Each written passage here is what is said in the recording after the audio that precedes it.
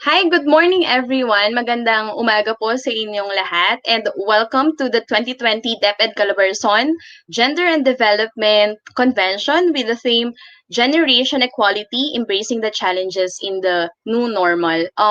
Before we proceed to our session proper, let's have first a prayer. May I request everyone to please bow our heads and put ourselves in the holy presence of our Lord. Dear Lord, let me seek the things I truly need. Let me desire a heart which breathes for you. Let me live a life worthy of you. Guide me in the success of my work, that they may see its fullness in you. Bless me to be meek in every triumph, to know that all this come from your grace. Touch me and make me conquer myself to see you in others. Lead me to your hope, for it is then that I am at peace. Lead me to your faith, for it is then that I am me. Lead me to your love, for it is then that I am home. Lord, I offer you my everything, my sacrifice, my life. Amen. Alright, so good morning po uli, magandang umaga. Bago po tayo magsimula sa ating mga sessions, I just want to ask, kumusta po kayo? Yung word na to palagi nating sinasabi para sa ibang tao, para kamustahin yung ibang tao. Pero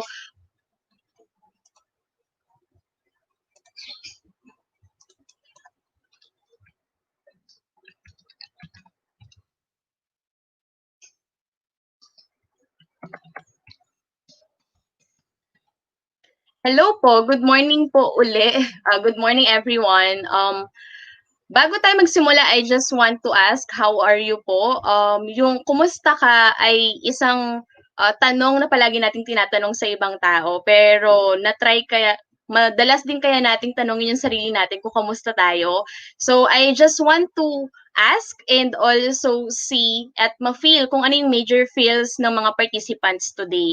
So I have here the well-being meter from 1 to 10, 10 being the highest. So 10 meaning you're very comfortable. Nakapag-breakfast ka, nakapag-coffee ka, you have enough sleep, and you're very excited for this activity today. And from 1 to 5 siguro medyo parang di ka pa nakapag-breakfast, marami kang kailangan gawin, pero you choose to be here participating in our activity today.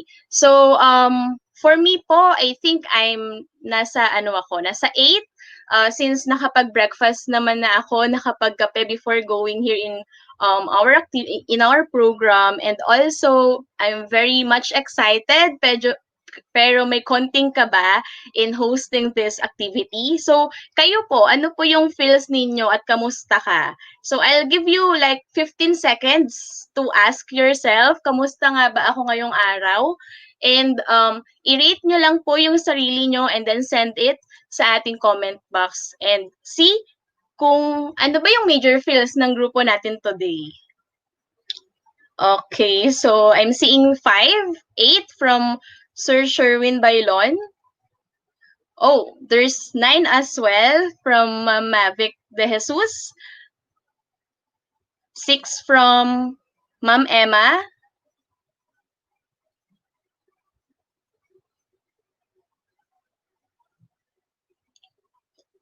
7, 10. May nakita akong 10 from Ma'am Victoria. I'm very happy na very comfortable and very excited po kayo for this activity. We also have Sir Jesus at 9, Jesus for 9. Okay. So I think majority of us are very excited to be here in our program, and I think lahat siguro nakapag-breakfast na kaya mayroong good vibes. So sana po masustain natin yung feel na ito hanggang sa dulo ng program natin. At para dun po sa mga naka-5, sa mga 3 or 2, 1, sana po at the end of the program mas tumaas yung rate natin sa sarili para sa ating well-being. So thank you po for answering, and you still can send your well-being meter in our chat box. And sa lahat po ng lessons we have review. So let's have a recap, brief recap of what happened on yesterday's session. So yesterday we have three sessions from Sir Dads, Sir Lito Palomar, and Ma'am Jocelyn. And then we have two research presentations from Sir Carl and Mom Michelle. Both are from Schools Division Office of Quezon City. So for Sir Dads, he shared with us an article by Ashley DeFranza. It's all about four practices to promote equity in the classroom. So as teachers and as school leaders, we use different strategies to try to create learning environment that will cater different learning styles and needs of the students. So sabi niya, for us to promote equity in the classroom, we need to first promote the act of calling in. So as teachers and school leaders, we need to be better at calling in, learn how to recognize and name and list out for everyone's examination what just happened in a given situation. We do not allow, or we never tolerate act of bullying, act of violence, or any sort of unfairness inside the classroom. That's why sabi niya, we need to be better at calling in, and we need to process it properly to the students so that they could understand that things are should not be done. And for the second, we need to communicate classroom standards. So we need to establish norms and communicate it with the students. It's also important that the students understand our rules so that we will appreciate it and value those rules. Third is setting the tone for learning. In our classroom, we want to have a safe space. So teachers are also encouraged to encourage their students to build a safe space environment inside the classroom. Let the students feel that they are being heard, and their voices matter. And lastly, analyzing the unique makeup for each class. So not every student is in one mold. Hindi lang isang hulma ang isang mga bata.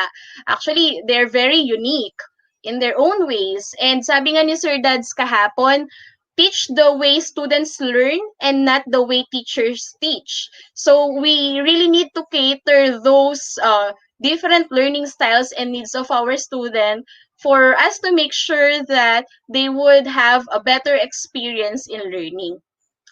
And next thing is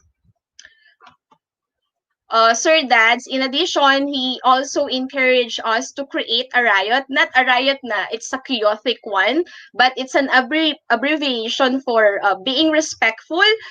We need to recognize that others also have wonderful ideas to share, and we should also be respectful and listen to those ideas. Second intention, we need to clarify our intention. So we need to be we need to clarify our intentions to ourselves first before we can communicate it with other people. And then optimistic, we should have that growth mindset to develop continuously, and also trust the people we meet, give them the opportunity to show their skills, and also trust the process. So those are the things that Sir Dads shared with us. I know there's a lot, pero ito yung mga tumatak para sa akin. Yung mga tumatak para sa inyo, you are free to send it on our chat box. For Sir Lito naman, nagbigay siya ng mga best practices in distance learning delivery modality. So, sabi niya for teachers, it's best practice to establish norms. And one of the examples na binigay niya ay using first names in calling the students so that they will feel more accepted inside in the group. And then for parents, we should have a ground rules, lalo na ngayon na super digital na tayo, and most of us or most of the students nag-spend sila ng more time sa mga gadgets nila. So parents should also have that rule. For example, they need to set limitation in using gadgets for the students and for the learners. They need to be more proactive. If since online tayo and somehow may mga instructions si teacher na maaaring mga misunderstood ni student, learners are encouraged to ask question to clarify things with their teachers. And this is also a responsibility of the teacher and the parents, that they need to encourage their learners or their children to be part of the learning process. And lastly, for Ma'am Jocelyn Martin, na-share niya na mas tumaas yung violence against women and children during the pandemic due to the stress, dahil marami sa atin ay confined sa kanya-kanyang bahay at walang hindi po pwede na lumabas. So, nandoon yung stress, kaya mas tumaas yung violence against women and children. And how can we help those victims of domestic violence? Sabi niya, we need to listen, not just to listen, but to listen with empathy. We need to inquire kung ano yung mga kailangan, issues and concerns of the victim. We need to validate the experience. Hindi yung parang, ay, mas malala yung nangyari sa akin. Then hindi mo iba-validate yung experience niya. That's a no-no. And then enhance the safety of the victim. Since they feel unsafe, we need to enhance those safety para kahit paano ma-comfort natin sila. And lastly, support. We need to support them since baka medyo disturbed sila emotionally. So we can ask someone to support them in terms of having mental check, something like that. So those are the things that we can do to help the victims of domestic violence. So those are the things that we have yesterday. So again po, kung meron kayong mga insights yesterday, feel free to send it on our chat box. And for our house rules, we are highly encouraging everyone to ask questions via chat. So feel free to send your questions sa chat natin, kasi we are seeing it naman real time.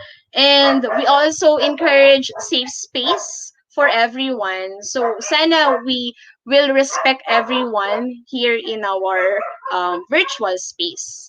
And to introduce our moderator for today, she is certified NEA facilitator, a senior education program specialist, and a concurrent OIC principal of Dasmariñas City. She is also a GAD focal person. Let us all welcome our moderator for today's activity, Ma'am Vanessa Barcarce. Good morning, Ma'am Vanessa. Allen. I mean, it should be good morning, everyone. Thank you, Miss Nalen. Talagang napakaganda ng iyong review or yung tinatawag nating ACQ sa atin sa HRDD. Talagang na-capture natin lahat ng mga insights o yung ating mga napag-aralan kahapon. Nakakatuwa kasi ang galing-galing ni Miss Nalen. Miss Nalen, ikaw na nga dito. Kayang-kaya mo na to. Lahat ng takeaways kahapon ay na-sum up ni Miss Nalen. Again, good morning or good morning to each and everyone. My name is Vanessa Barcarce from CSTO Dasmariñas. Please allow me to read the mechanics of this activity. Okay? First, the questions will be entertained after all the speakers are done with their presentations or during the open forum. Each speakers will be given 30 minutes to discuss or present their topics. Participants are requested to jot down their question or questions and raise this during the open forum. Or if you are hesitant to raise it, then kindly type this in the comment section of the FB page so that the technical working group will gather all the questions. Please be reminded that since we are live via FB, we have 5 to 10 seconds delay. That is why we are encouraging you to type your questions ahead of time so that we can capture it. Then, questions should be brief or straight to the point. Thank you very much to all of you. Welcome to second day of this Regional Office GAD Convention. Actually, taon-taon po ay ginagawa natin ito at nakakatuwa. Kanina nga po kausap natin si Director, yung ating magiging first speaker for today. Talaga namang ang ating mga topics for today napakagaling ng pagkakapili. Very timely talaga. Kung kahapon ang napag-usapan natin with our very good speakers, resource speakers, talagang bigatin ng mga speakers na napili ng RO. Kung ang pinag-usapan ay patungkol sa mga learners, ngayon naman, itong mga mag-aaral na ito ay isasama na natin sa kanilang pamilya. Ano naman kaya ang pamilya ng mga learners na ito? And that one will be our session 2 entitled Family During Pandemic. Now, to present our first resource person for today, we are very honored. I am very honored and privileged to present to you our first resource person for today. He is concurrent the regional director of POPCOM. He started 2015 to present as the regional director of Commission on Population. He studied at Australian graduate studies at Australian National University, Master in Demography since from 1986 to 1998. He graduated at 1982. Our dear participants, the speaker for today, actually magkausap kami kanina at talagang early bird talaga ang ating director. We have Director Angelito S. Obscena. Director, good morning.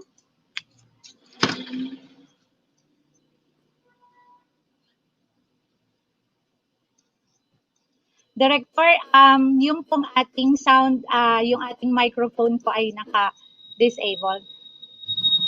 Yeah. Ayun. Good morning, Director. Good morning. Thank you, Vanessa, for that intro. Actually, last year, I presented also data on teenage pregnancy. So what I'm going to do today is to update you of the latest data on teenage pregnancy. And I really don't know yung mga participants last year if they are still the participants this year. At siguro papasadahan ko na lang yung mga, I don't want to repeat yung present ko last year, but yung latest data on teenage pregnancy. Yun ang, doon na lang ako magpo-focus, and then the reason why mataas, I presented that last year, so magpapapyaw na lang ako. Just to, hindi na yung uulitin ko uli yung presentation ko last year. At given 30 minutes lang tayo. At so, pwede na ako mag-start, Vanessa? Yes, Director. Take it away po. Thank you po. Sige, thank you. My topic, yung assignment ko is, ito po yung topic, Coping with the Learners' Issues and Concerns, which I will focus on teenage pregnancy. At next slide, please.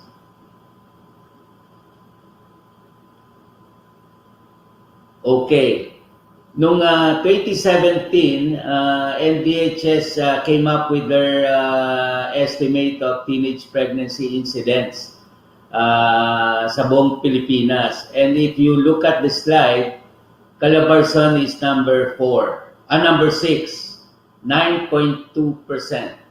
Meaning almost 9% ang mga nabubuntis sa age na 15 to 19 years old in 2017. Ang number 1 is Region 11, kung saan galing si Presidente Duterte, which is Davao. Okay, then 10, Region 10 is Cagayan de Oro. Okay, and Region 12 is Socsargen. Okay, if you recall, when I presented this last year, Ang number one, ang ginamit kong survey is the YAPS, yung Young Adult Fertility and Sexuality Study. 2013 yon. Ang number one doon is CAR.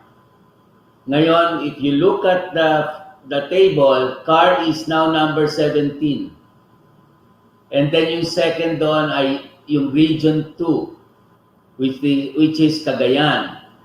Number 10 na siya ngayon. And for the whole Philippines, it's 8.6% ang mga nabubuntis sa age 15 to 19. So, Calabarzon is number 6 out of 17 regions. Okay? Next slide.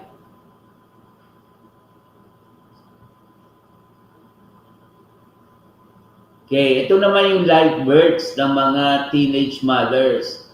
Dito, number 1 tayo, Calabarzon. Ang pinanganak noong 2018, this is figure 2018, 10 to 19, 24,387 live births came from Calabarzon. No wonder bakit marami tayo live births is because yung age ng 10 to 19, ang karamihan niya nasa Calabarzon. At maraming nabuntis at nanganak noong 2018. That's why we are number 1 sa live births. Okay? This is based on PSA. Next.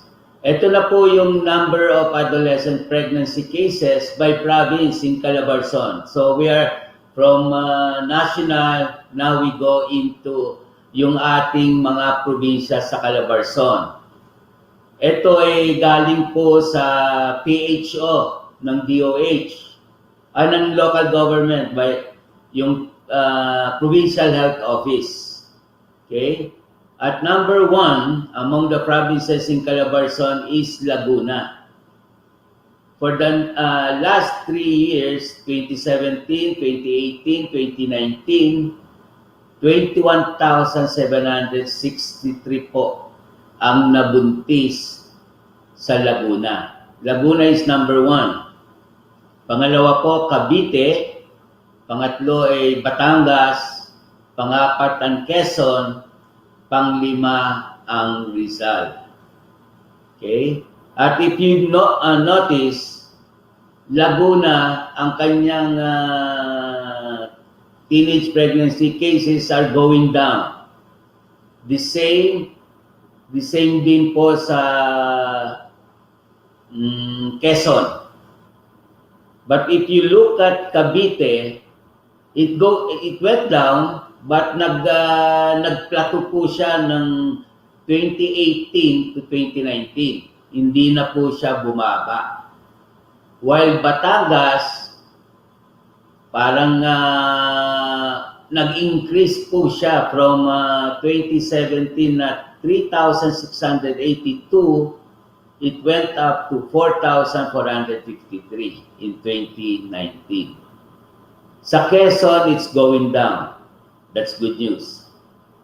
Ang Rizal, mula noong 2017 hanggang 2019, walang increase, walang decrease.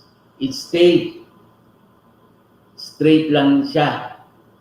So, what we are going to do in PAPCOM, ipapa-commission po kami ng isang study to look at the trend. Bakit ganito yung mga trend doon sa mga provinces? Hindi sila pababa in spite of the interventions that our partners and PAPCOM are doing. Okay? At siguro sa next GAD, if we will be again invited, we will present yung results ng study na yan. Okay? So next slide. Ito po yung top 20 LGUs with the number of teenage pregnancy cases in Calabarzon from 2017 to 2019. Ang number 1, if you look at the list, yung 1 to 10, most of them came from cities. Isa lang po ang munisipyo, and that is yung number 2, Tansa, Cavite. And the rest are cities. Ang number 1 po ang Binyan. Ang pangatlo is Calamba. Pang-apat ang Batangas. Pang-5 po ang Santa Rosa. Pang-6 ang Antipolo. Pang-7 ang Cabuyao. Ang pang-8 po ang San Pablo. Pang-9 po ang Bacoor. And then Lipa. And the rest, tingnan na lang po ninyo. It's not surprising kasi usually ang teenage pregnancy are urban-based talaga yan. Pero ang nakakagulat yung tansa. Pero kung titignan nyo yung tansa, para na rin mo siyang urban eh. Oo, yung economic activity doon masigla po at parang hindi na rin siya yung typical na munisipyo. Next slide please. Okay. Dito po tayo. Ano po ba yung effect ng COVID-19 on teenage pregnancy? This was a study done by UPPI, yung University of the Philippines Population Institute. Actually, 3 yung tinitingnan nila ditong program, pero pinili ko lang po yung aking concern, which is teenage pregnancy. Ito po yun, yung mga unintended pregnancies among 15 to 19 years old. Okay? If you look at before the pandemic or quarantine, you say 84,000 po ang nabuntis sa age ng 15 to 19. And then, nung nag-pandemic po, nagdagdag ng 18,000. So that is the effect. Lahat-lahat po ng unintended pregnancies, total 202,000. And this is from 84,000 to 18,000, 21% increase po yan. So ayan po yung effect ng pandemic. Nadagdagan po yung ating mga nabuntis na kabataan ng by 18,000 because of the pandemic. So I think we will still look at, as you know, during the pandemic, lahat ng ating kabataan nasa bahay. Nagugulat nga ako bakit nadagdagan pa. Hindi, siguro we need to make a study on this at bakit pa nadagdagan given na nasa bahay na nga yung mga kabataan. So we need to look closer on this and see why this is happening. Okay? So magko-commercial lang po ako to address this concern. Nag-launch po kami ng helpline dito sa PACCOM. So yung itong helpline pong ito is aming number na pwedeng tawagan ng mga kabataan. So please focus on the second number. Ito po yung number na pwedeng tawagan ng ating mga kabataan na may concern or may problema. They can call this number 0917-122-7434. May sasagot po sa inyo dyan na aming mga tao na train on these programs. Yung mga tanong, lalo na yung mga tanong na hindi may tanong-tanong ng ating mga kabataan. At sasagutin po niyan yung ng aming mga experts. So with that, I think that's the last slide. Thank you for this opportunity, aming partner na DEPED, at for inviting us again to this GAD convention. Thank you po.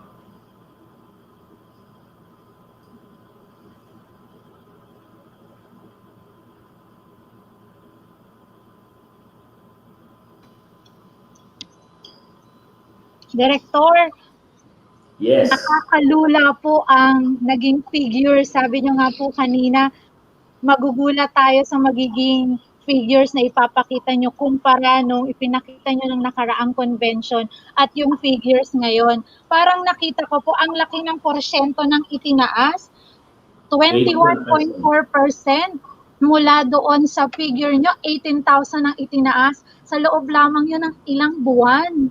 Yes. Opo. At parang kung i-relate natin doon sa pinag-usapan kahapon with our legal officer, si Ma'am Martin, yung bounce rate din po ay tumaas. At ang sabi ni legal officer ni Ma'am Martin kahapon, it's because of stress. Director, palagay niyo po ba dahil din kaya sa stress? Bakit lumobo ang populasyon? Grabe. Ang laki ng itinaas, 21.4% to be exact. Yes. Actually, that's why we will commission a study to really look into the reasons why 20% an increase because of the pandemic. At nasa bahay naman sila. Unless hindi nila kasama yung mga magulang nila. Opo. Diba? Lahat naka-lockdown. Kaya very sa akin, passing to eh. Na nasa bahay na nga, kung okay lang, walang pandemic, pwede sila magkita sa labas. O, di ba? Nag-date, pwede. Pero ito, nasa bahay lahat eh. Kaya nga, nagtataka kami. That's why it is important to really launch a study to look into this. I agree.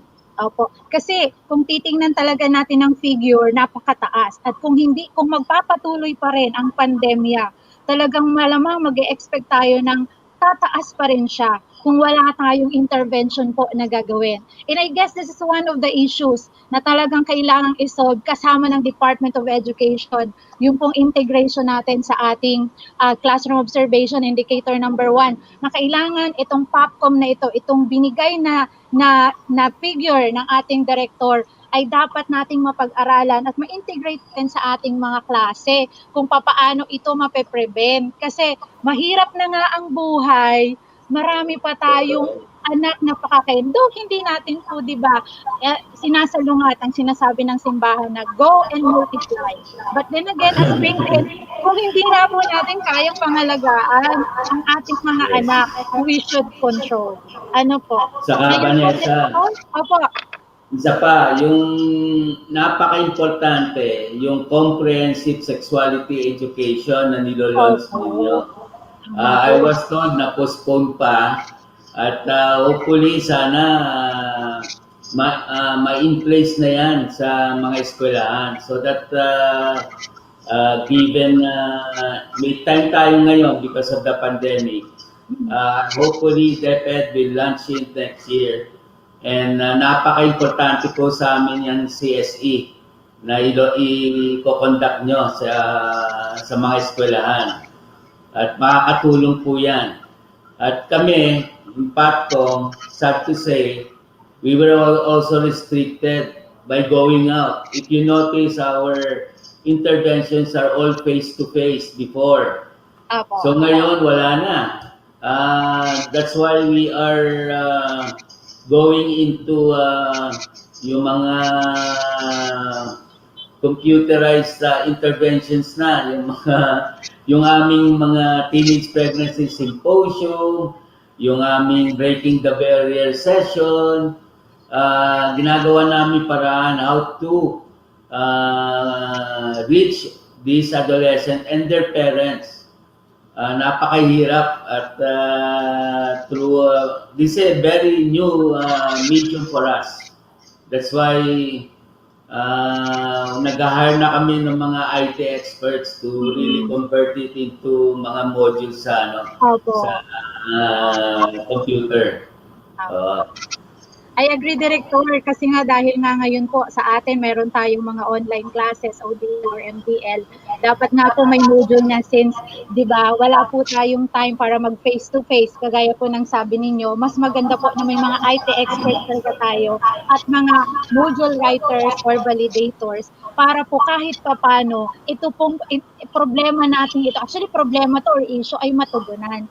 Director, may mga tanong po dito. Sabi po ni Sir Luis Angelo Dorosan, Director, yung figures po ba ng UPPI, actual po ba yun or estimate lang po ng UP? Salamat po. Yeah, actually it's an estimate. Meron silang ginamit na mga models coming from abroad na ginamit dito to estimate all those figures na binigay ng UPPI on their study. Once na, actually, it's validated more or less close to that figure. Yung, like for example, 21% increase in teenage pregnancy during the pandemic. Kaya, I think that is, buti nga 21%, I was expecting more because of the pandemic, yes. Meron po silang basis for the estimation. So yung 21% po pala na yun ay estimated. Pero syempre, hindi naman po maglalabas ng figure na ganun sa UPPI kung wala nga po talagang basis. Okay, yes. Maraming salamat po sa tanong, Sir Dorosan. Punta po tayo doon sa insight po ni Ma'am Carmelita Olmeda. Ay, sige, sabi Sir Arvin or Ma'am Arvin Cabrales, pasensya na po, medyo blurred po yung picture. Very alarming ang pagtaas ng percentage of early pregnancy. Opo, sir, precisely. Ano po, Director? Talagang nakakalula bilang magulang. Parang nakakakaba. While you are working, kumusta kaya ang anak ko? Yun po, mga ganong issue. Opo. Pero kung napalaki naman natin ng tama at meron tayo talagang bilin sa kanila, ang bilin ni nanay at tatay dapat di nababali. Okay. Hindi tayo masyadong mag-aalala. Sa tulong ng mga guro, Director, ano po? Actually, yung study ng UPPI din based on the YAPS or yung Young Adult Fertility and Sexuality Study, kung titignan nyo nung 2013 and ngayon, yung 2017 figure, medyo bumaba na. Pero mataas pa rin yung number, kaya yung magnitude. Marami pa rin na nabubuntis. But it's going down. That's the good news. Yun lang, we need to further bring it down. Yun lang, because of the pandemic, ang estimate ng UPPI nga, mag-i-increase siya. But we need to study bakit since naka-lockdown, meron pa rin additional 20% na nabubuntis.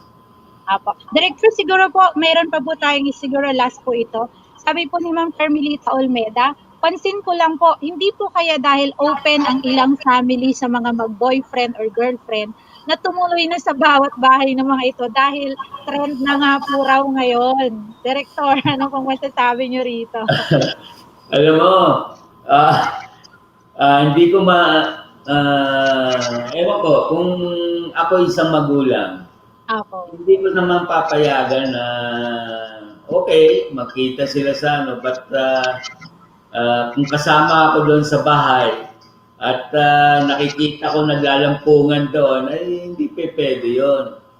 At siguro there's another reason. Actually, based on the 2013 study, ang mga magulang, ang isang dahilan kung bakit nagiging open to mga bata, we don't monitor them anymore. Most of parents don't monitor their children. Yung mga ginagawa nila. We are so busy with our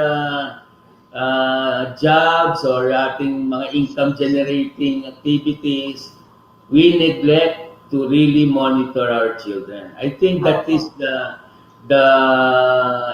ayun, based on the study na po yun. At ngayon, siguro, because of our mga advocacy namin, more or less parents are now aware. Hindi pwedeng puro yung kikitain lang. You have to take care of your children. Okay pa. Apo. Director, meron pa po dito, ang galing ng mga insights ni Director, talagang galing sa puso ng isang magulang. Sabi po ni Ma'am Maria Antonia Fortesa Adaw, what are some of the efficient interventions that will lessen teenage pregnancy? Are these figures presented via valid for curriculum change in senior high school or junior high school, Director? Okay. One is yung nilalaunch ng DEPED, yung comprehensive sexuality education. I think that will help. And then yung intervention, yun lang itong ginagawa po ng PAPCOM. Nahinto po kami because of the pandemic. Kasi yung aming mga interventions are face-to-face. Kaya now we are in the process of looking into using the medium through Wi-Fi, yung mga we are still in that stage, pasensya na po, at talagang ano lang po namin mag-adjust na to the new normal. At I think our interventions and with the help of our partners, like DepEd, DSWD, DOH, particularly, I think meron na pong indication na it's going down. Yun lang, we cannot totally eliminate it. Talagang marami rin pasaway na kabataan po natin. Kaya, saka marami rin pasaway na magulang. I think if only parents monitor their children, I think malilesen natin to teenage pregnancy. Opo. Yun nga, Director, no? Tama po yun. Partnership po. Dapat lahat ng mga ahensya, hindi lang ang DepEd o hindi lang ang PAPCOM, para po itong problema natin, or issue na to ay matugunan. Okay. Sabi po ni Ma'am Marita Ontalan, Director, nagtatanong po siya, the high percentage of teenage pregnancy on the PAPCOM and LGU data, which showed Tansa, Cavite, second in rank, what will be the best action for this by our local government units? Actually, una, they have to accept na merong problema sa kanila. And then, the LGU should be active. Pwede po kayong humingi ng tulong sa PAPCOM, sa aming mga partners. We have interventions to really help you address the problem on teenage pregnancy. At with siguro, yung ating partnership with the LGU, based on our experience, nakakatulong po. We have several interventions. Yun lang po, nahinto po ito kasi of the pandemic. It's face-to-face talaga dati. So we are now looking into using yung mga computer, yung mga Wi-Fi. So hopefully, we can reach again our adolescent.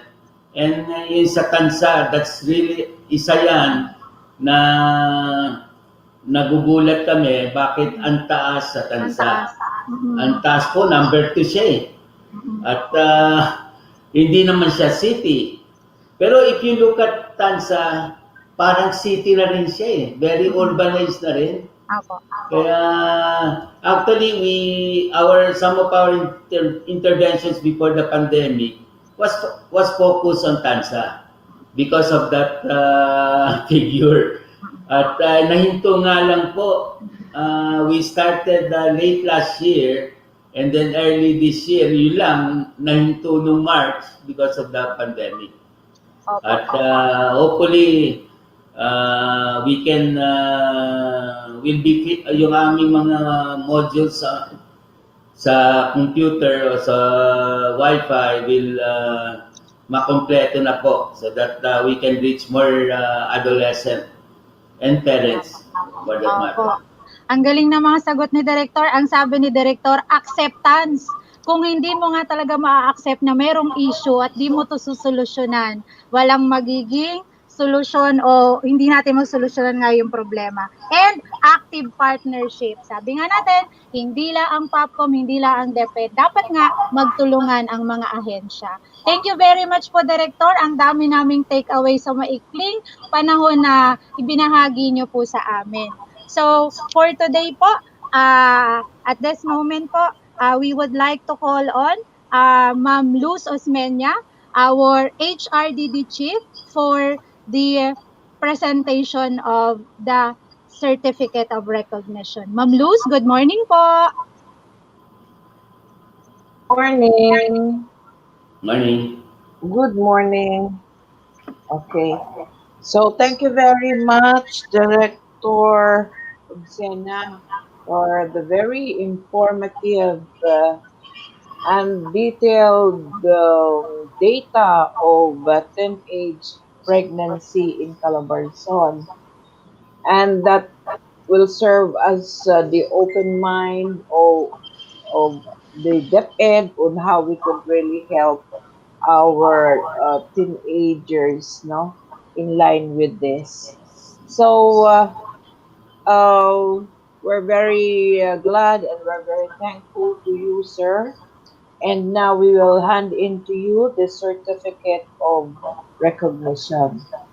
So this certificate of recognition, the certificate is awarded to Angelito S. Obsena, the Regional Director, Region 4 Calabarzon Commission on Population, in grateful acknowledgement of his expertise as resource person during the 2020 DepEd Calabarzon GAD Convention with the theme Generation Equality, Embracing Challenges in the New Normal, conducted by the Department of Education, Region 4A Calabarzon, through the Human Resource Development Division on December 3 to 4, 2020 via Facebook and YouTube Live. Given this 4th day of December 2020 through Facebook and YouTube Live. Signed, our Regional Director, Wilfredo E. Cabral. So once again, thank you very much, Director Angelito S. Obsena, for being with us this morning. Thank Okay, you thank you very po. much. Thank Thank you you po, also, Ma'am Luz. Vanessa Bastarsi. Apo. Thank you. Thank you po, Okay. Ma'am Luz. Opo. Yes. Director, maglalambing lang daw po ng parting words para po sa ating mga participants. Okay. Apo. So, una, I would like to thank DepEd Calabarzon for inviting the Commission on Population and Development, Region 4A, for this opportunity to share with you yung aming mga studies na kinontribute din ng aming mga partners like UPPI and yung aming DepEd na partners namin. For this opportunity talagang this is the only way to spread the news na ang teenage pregnancy ay kailangan i-address natin. And it will really affect our adolescent and their parents. And with that, maraming salamat po and have a good day po. Thank you. Thank you very much po, Director. Till next time, di po kayo nagsasawang ibahagi sa amin ang lahat ng impormasyon about POPCOM. Thank you po, Director, and be safe always. Salamat Okay, po. thank you. Okay. Talaga namang yung ating mga informations or figures kanina ay talagang nalula tayo. Pero ano nga ba ang magagawa natin? Upon hearing those figures, we need to make some interventions for this. Sabi nga natin, sama-sama partnership. Ano ba ang magagawa ng ating eskwelahan? Ang ating gender focal point system, ang ating division office, ang RO, ang CO, pati na po yung other stakeholders. Sama-sama po tayo para matugunan ang pangangailangan ng ating mga kabataan tungkol dito sa paglobo ng populasyon or yung teenage pregnancy. Ayun, talagang siksik, liglig, umaapaw po ang ating araw ngayon mula po sa ating direktor ng POPCOM. Ito po tayo sa susunod na speaker. At talaga namang kahapon ang gaganda ng kanilang mga sinabi at mga takeaways natin, ang dami. Ngayon din po, now to present our second resource speaker for today, under session 2, the family during pandemic, I am privileged to present to you the technical working head of Regional Office Gender Focal Point System, Director 3, our very own ARD, Dr. Ruth L. Puentes. Good morning po, ARD.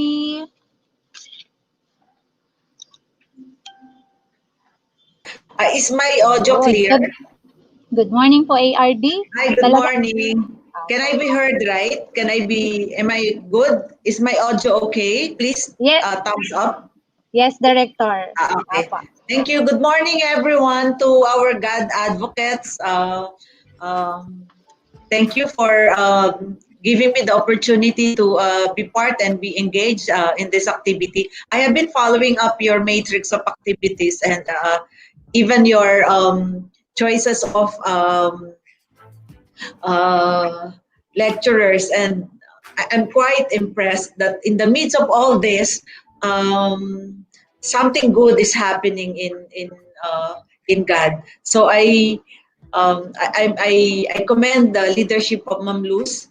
Of course, the team of HRDD, nandiyan si Ma'am Gisela, and the rest of the regional HRDD for coming up with this one. You know, when I was presented the topic, I personally choose this one, finding joy during pandemic. Allow me to use why finding joy? Why not happiness? Well, of course, we all know that happiness is quite short term. When you say joy, it's a long term. It's not just a feeling, but it's a spirit of it gives more positivity. It's more of a state, having a long state of being joyful. When you say happy, you can be happy now for the next minute. You can be sad. So that's why, how do we find joy during this pandemic? You know, we have been in this a new normal for almost 9 months, right? And how do we really find joy? It's quite a struggle that we find joy in this pandemic. But as I have said, we can be joyful in this time. So let me first begin with finding yourself first, or finding me during this pandemic. So the next slide will tell us, okay, finding me is finding God in the midst of this.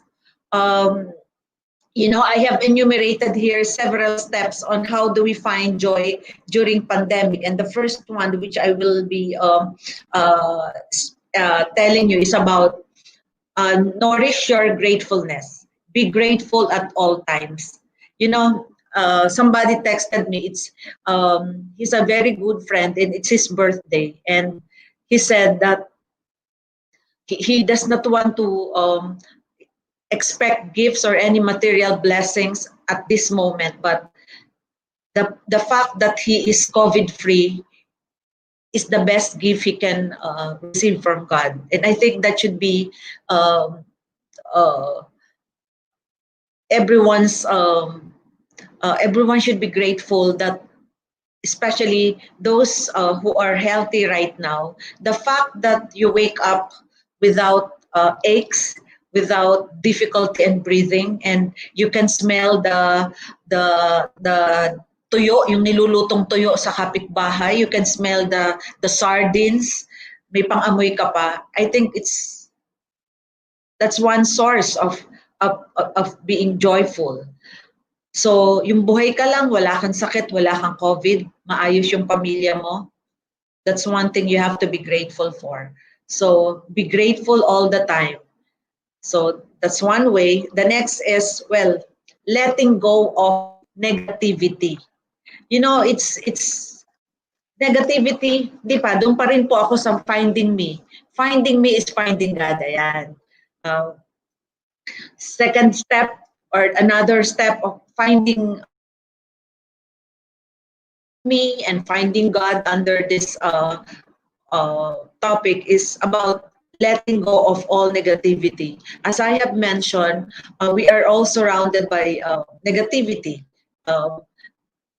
Human as we are, if you look at the surroundings, your neighbors, you will see a lot of, well, people are economically challenged at this time.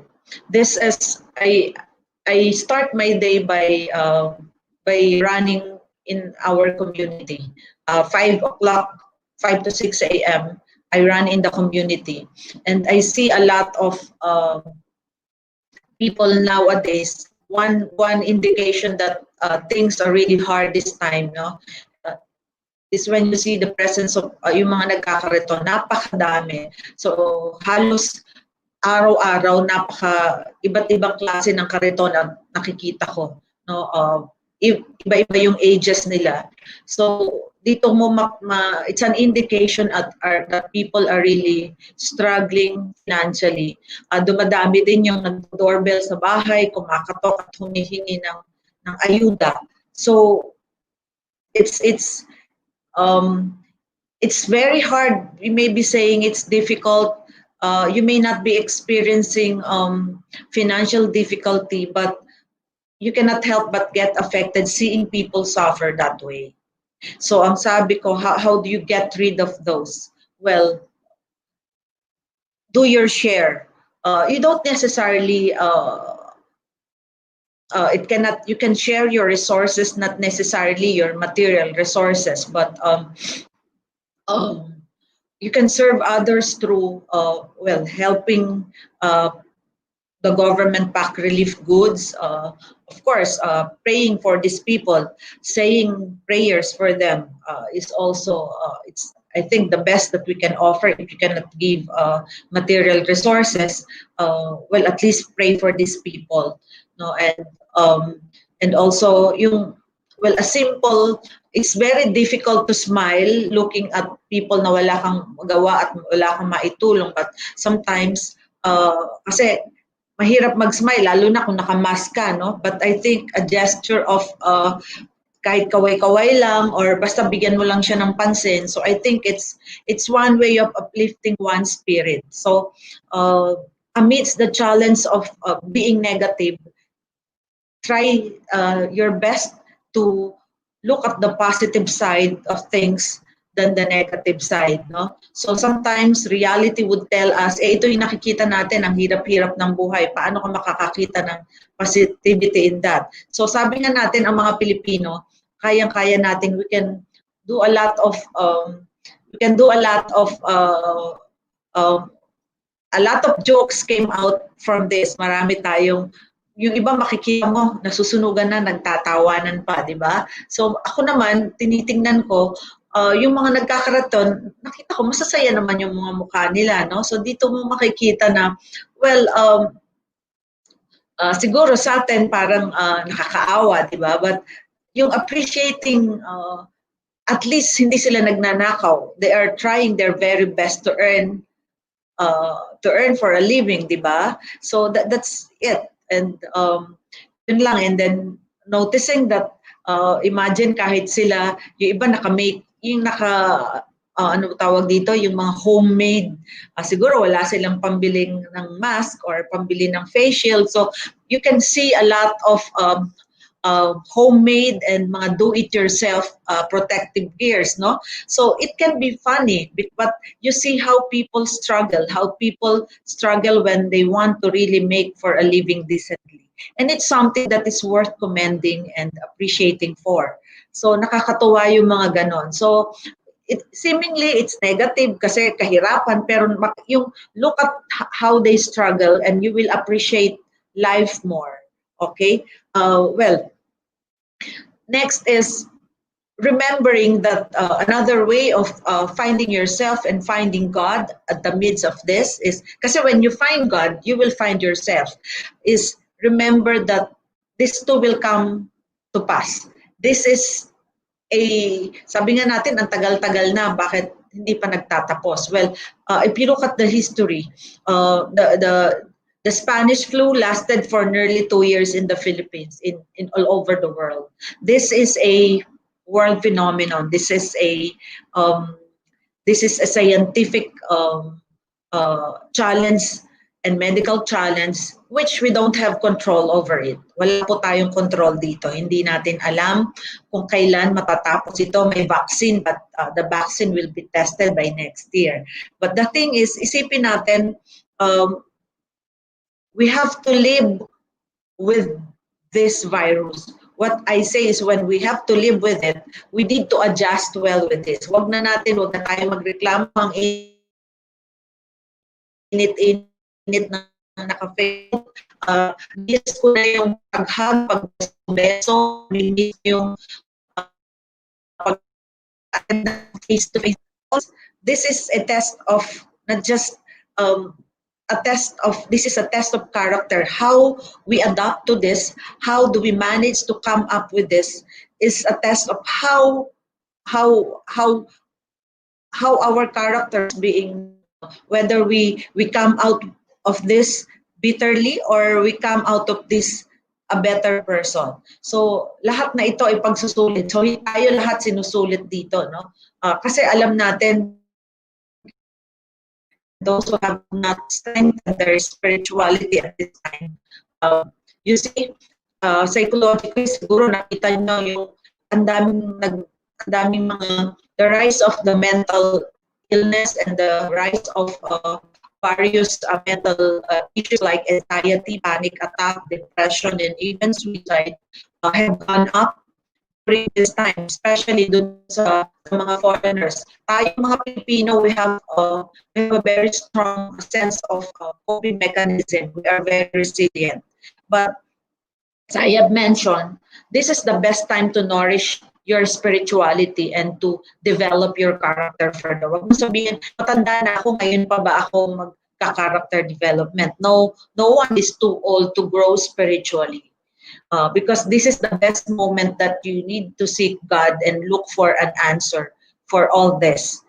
Kasi ito yung time na napakarami nating oras kung pwede tayong kausapin ng Panginoon at mag-meditate. It's about making a schedule. It's about nourishing your relationship with your Maker. So remembering again that this will come to pass, and the challenge is, how will you emerge from it? Siguro sinasabi ko lagi to sa mga teacher, we always give assessment, we always give test, but this is also a test for all of us, a test of character, a test of our adaptation process, a test of how we pass the test as far as trials God has given us. Sabi ko nga, hindi natin control ito. So I hope we all emerge stronger individuals, a stronger Christian after this. Sana maraming makakita sa Panginoon sa mga panahon na ito, because I know people has been into spirituality because of this. So hindi lang religiosity, it's more of deepening spirituality at this time. Okay, another aspect of finding joy and finding yourself and finding God is about taking care of yourself, syempre. Well, you cannot love others if you don't love yourself. No? How do you nourish your physical being? No? Sabi nga natin, ito yung time na marami tayong oras na you make a schedule, make sure that you put activities, physical activities, yung hindi lagi lang tayong tulog ng tulog o kaya na we're watching movies. Do some household chores na makaka-burn ng energy mo, yung mga hindi mo, you organize your closet, you organize your kitchen, you try to move. In other words, gumalaw-galaw ka sa bahay mo. Ang dami na ngayon, this is the period na the rise of the plantitos and plantitas. Ang dami nang nag-gardening. Tama yan. Kumilos tayo. Gumalaw-galaw tayo. Because it's being healthy is loving yourself. Because if you want to your immune system to be strong, well, of course, living healthy by eating the right food, well, of course, observing the right lifestyle, and kasama na dyan yung exercise and right diet. So that's next. Next is nurturing. You have to nurture. Finding yourself is nurturing and connecting yourselves with the outside world. It means opening, well, we may be in lockdown. Hindi tayo makalabas, yung iba, especially those who are immunocompromised, no? But that does not mean you close your doors, you close your hearts to others. Hindi ka na makakonect. This is the best time that establish connection, yung mga hindi nyo dating kinakausap, yung hindi nyo nabibigyan ng oras, kausapin o dalawin. Hindi ko sinabing dalawin physically, puntahan nyo, but take advantage of technology. Ang dami ng paraan kung paano ka makakonect. So yung mga hindi mo nakakausap na kaklase, yung mga hindi mo nabibisita na kamag-anak, I hope you find time to connect with them, reconnect with them. Kasi you may be, they may be just waiting for you there. So siguro, in your spare time, alam ko marami tayong oras ngayon, sino ba yung matagal mo na gustong tawagan o matagal-tagal mo nang gustong i-connect o gusto mong i-message ay hindi mo na message. So siguro find you know, giving joy or sharing joy to others is not just giving material things, no? Finding time, also sharing yourself, finding time to reconnect with them is the best you can give to someone. So isang tawag lang, isang call lang, kasi mas mahirap na yung bang tatawagan ka lang pag may kailangan. So I think mas maganda yung kahit walang kailangan, just kumustahin mo lang. That's a good gesture that you can offer to someone, and you can find yourself by doing that. Try to reconnect. Okay, well, it says here the last step in finding yourself and finding God is well, of course, you have to may you be the source of strength. Others, I hope hindi lang umiikot yung daigdig mo sa sarili mo at sa pamilya mo, but sana others can also find strength in you. Maraming nangangailangan ngayon, lalo na yung mga frontliners. At marami ako nakikita na yung iba talaga they're going extra mile para tulungan yung mga frontliners. I-recognize natin yung for us in the educational sectors, of course, especially now, yung mga frontliners natin, well, our very own teachers who are reporting weekly or it may be twice a week, giving out modules, retrieving modules. I hope you continue to, yung mga, those who are directly engaged with them, may you be their source of inspiration. Iba din kasi yung nakikita kanila. I know hard yung on-site visit, yung nakikita kanila sa school, it's an inspiration by itself, no? But of course, you have to protect yourself. Dapat naka face mask ka, naka face shield ka rin, and you apply social distancing. But just being there, no? Sometimes my experience in visiting schools during the monitoring, it's quite I became emotional when I visited some classrooms. It's hard to see na makita mo na bakante yung classroom because doon mo marirealize, kahit pala maingay yung mga bata, malungkot ang paaralan pag walang mga bata. And the same way, kung school heads ka, kung wala din palang mga guro sa paaralan, ikaw lang yun nandyan, life is not the same, work is not the same. Malungkot, di ba? So, well, gadgets is the only available for us to communicate. So, let's make do of what is available. So, tingnan natin kung ano yung gamitin natin na lang ito. Katulad ngayon, I wish I could see your faces. I wish I could see eye to eye in each one of you. Yung iba kasi yung nakikita mo yung mata ng mga kausap mo, di ba? You will realize how sincere they are in listening and how sincere they are when they are paying attention. But, well, sabi nga natin, we have to adapt with this. We have to contend with what's available. Let's be grateful.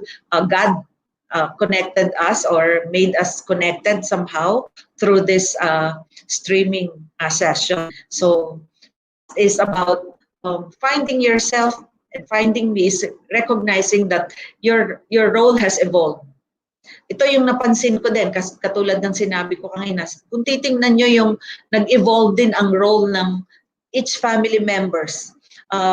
Kanina sabi ko, when I go around in the morning, when I run around, isa pang nakita ko is the evolution of the roles in terms of, ito God talaga ito, the role of men in the family.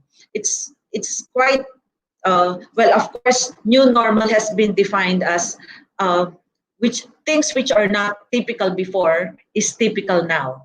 So yan na isa sa mga definition ng new normal. What is typical before is what is not typical before is now typical now. What is not typical before? Not typical before is seeing men going to the grocery, seeing men going doing errands at home. Makikita ko talaga mas dominant.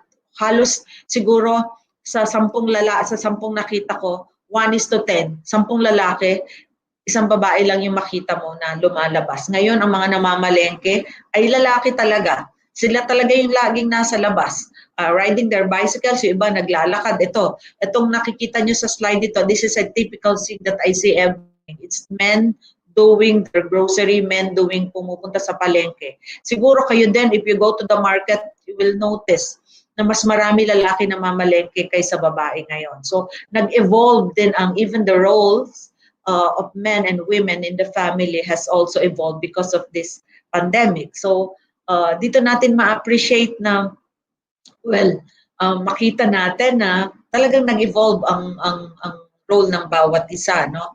Okay, the next topic has something to do after finding yourself and finding God in the midst of this pandemic. The next is about, can we go to the next slide, is, okay, finding my family. As I have mentioned, the role of mother and father has evolved, even children has evolved. Why? Well, in education, we are implementing, excuse me,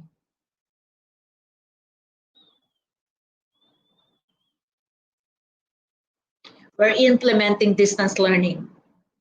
May either be modular distance or online distance learning, radio-based or TV-based, but this is the best time that the role of each members of the family and the ties of the family has been strengthened. Whether you like it or not, you're stuck with your family. Yan yung kasama nyo sa bahay. And more than anything else, more than anywhere else, ito yung time na napakaraming oras na magkasama-sama yung buong pamilya at you do things together. So it's typical, it's normal now that you see children with their family. Dati makikita mo lang yung anak mo, kuminsan hindi mo na nga makita kasi pagdating niya tulog ka na, pag alis mo naman sa umaga siya naman ang tulog. But ito yung time na nagkikita talaga yung bawat members ng family, and it's such a joy that you will see them eating together, doing things together, attending mass together, attending worship services together, and even doing their homeworks together. So the involvement of family is quite evident and quite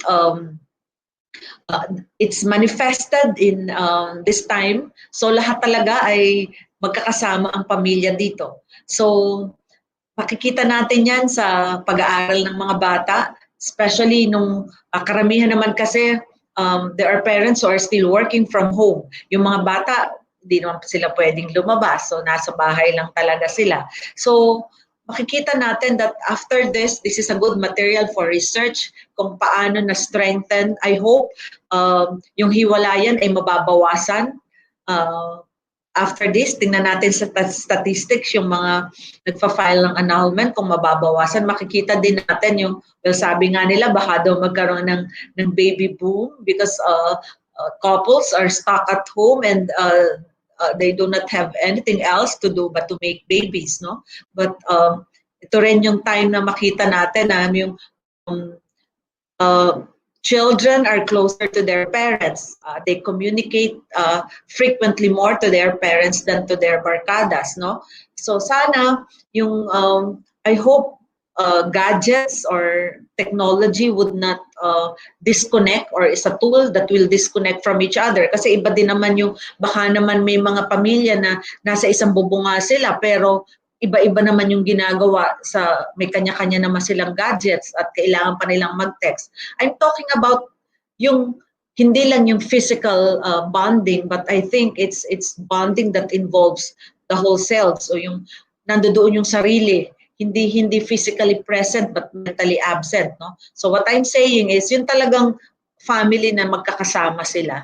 So I hope everyone, lahat nakaka-experience na yung closeness ng family ngayon na magkakasama ay na-strengthen because of this pandemic. Okay? Next. Okay. This is work appreciation. More than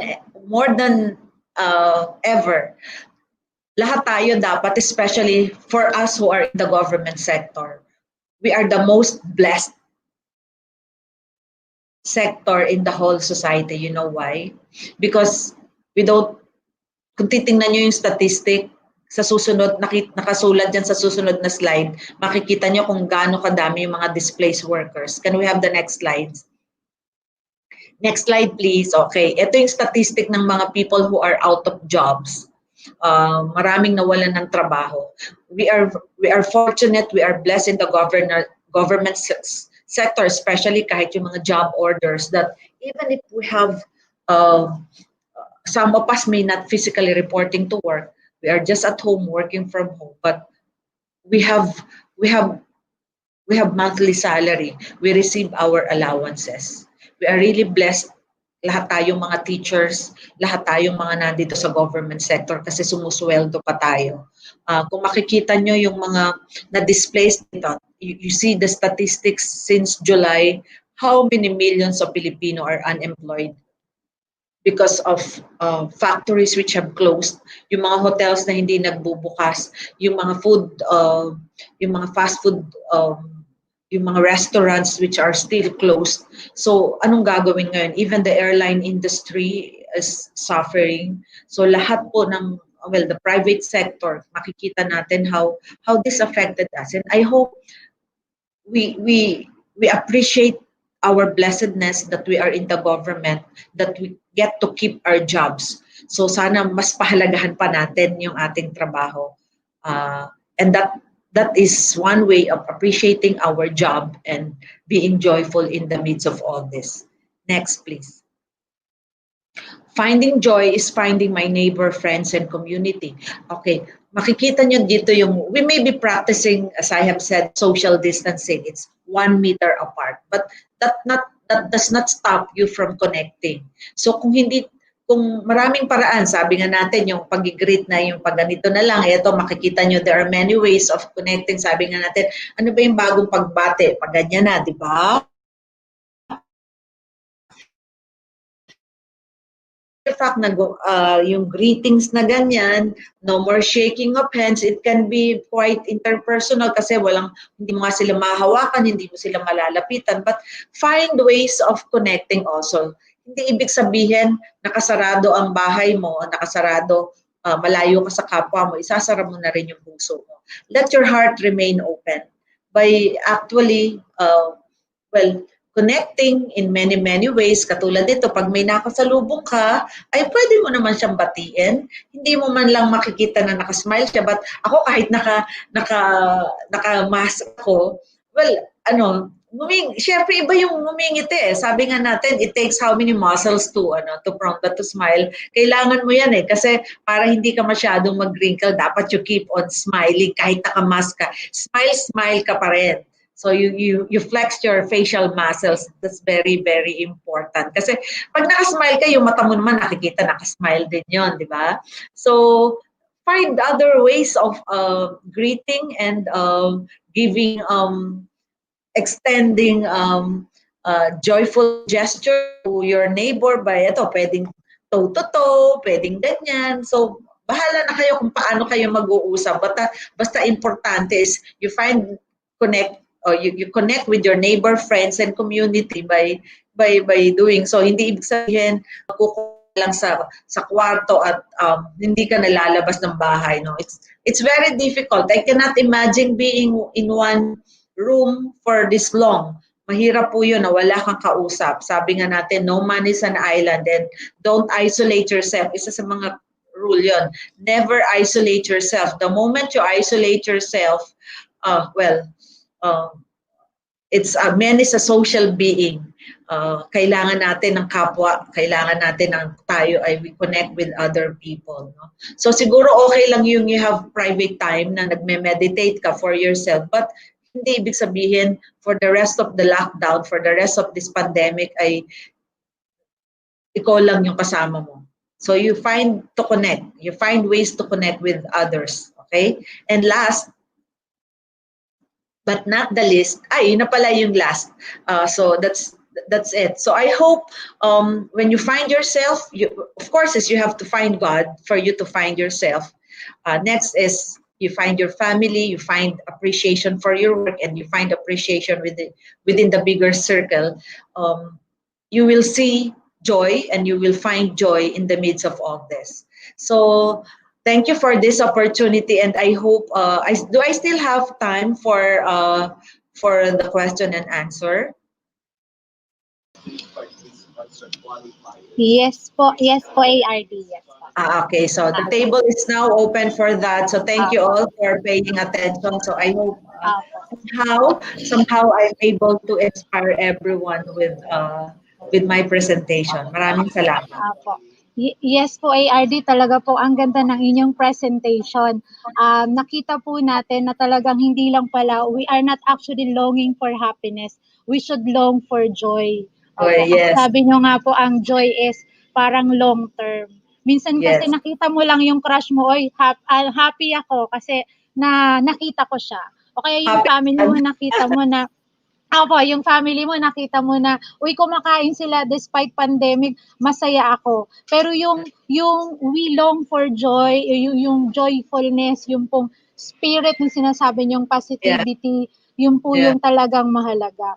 Na during this pandemic, ARD na marami ang nawala ng trabaho.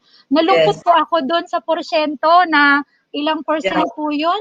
Ang increase ay statistics. 2.2 million in average po ang nawala ng trabaho. Kaya po sinasabi po natin sa mga teachers, kahit napakarami ng tambak nating trabaho, we are still lucky na meron tayong naihahain sa ating pamilya sa araw-araw. Yun po yung lagi nating dapat isipin. Kasi ang DepEd ang isa sa pinaka-maswerteng departamento kasi hindi tayo nawala ng trabaho. Opo. Ganda po ng inyong apat na finding me, finding family, finding my work, and finding my neighbor. It encapsulate everything na pagka ito po talaga ay nakuha nyo at nahanap ninyo, nandun po yung joy. Opo, ang galing po, Director. Sa maikling panahon oras ay naibahagi ninyo ito sa amin. My pleasure. Opo. Director, meron po ditong sinabi po ni Ma'am Kaobara, baliktad po kasi ito, Mary Joy. Finding joy in faith and trust God process in a positive way. Indeed, blessed to serve, connect, and be a source of other strength. Be an Yeah. inspiration. Ito po yung sinabi niyo, Director, nakuha talaga Yeah. ni Ma'am. Yeah. Opo. Oo. Thank you very much, Ma'am, for sharing your insight. Keep Okay. safe and Pleasure. stay healthy. God bless us all po. Division of Calamba Elementary You. School. Thank you, Opo. thank you. Actually, Na- dapat ang ano dyan is finding God. It's yung Apo. find myself kasi finding me is finding God. You can only find yourself when you find God in the midst of this. Sana mas marami makakilala sa Diyos sa pandemya ito. Opo. At talaga po ngayong pandemya po, ARD, nakita natin na yung close family ties ay bahagi pa rin pala ng pamilyang Pilipino. Kasi Yes. dito po tayo lalong nagkaroon ng pagkakataon na makasama ang ating mga anak kahit meron tayong trabaho. Ito po yung isa sa positive na nakikita nating epekto. Pero po Yes, sa, that's true. opo, pero po sa sinabi kahapon ng legal officer ng RO na tumaas ang bawsi cases, tumataas ang populasyon, pero higit sa lahat, yung close family ties, yung Yes, ano po yes. gano'n ng Pilipino, opo, yun po yung the best, na sana mapanatili po natin. Sabi po ni Ma'am Connie Madrid, ARD, sabi niya po, thank you po Ma'am Ruth Fuentes, inspiring and really motivating. Trust, hope, faith, and love. Okay. Thank Number you. 1 nyo po yun, ARD, no? Finding Me and God. Opo, yun po yung na-capture ni Ma'am. Yes. Opo. Sabi po ni Ma'am Robeline, good morning po, Ma'am ARD Ruth Fuentes. Napakaganda po ng i-share ninyo. Thanks so much po. Opo. Talaga Bless po you. ang ganda po na despite pandemic, dapat talaga maraming mga ganito ang naririnig ng ating mga kaguruan, mga kasamahan po natin sa Departamento ng Education kasi po talaga pong stressful po talaga ang mga panahong ito. But then, we should spend time to really look for the Word of God, yung mga ganitong mga webinars para ma-release yung mabawasan ang ating mga stress. Yes, yes. Apo. Sabi po ni Ma'am Jennifer, hashtag finding joy in the journey. Apo, tama po yon. Ang galing ni Ma'am. Tama po ang hashtag ni Ma'am. Apo. Jesus resurrection during pandemic is the best time for family bonding.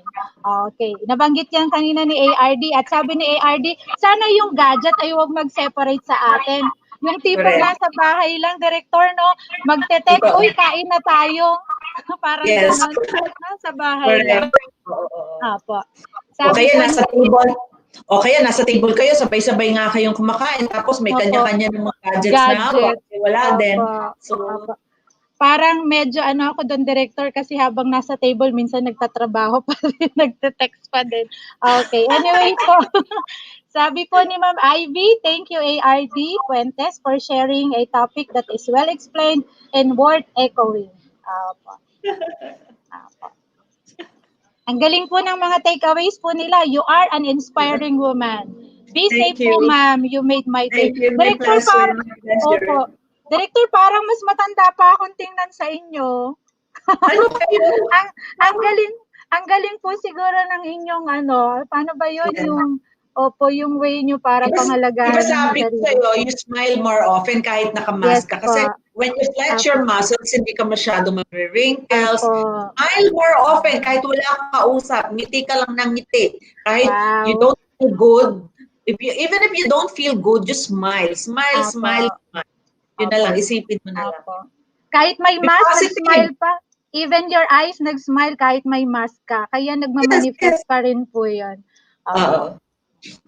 Sabi rin po ni Ma'am, in spite of pandemic, positivity to each other makes finding ourselves to others which give us contentment. Yeah. Make positivity, make yung optimism infectious. Make it infectious. Spread positivity at this time.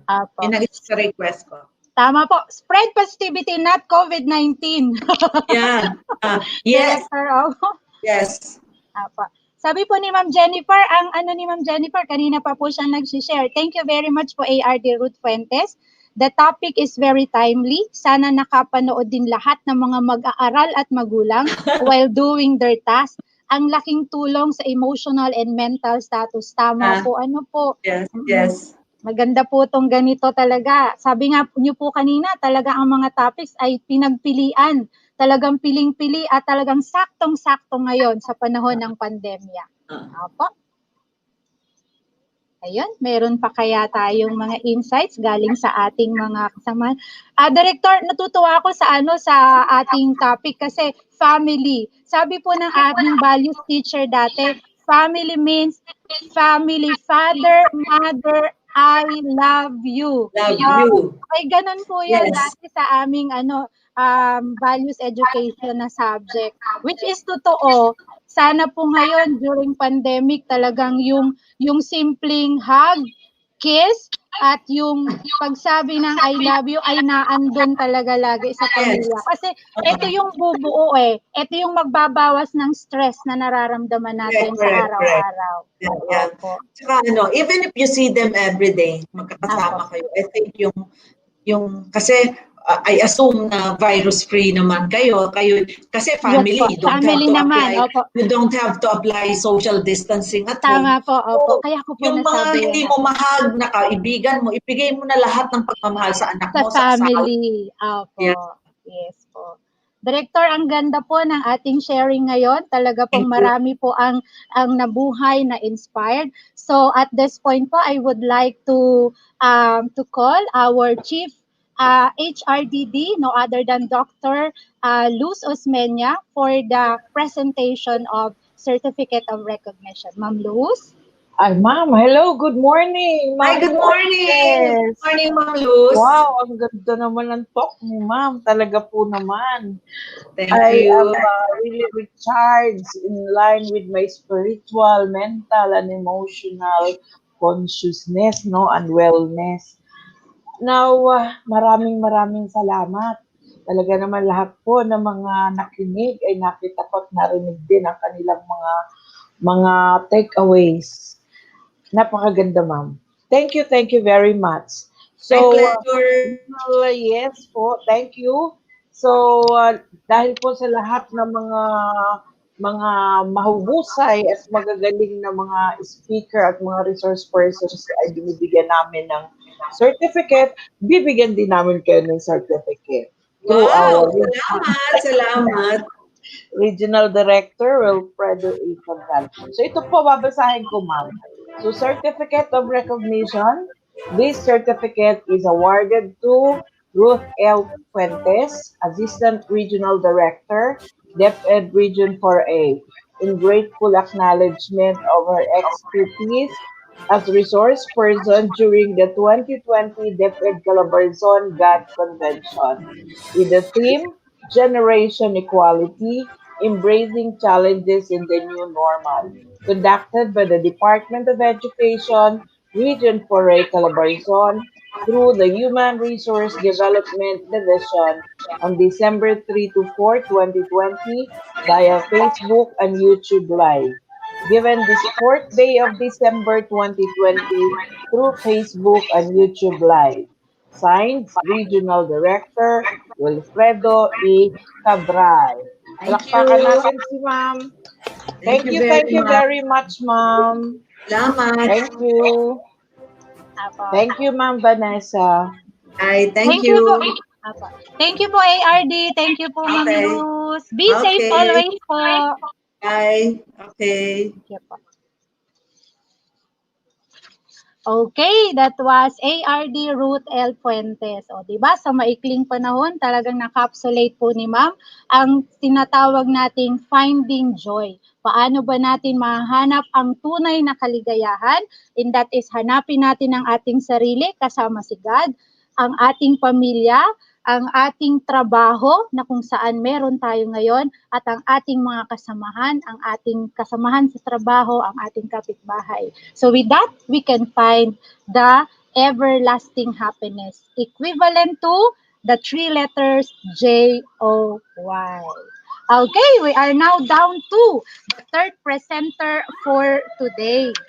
Okay, sabi nga natin, siksik, liglig at umaapaw tayo since day 1.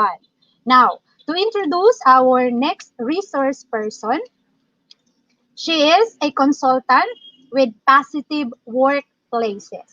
and other well-being services consultancy organization.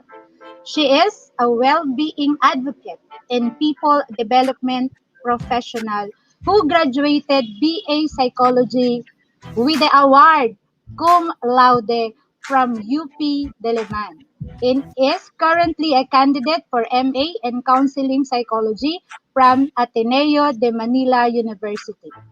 She has over 11 years of experience as a training manager, OD officer, and formator from corporate, education, and social development sectors, including stints with Jollibee Worldwide Services, Makati Medical Center, and the Jesuit Volunteers Philippines Incorporated.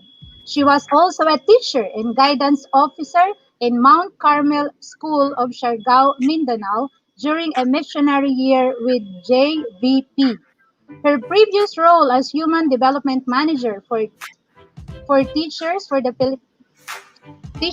Philippines Incorporated involved building well-being, personal leadership, and life skill programs for teachers, students, and parents in partner school communities across the Philippines. In the past months, the pandemic, what has helped her to take of her mental health is having a daily FB calls with her family in Palawan and volunteers as a crisis counselor with Ugat Foundation and psychoeducation facilitator with the Psychological Association of the Philippines Katatagan online program. Our dear participants, the third resource speaker for today is no other than Ma'am Rose Lorene G. Fortunado, Consultant Positive Workplaces. Ma'am, good morning po, Ma'am Rose. Good morning. Sige, I'll just share my Wow. screen. Ganda naman ni Ma'am Rose. Good morning, Ang ma'am. ganda ko naman po dyan. Good morning po, Ma'am Vanessa. Good morning po. So, Ang ganda ng topic ni ma'am, embracing gender equality through mental and psychosocial health. Ito po ay karugtong ng topic ni ARD kanina. Opo. Yes. Opo. Sige ma'am, take it away Ma'am Rose.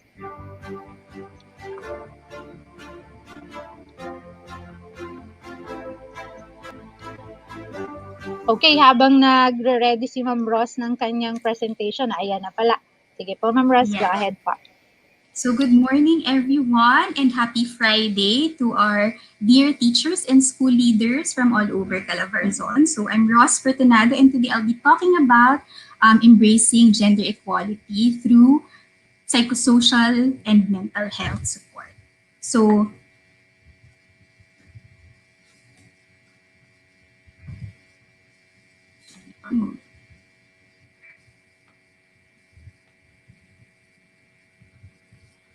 And so for this morning, we'll be talking about three basic things. So bakit natin kailangan i-consider ang gender when we provide mental health support for our students? What can help promote a gender-responsive mental health support for our students? And how can we cultivate this? So the why, the what, and the how. So katulad ng nabanggit kahapon sa ng ating iba't ibang mga speakers. So it has been a challenging time for everybody's mental health nowadays. So dahil sa nangyayaring pandemic and then sa economic crisis, and then yesterday we've heard so many statistics regarding what's happening to our youth, and all of these can be overwhelming. So it makes it challenging for us to reach what the World Health Organization defines as mental health, or the state of well-being in which an individual realizes his or her own abilities, can cope with the normal stresses of life, can work productively, and is able to make a contribution to his or her community. So, kung mahirap sa mental health ng lahat ng tao ang nangyayari sa mga panahon na ito, mas meron tayong tinatawag na gender challenges to mental health, or people with different gender identities experience mental health differently. So even prior to the pandemic, meron ng pagkakaiba-iba dun sa kung paano na-experience ng mga kababaihan, kalalakihan, and members of the LGBTQ community ang kanilang mental health. So For example, in a previous study by psychiatrists, they found out that women are actually have more prevalence of experiencing depression and anxiety disorders. Ang mga kababaihan din daw po in the previous years in the Philippines are 2 to 3 times more likely to attempt suicide. So when we say attempt, so nagtatry lang sila pero not necessarily successful yung kanilang suicide attempt. On the other hand, men are 4 times more likely to commit suicide. So ito yung nako-complete nila yung actual suicide and are typically, they use more substance to be able to cope with challenging situations.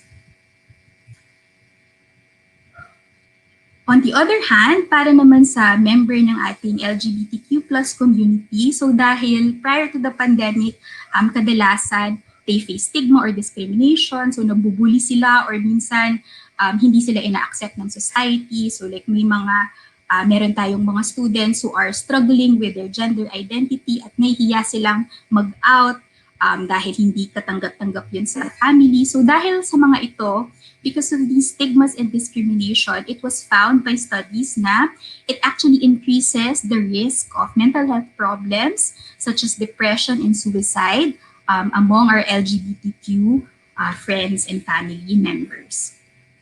And so itong mga nangyayari po na ito prior pa to the pandemic. And now that the pandemic has happened, these risks are exacerbated.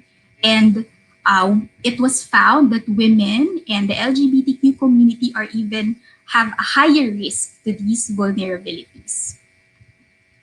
So ano yung mga risk factors sa atin ngayong pandemic for the students? So first and foremost, syempre, our students find joy and connection in the school. And typically for some students, it is in the school where they're actually able to access mental health support through our guidance offices. So dahil nawalan tayo ng face-to-face connection, significantly na-cut itong kanilang access to all these supportive systems. For young girls, so there was a study in the past months by Plan International which showed na for young girls and young women, more than the COVID worry, so yung pagkatakot natin na mahawaan tayo ng COVID, nakakaranas din ng ating mga young girls ng mataas na anxiety in terms of makakapagpatuloy pa ba ako sa school, anong kakainin namin, and all these other things. So, and I think hindi ko na ma-expound in further detail pa yung pagtaas nung violence against women and children, pag-witness ng domestic violence, online sexual exploitation, etc., etc. And because they are just in the home, so lessen din yung access nila sa social support services and to other adults who could link them with support. For our LGBTQ youth naman, it was shown in a study by UNICEF that even though they are now in the homes, they still continue to struggle with stigma, prejudice, and discrimination. So for our LGBTQ youth, so halimbawa siguro meron po tayong mga adolescent na estudyante na pagdating sa school, doon nila na-express ang kanilang gender identity. Pero sa bahay, iba yung kanilang kinukope na gender identity. So meron po akong friend na gano'n, no? So I have a friend who is gay and in school na express niya yung kanyang identity. However, when he is at home, nagtatry siyang maging very macho kasi hindi katanggap-tanggap para sa family niya yung kanyang gender expression. And because our youth, our LGBTQ youth are unable to access these spaces where they can be themselves, to connect with friends and peers, where they can express their identity, mas nagiging mahirap for them dahil na-stuck na lang sila sa bahay. At the same time, kung halimbawa, mas exposed sila to adults or family members who discriminate them because of their identities, it becomes much, much harder for them. So this is the reason why they struggle to share their identities with families, and they are afraid of their identities being disclosed. So So dahil dyan, dahil iba-iba ang nararanas na mental health situation of people from different gender, then it's important for us, therefore, to be aware of these gendered challenges and be able to provide mental health support for learners that is gender responsive. So how can we do this? So according to research, so meron tayong tatlong factors that could really help strengthen mental health support for everyone, especially for our women and other gendered identity. So the first is having sufficient autonomy to control responses to severe events. So ano to? So ibig sabihin kapag halimbawa ngayong pandemic, tapos meron ako, gusto ko na yung gusto kong response to the pandemic is to go out and to be able to take care of myself. So kapag nagagawa ko to, if I have the autonomy to do this, then more likely will my mental health be more positive. However, as we know, ang challenge dito is yung mga dating nakasanayan nating way to cope or respond, hindi na natin siya magawa lahat. So a protective factor is also being able to access resources that facilitate making choices in face of severe events. So ito yung may access tayo sa information about gender-based violence, may access tayo sa mga contact numbers kung sinong pwede nating kontakin or sa mga authorities na pwede nating puntahan kapag tayo ay nakaka-experience ng gender-based violence. And the third one is psychosocial support from family, friends, health providers, and the community, which includes the school. So kasama na dito yung pag-accept sa kanilang expressions and being able to be there for them when they need help. And we'll deep dive more on that in the next few slides. So, given all of this, so paano kaya natin mabibuild itong tatlong to, itong sufficient autonomy to cope, access to resources, and psychosocial support? So what I will be sharing is possible ways or tips that we can do to be able to provide gender-responsive mental health support in the new normal. Yeah. And there are three that I am sharing with you. So first is practicing self-care, next is cultivating common safety, and then giving your all for those who are vulnerable and at risk. So yung una para sa sarili natin, yung pangalawa para sa lahat, at yung pangatlo para dun sa ating vulnerable and at risk. So the first one, so saktong-sakto ito sa talk kanina ni ARD Ruth na the very first thing that we have to keep in mind when we want to provide psychosocial support for anyone or mental health support for our students is to practice self-care. Diba? Sa pag sumasakay tayo ng airplane, nung mga panahon na nakakasakay pa tayo ng airplane, sinasabi nila na in case of emergency, put your oxygen mask first before you put the oxygen mask in someone that you're with, primarily because we can't give what we don't have. So kung hindi tayo mentally healthy, it will also be difficult for us to provide that kind of support for our students. So we begin with ourselves. And how do we do this? So aside from practicing the safety and physical health protocols, I think one of the things na I would highly encourage everyone, especially our teachers, to be able to try to practice is having self-compassion. So ang daming tips na nabigay ni Ma'am Ruth kanina tungkol sa kung paano natin ma-find ang ating self. And in addition to that, I think self-compassion is a very important thing for us to practice. So like in the past few months, so I worked with a crisis line, and what I noticed sa mga teachers na nakakausap ko or nakaka-counsel ko in the past few months is that kapag halimbawa syempre nakikinig tayo dun sa mga difficult stories of the students, so halimbawa na rinig natin na nabuntis yung student natin or na-rape or na-discriminate sila, syempre mahirap yun para sa atin as educator. So nagkakaroon tayo ng tinatawag natin minsan na compassion fatigue when we get pag nabibigatan tayo and we get very much affected by the distresses of others. And one of the reasons why teachers really feel heavy about this is that sense of not being able to do anything or resolve yung mga problema ng mga students natin. So, practicing self-compassion includes knowing our boundaries as carers na there are things that we can provide and there are things that we can link them to eventually. At the same time, for example, I would have clients sometimes in the crisis line ng mga mothers who I can hear na they feel very guilty kasi hindi nila mabalance yung kanilang work with their household chores dahil nasa isang bahay na lang tayo, sa bahay na lang tayo nakastay. So, nahihirapan sila sa work-life balance and there's a tendency for our carers, for our teachers to be really hard on themselves when they're not able to address everything that they have to address. And so to that, I encourage everyone to practice kindness to ourselves. So sabi nga sa isang K-drama, it's okay to not be okay sometimes. So kapag halimbawa meron tayong mga nagagawa na difficult for us, so it's important that we know how to be compassionate to ourselves, forgive ourselves, and move on.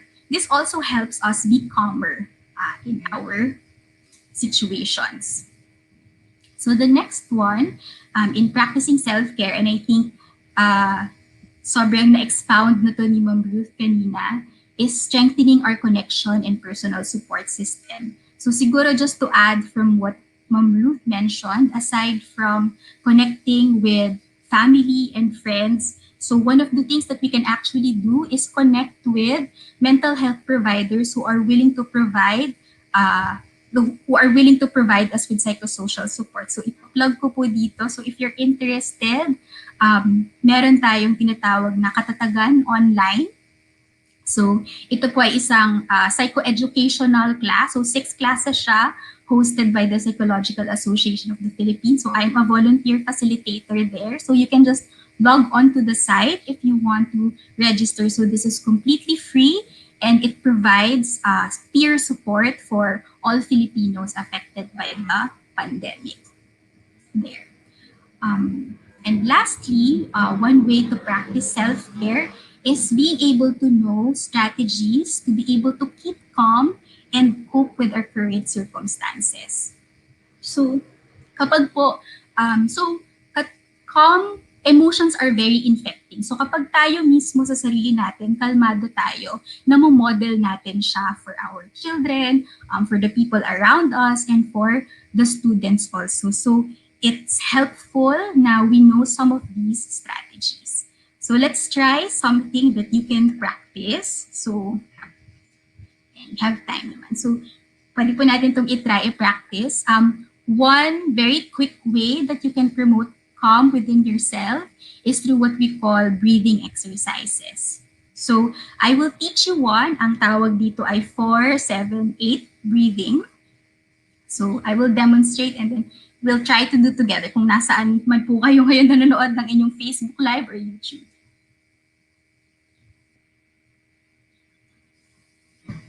So, ang process nito is we will breathe in for 4 seconds and we will try to hold our breath for 7 seconds. And then we will release it. Ipo-prolong natin yung breath natin into 8. So, I'll demonstrate. So, breathe in. Hold. And release.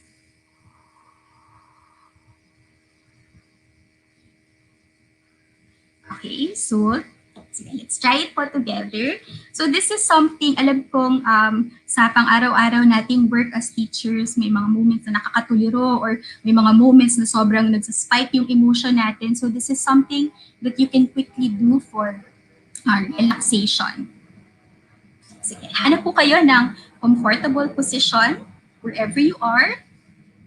So hanap kayo ng comfortable position. And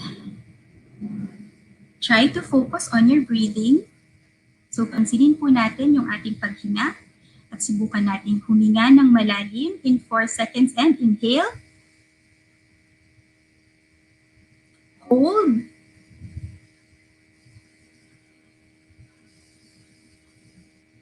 Exhale.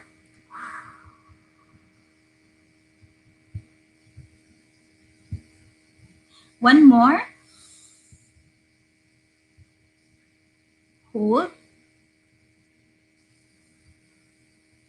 Exhale.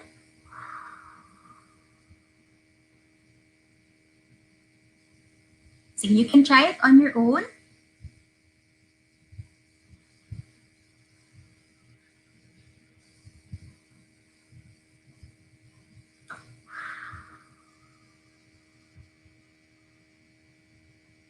One more.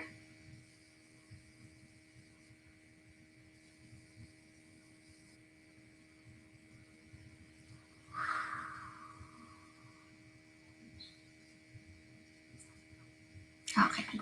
Sige, dun po sa mga nag-try, sana trinay nyo siya. Ano po yung feeling sa inyo? Pwede nyo po siyang i-chat sa Facebook.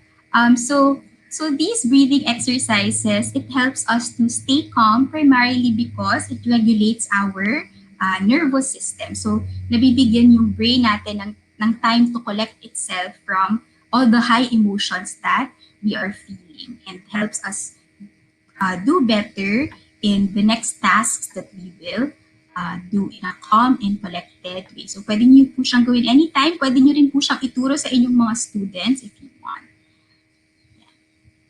So apart from providing self-care for ourselves, one of the ways that we could be able to provide mental health support for our students in the new normal is by cultivating a sense of calm and safety in the learning spaces.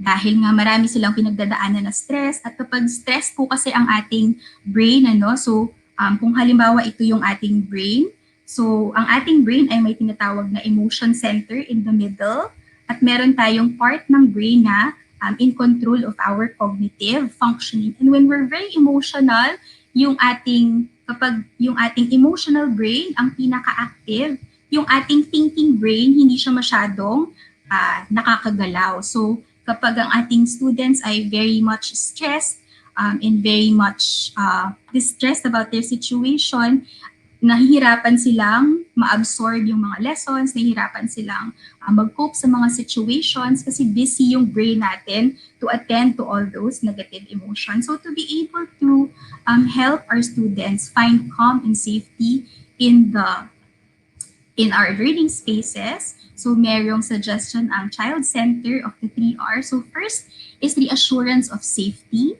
Second is promoting routine, and the third is helping them regulate their emotions. So I think yung routine, alam na ito ng mga teachers at mga guro. So in terms of reassurance of safety, so one of the ways through which we can reassure students of their safety in the classroom is providing them age-appropriate information about what's happening in the home, to be as honest with them as possible in an age-appropriate way. Nakakatulong din for students na we provide spaces na walang discrimination, walang cyberbullying, or other forms of prejudice for them to express their gender identity.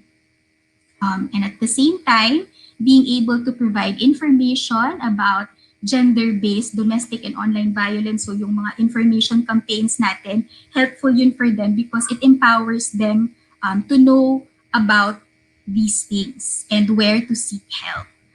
In terms of regulation, so we can encourage our students to have happy hormones by doing exercise. Pwede din natin silang turuan ng mga breathing exercises. It's important to encourage people na magpaaraw because of the vitamin D that helps increase the happy hormones. Important din po yun sa ating mga teachers. And enabling them to express kung ano yung nafe-feel nila or share their stories with us. So for students, if hindi nyo magawa yung ating breathing exercises, for very young children, pwede natin gawin yung finger breathing na sinasabi. So for finger breathing, i-inhale tayo pataas, exhale pababa, inhale pataas,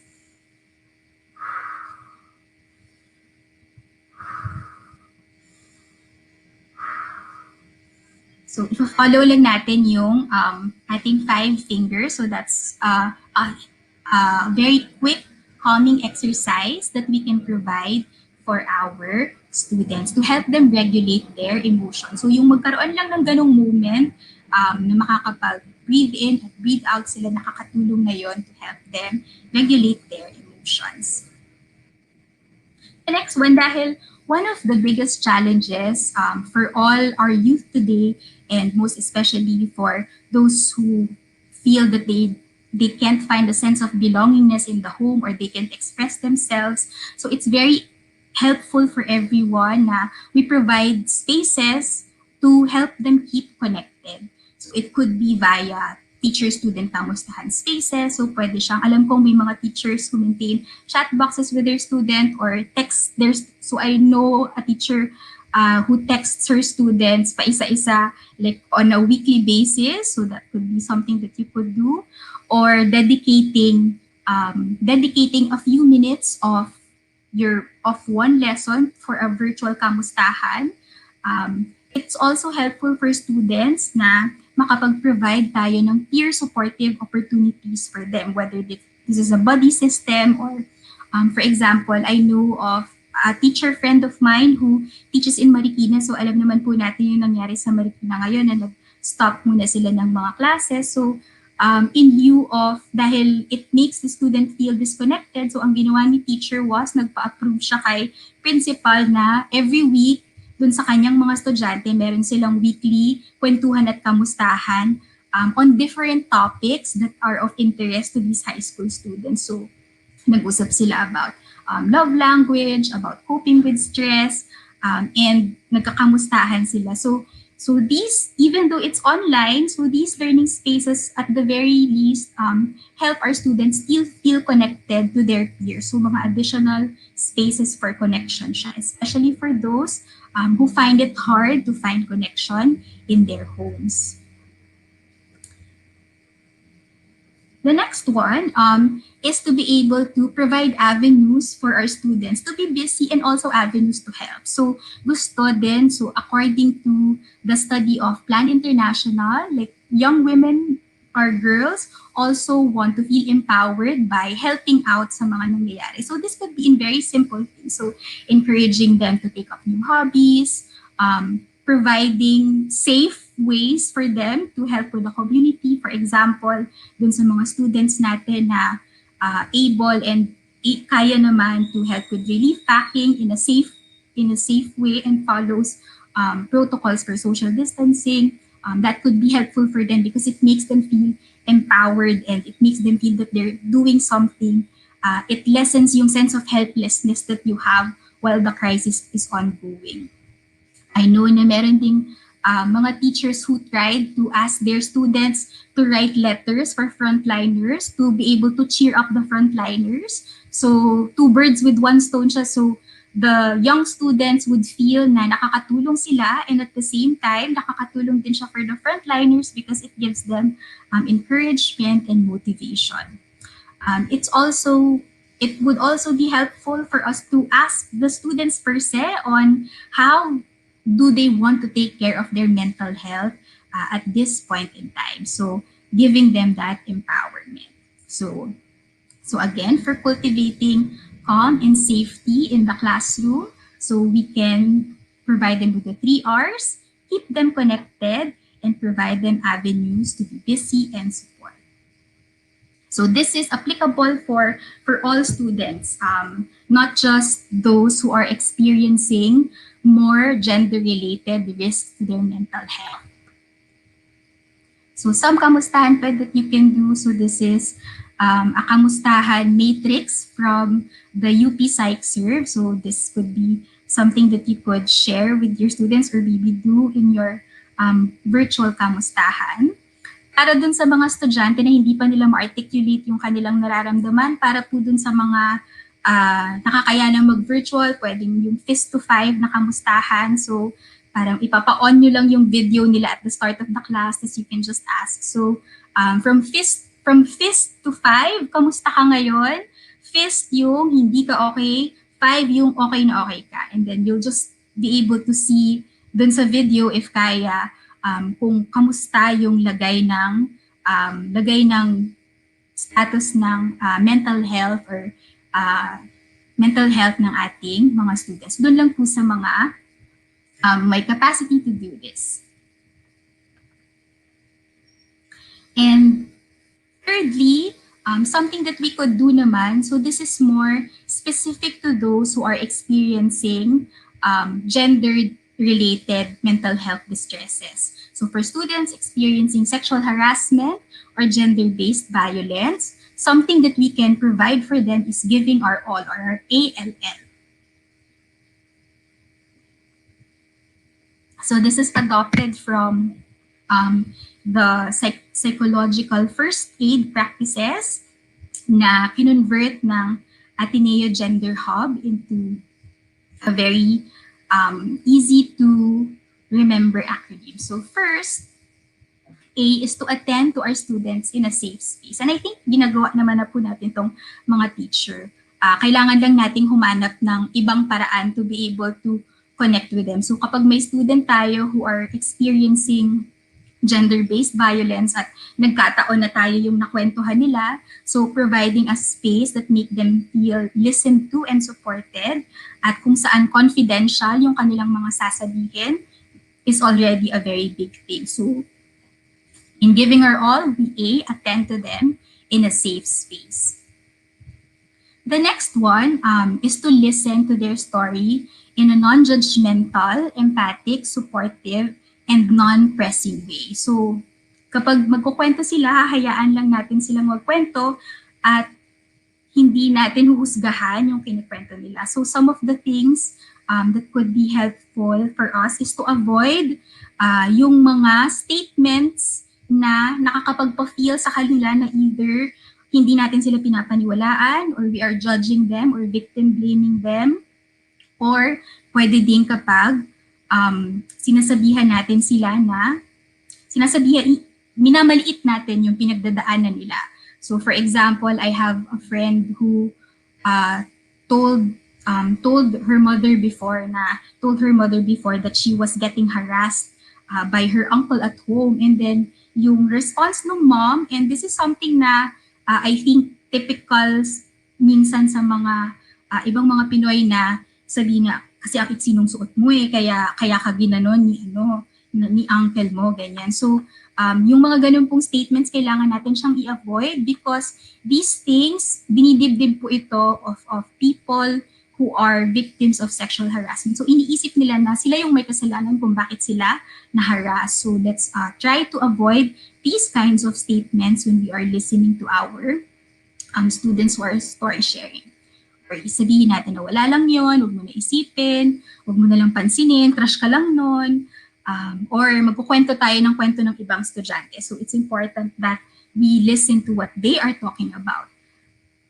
So what could help is to be able to listen to them in such a way that makes them feel validated. So by using statements such as, naniniwala ako sa iyo, or hindi mo kasalanan yun. And then encouraging them to just share. So kapag nag-share po sa atin ng difficult experience ang ating mga students, especially kapag gantong cases na gender-based violence or gender-based challenges, it's as much as possible, mas okay po na hindi natin sila pipiliting ikwento yung lahat ng detalye. So kung ano lang yung willing silang i-share. Kasi may mga pag-aaral na nagsasabing kapag hinuhukay natin masyado yung mga gantong possibly traumatic situation, actually na re-relieve yun ng mga students natin. So kung ano lang yung comfortable sila in the moment na nagkwento sila sa atin, then we just listen to them and be there. And then, last but not the least, so after attending to them, after listening to them, and knowing their story, one way that we can provide support for them is to link them to people or institutions that could help them in a way that follows our guidelines and protocols.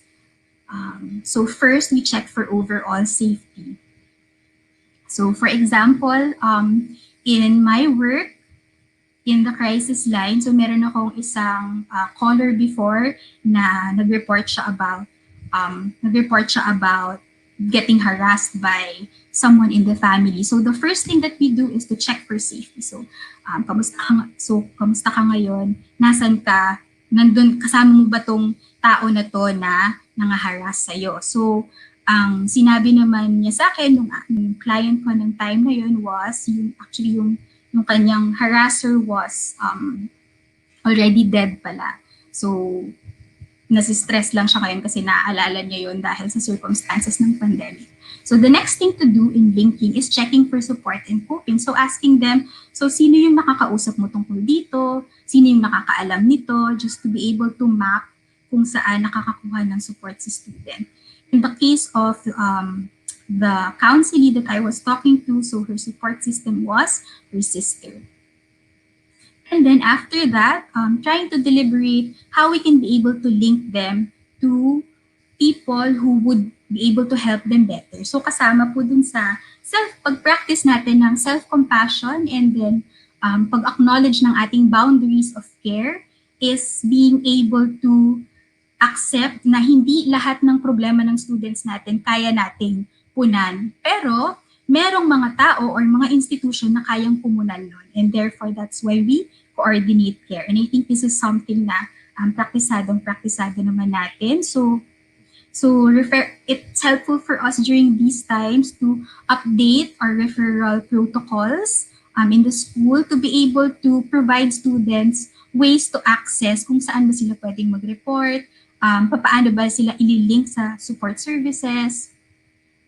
So these are some institutions who provide mental health support, especially for those who are experiencing gender-based violence. So pwede niyo pong i-check out yung Lunas Collective or if meron tayong mga students or parents na magtatanong kung saan pwedeng makahingi ng counseling services na specifically for gender-based violence challenges. So we can refer them here. So Lunas Collective. You can also check out www.katatagan.org. Meron po diyang listahan ng mga mental health providers ngayon all over the Philippines. At meron dong mga note kung sino yung nagbibigay ng mga libreng counseling services. So one other crisis line is the In Touch and the Ugat Foundation. So this is somewhere I work with. So meron pong mga nagbibigay ng libreng psychosocial services for them. And syempre, hindi lahat ng mga concerns ng mga students ay mental health related lang or hindi lahat ng gender-based challenges ay mental health related. So we can also map yung community natin kung kaninong CSO or other institutions tayo pwede makipag-partner para ililink natin ang mga student. So attend, listen, and link to our students. So these are other hotlines that's provided for us, and I'm sure in your schools, you also have one too. So it's helpful to just add up pa dun sa ating mga supportive services. There. So in summary, so we talked about the importance of considering gender equality in providing a gender-responsive mental health support. And I hope na as we do all these things, as we try to promote calm and safety in our blended learning spaces, and we try to give our all for our students who are vulnerable and at risk, wag po nating kakalimutan na alagaan din ang ating sarili because we can't give what we don't have, and practice self-care. So maraming salamat po. Okay, thank you very much, Miss Ross. Again, ang ikli ng panahon na si Ma'am ay nag-share, pero ang dami nating takeaways din, kagaya ng ating mga unang speakers. At believe ako doon sa term, at lagi nating ginagamit daw pala sa yung we cannot give what we do not have. Yes, ma'am. Po, ang galing doon, galing nung statement na yon, Miss Ross, at lahat tayo alam natin at dapat gawin natin yon. Kasi we cannot provide what is needed by the person at risk or yung vulnerable kung tayo mismo ay hindi tayo capable of doing it. Okay? Yes. Yung practice self-care, tama po iyon dahil bilang isang guro o bilang magulang, dapat una nating pangalagaan ang ating sarili kasi hindi natin maibibigay ang para sa ating mga anak kung tayo mismo ay magkakasakit. So, practice self-care. At yung give your all, yung dulo, yung give your all. Ano kaya yung all na yon? Medyo na ano ako doon, na napaisip ako. Yung pala ay isang acronym ang ibig sabihin, you need to attend, to listen, and to link. Process po pala yon, Miss Ross. Proseso Yes, po ma'am. pala iyon. Opo. At nakita ko kanina, merong naglagay doon, I love her finger breathing exercise. Yung up, up, down. Yes. Maganda po iyon. Lalo sa mga ODL teachers, Miss Ross, sa mga ODL teachers, kapag ka alam natin ang ating mga estudyante ay talaga ang tagal nang nakababad sa internet, matagal nang nakatingin sa kanilang monitor, at talagang feeling mo na stress. Yung 2020 kahapon ni Sir Palomar, dinagdagan nyo po ngayon ng 4, 7, 8 relaxation din. So at meron na tayong 2020 kay Sir Palomar, meron tayong 478 galing kay Miss Ross. Yun yung inhale, 4 counts, tama po ba? Then So, ma'am, na hold, sinaulo niyo talaga siya. then hold for For 7 counts, 7. and Yes. then you need to release it for 8 counts. Oo. Kasi mahalaga po yun kasi ang aming mga estudyante o mga kasamahan natin sa trabaho, minsan sobrang toxic na tayo sa tingin pa lang sa table, wow, ang daming trabaho. You need to give yourself a chance to relax and release the stress. 478, 2020 ND, sabi nga ni Ma'am Maricel Abaya, I love the finger breathing exercise. Thank you for that, Ma'am Ross.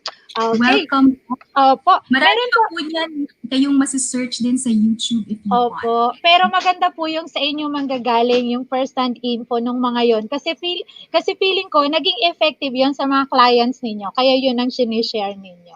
Ano po? Sabi ni Ma'am Victoria Domingo, Ma'am Ross, very concise and direct.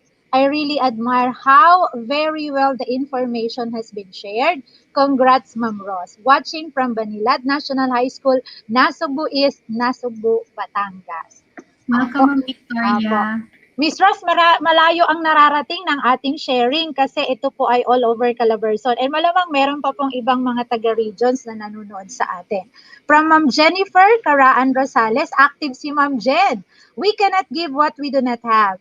Hashtag practice self-care. Still watching from SDO Batangas Province. Hi Ma'am Jen. Active si Ma'am Jen. Okay. Mukhang mukhang take-away natin mga teachers yung self-care, no? Kasi nga hindi Opo. tayo sanay mag-self-care. Sanay tayo na lahat Opo. palabas. Yes. Kaya gusto ko po na dun tayo mag-start. Yun. Dahil sanay na tayo dun sa lahat para sa student at para sa community. Pero this time, sabi mo nga, we cannot give what we do not have, kaya we need to practice self-care. Umpisahan natin sa ating sarili. From Miss Rovelyn, good morning, Ma'am Rose. Thank you so much po. Sobra po akong natuwa doon sa breathing exercise po, Ma'am. God bless po. No, kahit natutulog ka or nakahiga ka, di ba? Kahit nakahiga ka, akala ng anak mo anong ginagawa mo. Yung pala may pattern ng up, down ng inhale, exhale. Iba yun. Sabi ni Ma'am Lorilyn Mignon, thank you Ma'am Ross for a comprehensive discussion. Very timely po and easy to follow. Okay? Yes, meron pa po ba tayong ibang takeaways ngayon, Ma'am Heidi? Sabi niya po, practice kindness to ourselves. Thank you po, Ma'am. Yun, minsan lagi nating iniisip, kailangan matapos ko trabaho ko para sa bayan. Pero paano mo matatapos at magagampanan ng trabaho mo, di ba? Kung yung sarili mo ay pinababayaan mo. Malamang ngayon, kaya mo pa, Yes, but how about sa susunod? Yes. Ma'am Luisa Ayapana. Thank you daw, Ma'am Ross, watching from Bukal Elementary School, Sariaya, Quezon. Especially, Ma'am, tayo kasi mga Pinoy, tayo na ayaw nating makapabigat sa iba. Correct. So gusto ko pong i-encourage na i-share natin yung ating mga bigat din kasi kapag i-share natin siya, mas gumagaan. Gumagaan at nababawasan. Opo. Yes. Sabi ni Ma'am Flor Fontanilla, #practice self-care, love the finger and breathing exercise. Thank you, Ma'am Ross. Kagaya ng sabi ni Ma'am Abaya kanina. Thank you, ma'am. Thank you po, ma'am. Nakaka-relax po ang breathing exercise. O, yun talaga. Tingnan mo kung itatara ko yun. Kung Oo, itatara ma'am. ko yun. Kapag nag-join pa po kayo, ma'am, so meron kaming run ng Katatagan online next year. It's free. Punta lang po kayo sa www.katatagan.org. Mas marami pa po mga relaxation techniques at coping techniques na ituturo doon. So I highly, free po ito na provided by psychologists. Ang ganda nga po niyan, ma'am, no? Kasi talaga, ang laki ng tulong ngayon. Yung mga psychologists talaga. Minsan kasi, Miss Ross, parang akala nung iba, pag pumunta ka sa psychologist o kaya sa psychiatrist, meron ka ng something, di ba? Pero hindi ganon. Kailangan mo lang i-correct ang sleeping pattern, ganon. Iba kasi minsan ang nagiging connotation na pagka lumapit sa inyo. Ano po? Diba? Meron pa tayo mga ganong stigma na kapag pupunta ka sa psychologist, may tama na yata yan or mali. Pero in fact, actually going to a psychologist is a form of self-care also kasi you're seeking help for your well-being. Because they will be helping you to understand what is happening to me, 'di ba? 'Di ba? Okay, Carmelita Olmeda, sabi niyo po, meron po ba kayong i-recommend na other seminar trainings regarding the care for mental health na banggit na kanina ni Miss Ross? Yung Katatagan.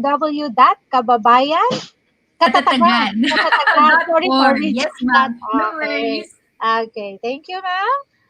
Okay, so ang ganda uli ng ating napag-usapan. Talagang full pack ang ating day 1 and day 2 ng ating GAD convention.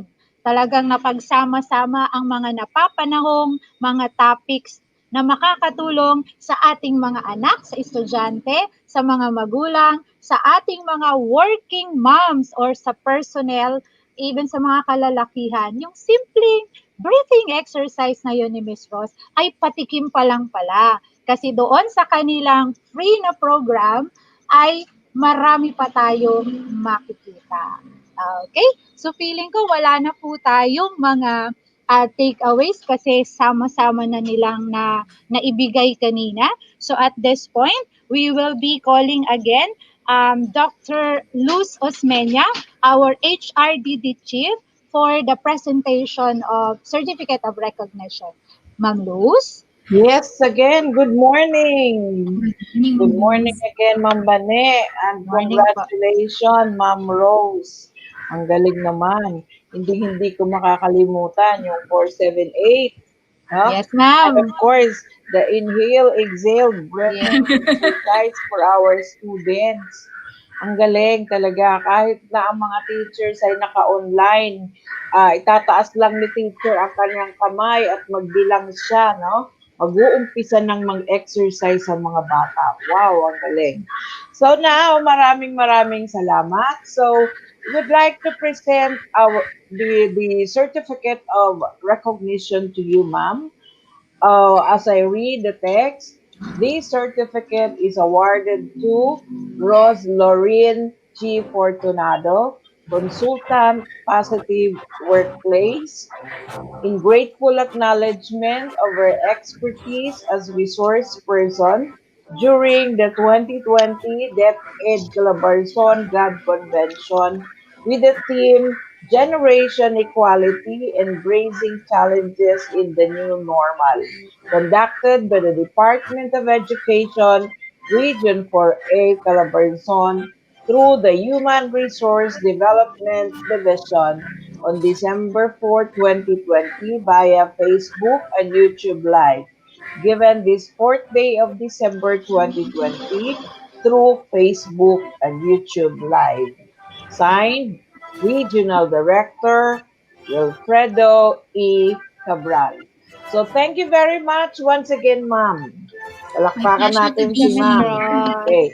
We hope for more encounter with you as we move on into these years. No, this 2021, napakadami po namin kailangan maibigay na ganyang mga programs na ginawa ninyo or topic na diniscuss ninyo, lalong-lalo na sa aming mga kaguruan sa buong Calabarzon. So, thank you very much. Hope to see you again, ma'am. Thank you, ma'am. My pleasure, and you're welcome. Thank you. Thank you, Ma'am Luz. Thank you, Thank you, Ma'am Ma'am Luz. Thank you, Miss Bene. Ross. Apo. Miss Ross, may pahabol dito si Ma'am Jonaline Patalitan. Sabi niya, hashtag it's okay not to be okay. Magaling, Yes. magaling, Ma'am Ross. Opo. Fan ka ng Korean telenovela, no? Opo, self-care din yan, ma'am, ng mga teachers, di ba? Self-care. Precisely. Me too. Ginagawa ko po yan. Thank you, Miss Ross, and we'll see you each other again. Be safe always. Self-care, remember. Thank you pa. Okay? So, salamat po, Miss Ross. Talagang wag nating kalimutan yung 4, 7, 8 at yung ating breathing exercise using our fingers. Pwede nating mai-share sa ating mga estudyante at sa kapwa nating mga kasamahan sa trabaho. Okay, we are down to our 4th resource speaker. Okay, I am privileged again to present to you our RP for today. She started and became a teacher in 1994, EPS or Education Program Supervisor, National Educators Academy of the Philippines Region 5 in 2018. Okay? She even attended Government Procurement Reform Act or RA 9184 in its IIR updates and attended NCOT on Personal Financial Literacy in 2018. Nakasama kaya namin si ma'am sa ating financial literacy? And then, she also part of the Perform or Financial Personal Finance Mentors from 2014 to present, tie up with Bangko Sentral and Region 5. 2005 Metrobank Outstanding Teacher in the Philippines. Wow, congratulations po, ma'am. A certified Bicolana from Daraga Albay. Our resource speaker for today is currently the Officer in Charge or Assistant Schools Division Superintendent, City Schools Division Office of Tayaba City, no other than Ma'am Maylani L. Galicia. Ma'am Maylani, good morning po. Thank you so much po sa napaka ganda naman ng introduction, parang nahiya ako. Thank you naman po, ma'am. It's also my privilege to be part of this effort. This is a very timely effort for not only for our DepEd mga kasama, mga teachers and non-teaching, but also to all families. Na po? Family financial resources during pandemic. And I have been into this advocacy since 2014 as proponent of Perform. Kasama ko dyan si Asek Absede, Asek Ramon Absede, nung nasa Region 5 ko siya. Okay? Let's start. Yan. Let's talk about this. Habang maiksi ang kumot, matuto kang mamaluktot. Pag may isinuksok, ay may madudukot. Igagapang ko ang pag-aaral ng aking mga anak. Save for the rainy days. Familiar po ba ito sa inyo, mga kasama? Yan po ang madalas nating narinig mula pa ng bata pa tayo. Di po ba? Okay po. So, isipin po muna natin yan. Let's look at the money game of life. Ganyan po daw ang ating money game of life. At the start, pinag-iisipan natin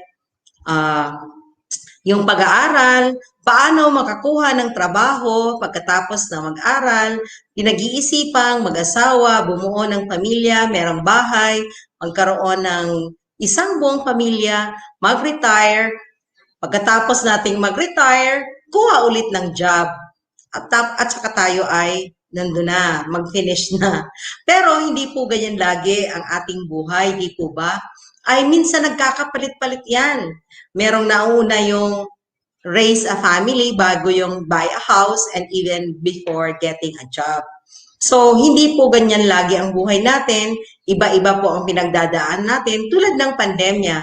Meron siguro mga nagplano na makakuha ng trabaho pagkatapos mag-aral, katulad ng anak ko, dalawang anak ko hindi pa nakakapag-take ng board kasi postponed din, so they have to get a job. Hindi pa dadaan.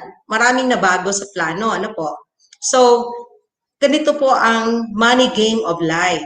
So, maraming mga newly grad this year ang nag-shift muna, hanap muna ng trabaho na hindi naman nila gusto, hindi nila pinanano, pero merong maganda ang resulta, merong hindi nila expected, nag-change sila ng plan, okay? Now, what is the danger? With pandemic, grabe, hindi lang naman financial ang pinroblema ng mga tao, maraming stress, di po ba? Financial stress is one of them. Not, to mention, yung mga naunang nabanggit kanina, yung emotional, yung mental stress, and a lot more stresses. Pero karamihan daw po ngayon ay ang source ng ating stress ay financial. Tama po ba? So, okay, let's go ahead. What are the signs that you are in financial trouble? Yan. Siguro, nung nagkaroon ng pandemya, ramdam natin sa social media pa lang, kita natin, maraming nawalan ng trabaho, lalo pang walang savings or yung savings nila ay naubos dahil marami din ang nawalan ng trabaho. Kaya nga yung ibang mga pamilya ay sabi nila, ay yung mga anak namin, wag na muna mag-aral. Yung iba naman ay pwede pa naman silang mag-aral, dito na lang muna sa public school. Dati ay sa private schools. So, sana pagandahin talaga lalo natin ang public schools para mas maraming pamilya ang matulungan natin na hindi na mag-iisip ng gastusin, di po ba? Dito lang tayo sa DepEd, sa public school system. To tell you the truth, ang lahat ng anak ko po ay sa public school ko pinag-aral. Kasi sabi ko sa mga kasama, kung naniniwala ka na quality education ang binibigay mo sa iyong pagtuturo, ay kung saan ka nagtuturo, dapat doon mo pag-aralin ng mga anak mo, di po ba? So, okay. What are the other signs that we are in financial trouble? We are already depending on overtime pay, commissions, bonuses, and part-time jobs. So, doon tayo tumitingin lang sa ano ba ang pwedeng ekstrang pagkakitaan. In fact, merong mga pamilya na meron akong mga kasama dati na nasa teaching na minsan ay napapabayaan yung pagtuturo, minsan ay uma-absent kasi mas nakakakuha sila ng maraming commission or nakakakuha sila ng pangailangan ng pamilya doon sa kanilang part-time job, kahit yung pagmamamasaan ng tricycle. So, nakadepende tayo doon sa mga overtime pay, sa part-time jobs, sa mga ganon, sa mga extra. Yung living from paycheck to paycheck, yung lagi kang nagtatanong, naku, ang tagal pa naman ng sweldo. Kailan ba ang sweldo? So, katulad ngayon, kailan ba yung nabigay na yung bonus, yung year end? Ang tanong naman natin, kailan magbibigay yung PEI o yung mga extra more? Ano pa ba yung pwedeng ibigay? Tanong tayong tanong. So, we are living from paycheck to paycheck. Laging sana, meron naman ganitong kwento. Pamilya naman na ayaw na nila ng sweldo, ayaw na ng payday.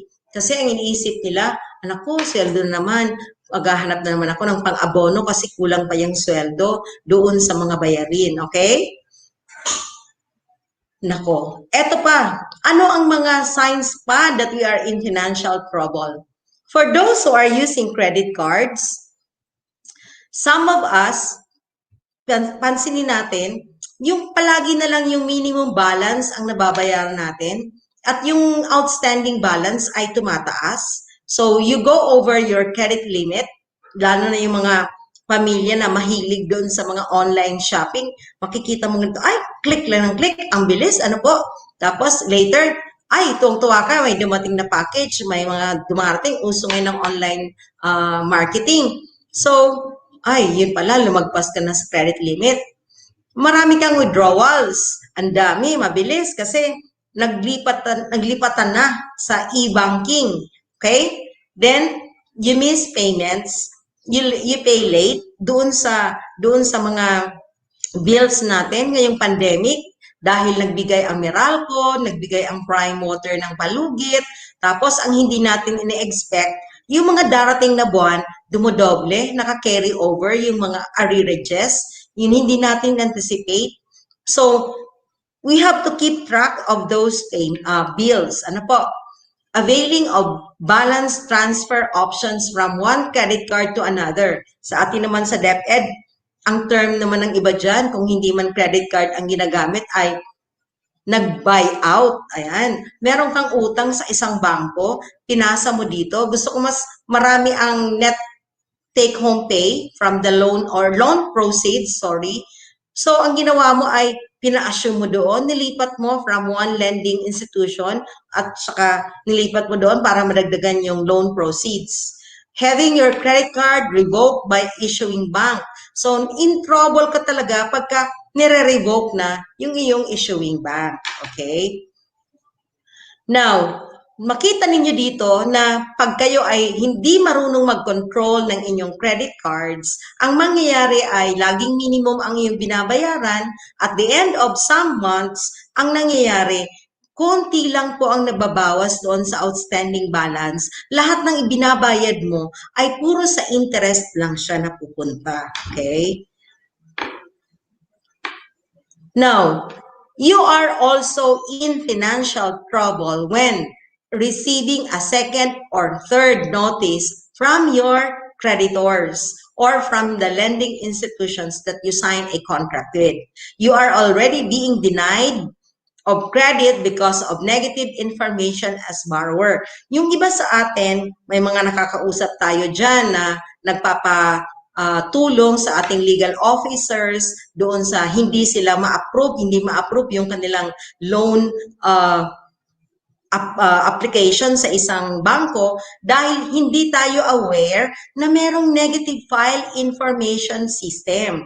Ibig sabihin, pwedeng ang isang creditor ay ang isang nagpapautang ay nakapasok siya doon sa negative file information system. Bago sila mag-approve ng loan ng isang applicant, tinitingnan muna kung nandoon yung pangalan mo, kung ikaw ay may obligation sa isang firm na hindi mo naayos at iniwan mo lang, di ba? Yung you turn it on, tapos bigla mo na lang iniwan.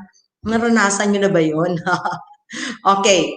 Another sign is borrowing money to pay for debts. Yun na yung sinasabi natin na pinapa-buy out natin. Na ang habol lang ng borrower ay malaki yung loan proceeds. Hindi niya ina-anticipate yung magiging effect. Okay? By the way, most of our resources that I used here are from Bangko Sentral ng Pilipinas, our partner, my partner in the personal finance for mentors since 2014. Just to acknowledge. Dito kasi sa Tayabas, kung ang Bicol ay meron tayong Perform, personal finance for mentors, dito sa Tayabas naman ay meron kaming Profit. Okay? Program for financial independence of Tayabas teachers. Yan. We are encouraging our teachers if not achieve financial independence, at least be financially free. Okay? Now, what are the... Let's go back to the previous slide, please. Why is it that we are experiencing troubles in our financial management? One is ignorance. We don't know financial literacy. So, sometimes, ang mga couples, ito ang nagiging cause ng hindi na nag-uusap, nag-aaway ang magkapatid o ang magulang at ang anak dahil financial ang reason. They do not know how much money you owe until the bills arrive. Pag nagkakaproblema na, ay doon na nag-uumpisa ang pag-aaway, hindi pagbabatian, at kung ano-ano pa. Kaya nga, meron tayong mga ugaling mga Pilipino na parang mas madali nilang pautangin yung kaibigan kesa pautangin ang kapamilya. Ewan ko lang po kung totoo yan. Pero, yun, sabi nila, ma'am, mas maganda pa pong mangutang kasi sa lending institution kasi pag nabayaran ko na, bayad na. Eh kung sa kamag-anak din po ako nanghihiram, nabayaran ko na, may utang na loob pa. Tapos minsan ay nababanggit pa pagka merong problema. Okay. What are the obstacles? Yan. We have to understand and overcome the obstacles to building wealth. One is, and the top leading reason is, most of us do not save, do not think about investments because one is lack of income.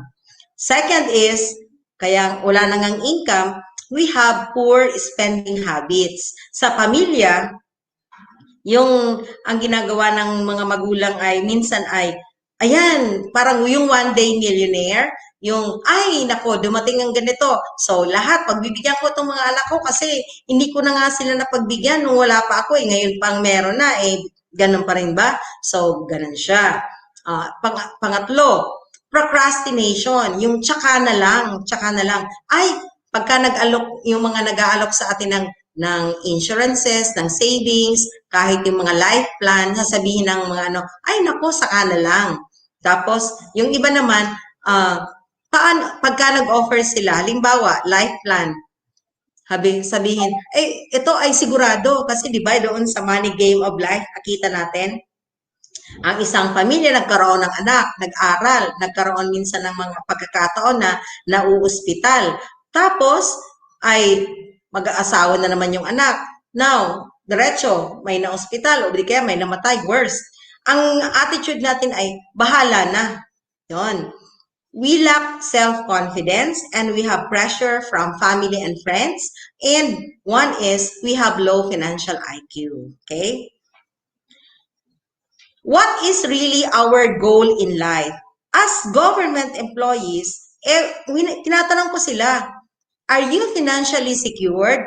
Are you financially stable? Sabi ko sa mga teachers, lalo na yung mga nasa ginagawa natin baga sa NEAP, yung sa TIP, tinatanong namin, are you financially stable, financially secured? They would say no. They don't understand the difference among financial security, financial freedom, and financial independence.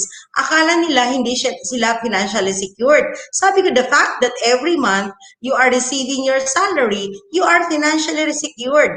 Yung financial freedom and financial independence, yun ang medyo questionable sa atin. Okay? Now, for those, ako, bilib na bilib ako ngayon sa mga millennials, sa mga bata pa. They know the difference between financial life stages and yung ating life stages na yung retirement stage ay nakadepende sa edad.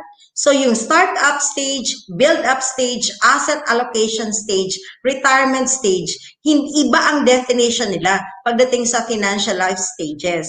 Ibig sabihin, may mga millennial, may mga bago tayong mga kabataan ngayon, may mga bagong empleyado na, hindi pa nakakarating sa retirement age natin, which is 60 or 65, ay retired na financially. Okay? You have to know that. At ang life stages, according to Francisco Calaico, one of the financial advisors, hindi ito inihahambing ang edad ng tao. Merong tao na bata pa ay nasa asset allocation stage na. At mayroon naman, mga katandaan na ay nasa startup stage pa. So, it really takes that we train our children to save or even to invest. Yung sabi nyo kanina na pag may isinuksok ay may madudukot. Diba? So, mayroong mga pamilya na tinuturuan ng mga bata kung paano magtabi from their allowances. Sa pamilya namin, late na ako natuto sa finances eh. So, nung matuto ako, sa halip na daily allowances ang binibigay ko sa mga anak, ang ginagawa ko ay I started with a weekly allowance and I moved to giving them their monthly allowance and I moved to asking them to open their own bank accounts and they manage their own, very minimal amount lang naman yan, pero they have to decide on their money. Nag-start din sila mag-isip na from their allowances ay kailangan maitabi. sabi ko nga, sige, padamihan kayo ng maitatabi. Pero siguraduhin na hindi magugutom. Baka naman hindi na kumakain sa school. Ang sabi ko sa kanila, sige nga, kung magkano man ang masave ninyo sa isang taon, pagdating ng December, dodoblehin natin yan. Yun ang incentive. Para lang matuto sila na magtabi ng pera. Okay? What is our financial goal? Iba-iba ang financial goal ng pamilya. Merong mga pamilya na sobra-sobra na inaalagaan ng mga anak na kahit nakaka-experience na ang pamilya ng financial trouble ay ayaw nilang ipaalam sa mga anak. Kanya-kanyang choices tayo. Ang advantage na pinapaalam natin sa ating mga anak ang ating financial status or status ay pagdating doon sa pag-i-strategize, ay katulong din natin sila. Pag ine-explain natin ang financial goals ng pamilya, katulong sila sa pag-achieve ng goals na ito. So, the members of the family just have to explain. Sabi ko noon sa mga bata, pag nasa mall, sasabihin, ay, ang ganda-ganda ng toy, ay, ang ganda-ganda ng shoes, pero bakit ang ganda-ganda? Sayang. Bakit ano yung sayang? Sabi nila, kaya lang, hindi naman po yan need. Kaya lang po, I want po lang po. So, it pays to train our children to choose between the significance between their want and their needs. Para alam nila kung ano yung maganda, pero hindi na muna dahil hindi naman yon ang need, kundi ito ay want lang. Okay? Tingnan ninyo, ano kaya ang mga goals ninyo? Meron sa inyo dyan gusto ay, gusto ko bayaran muna lahat ng utang. Meron dyan sa inyo na medyo mahaba-haba ang term. In 5 years, I will have to buy my own car or a new car. In 5 years, gusto ko ay makapag-travel, ganyan. Kaya lang, lahat ito na bago dahil sa pandemic. Paano ka naman magta-travel? Wala. Paano ka naman mag-save? Nawalan nga ng trabaho. So, maraming nabago dahil sa pandemic. Change everything. Change plans, change goals. Okay? Are you ready?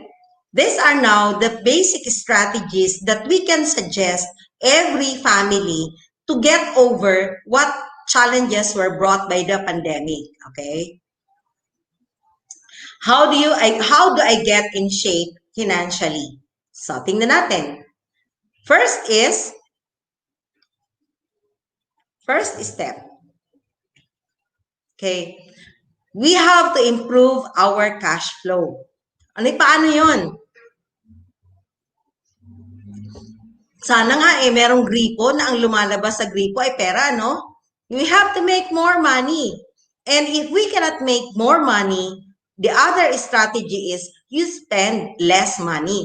Hindi ka makagawa ng maraming pera, ay di bawasan mo yung gastos sa pera.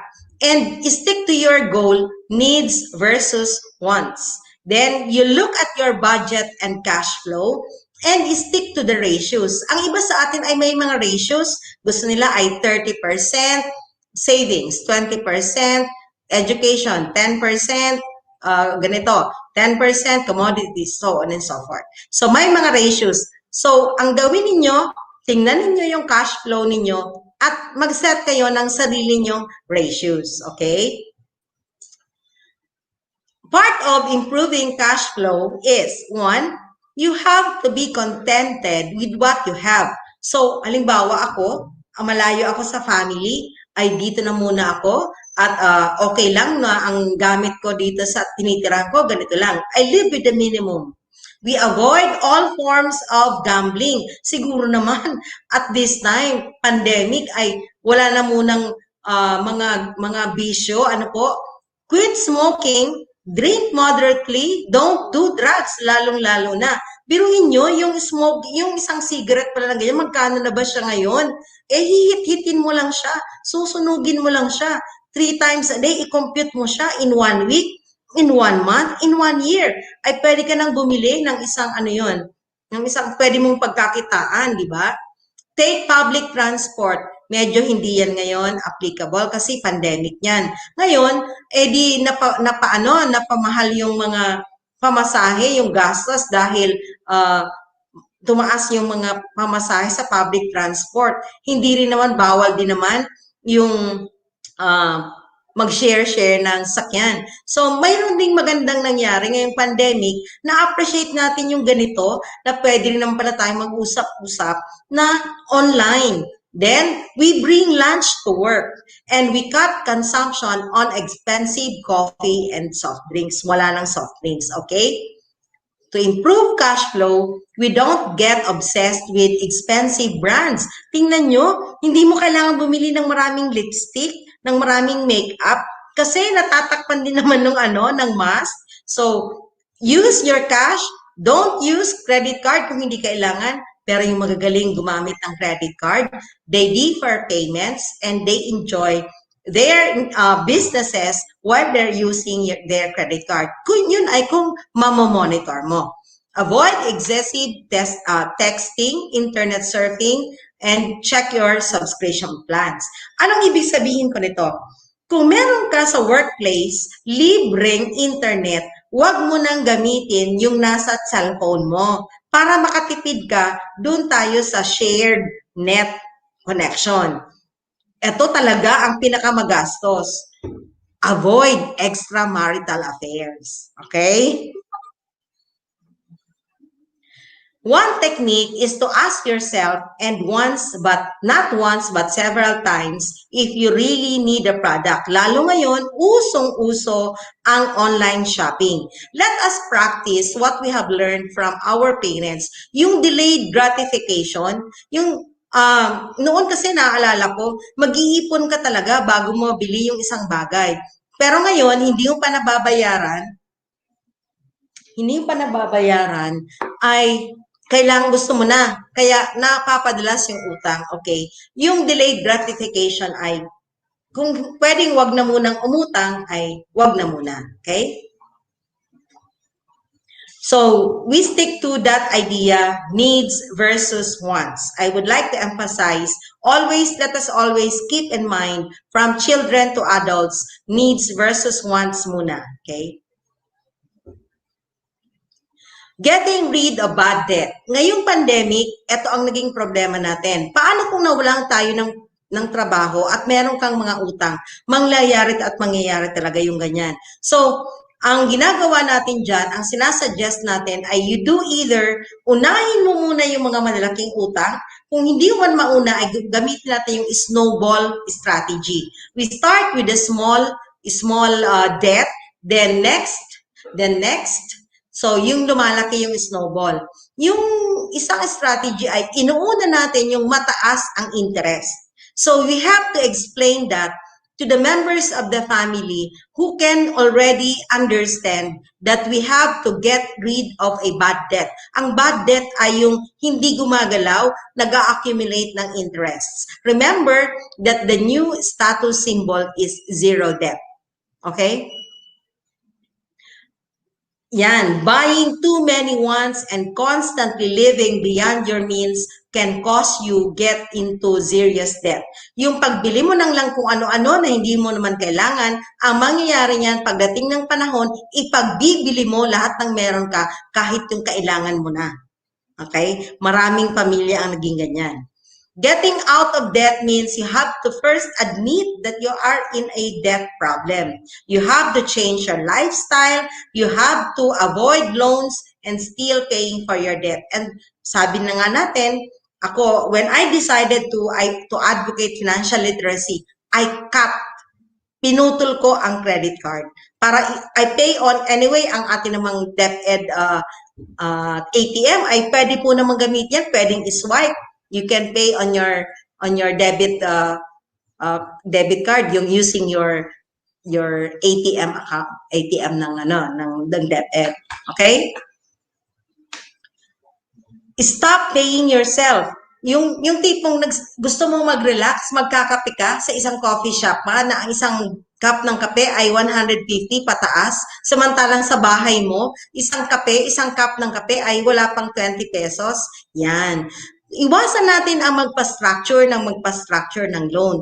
At saka meron pa tayong ugali sa DepEd na, uy, magre-renew ako dito. Sabihin mo, pasabay nga, pwede ba ikaw na muna, Mare? Isabay muna ka ng 5,000. O, yun ikaw ay nag-loan ka, nag-interest ka, pero yung sumabay sa'yo, hindi. Mahirap yan. Okay?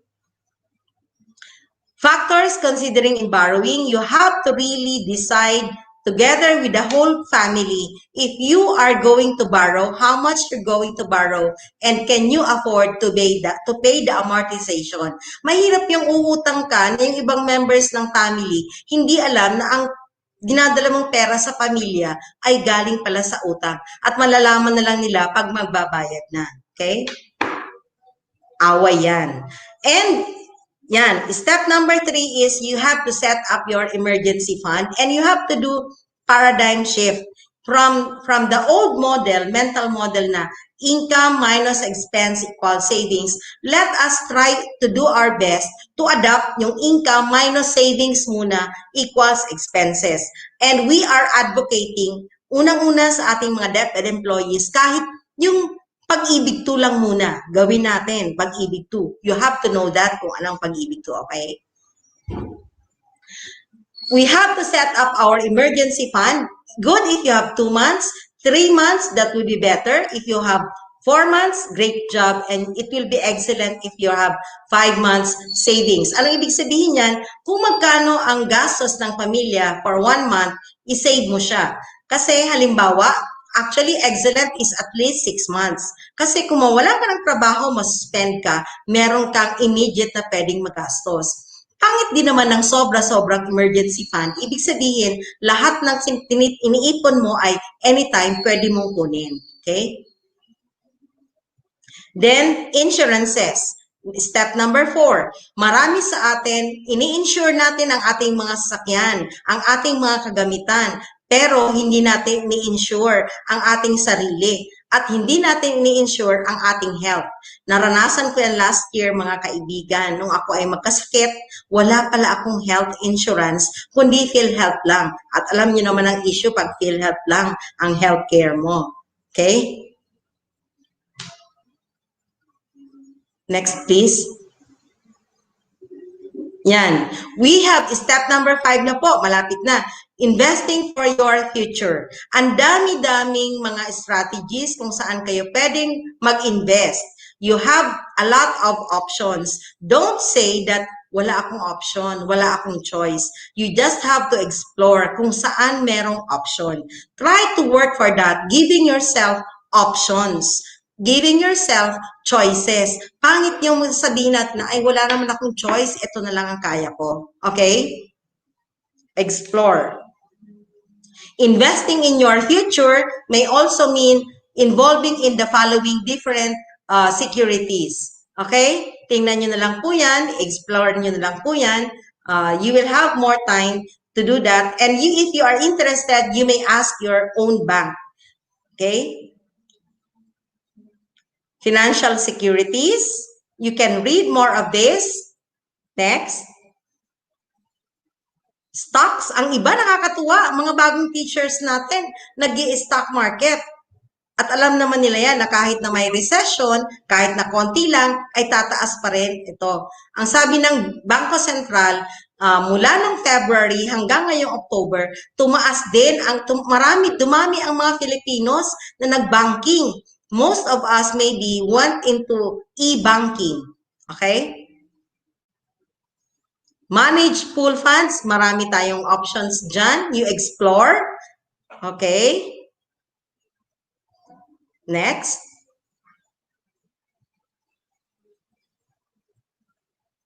Next, please.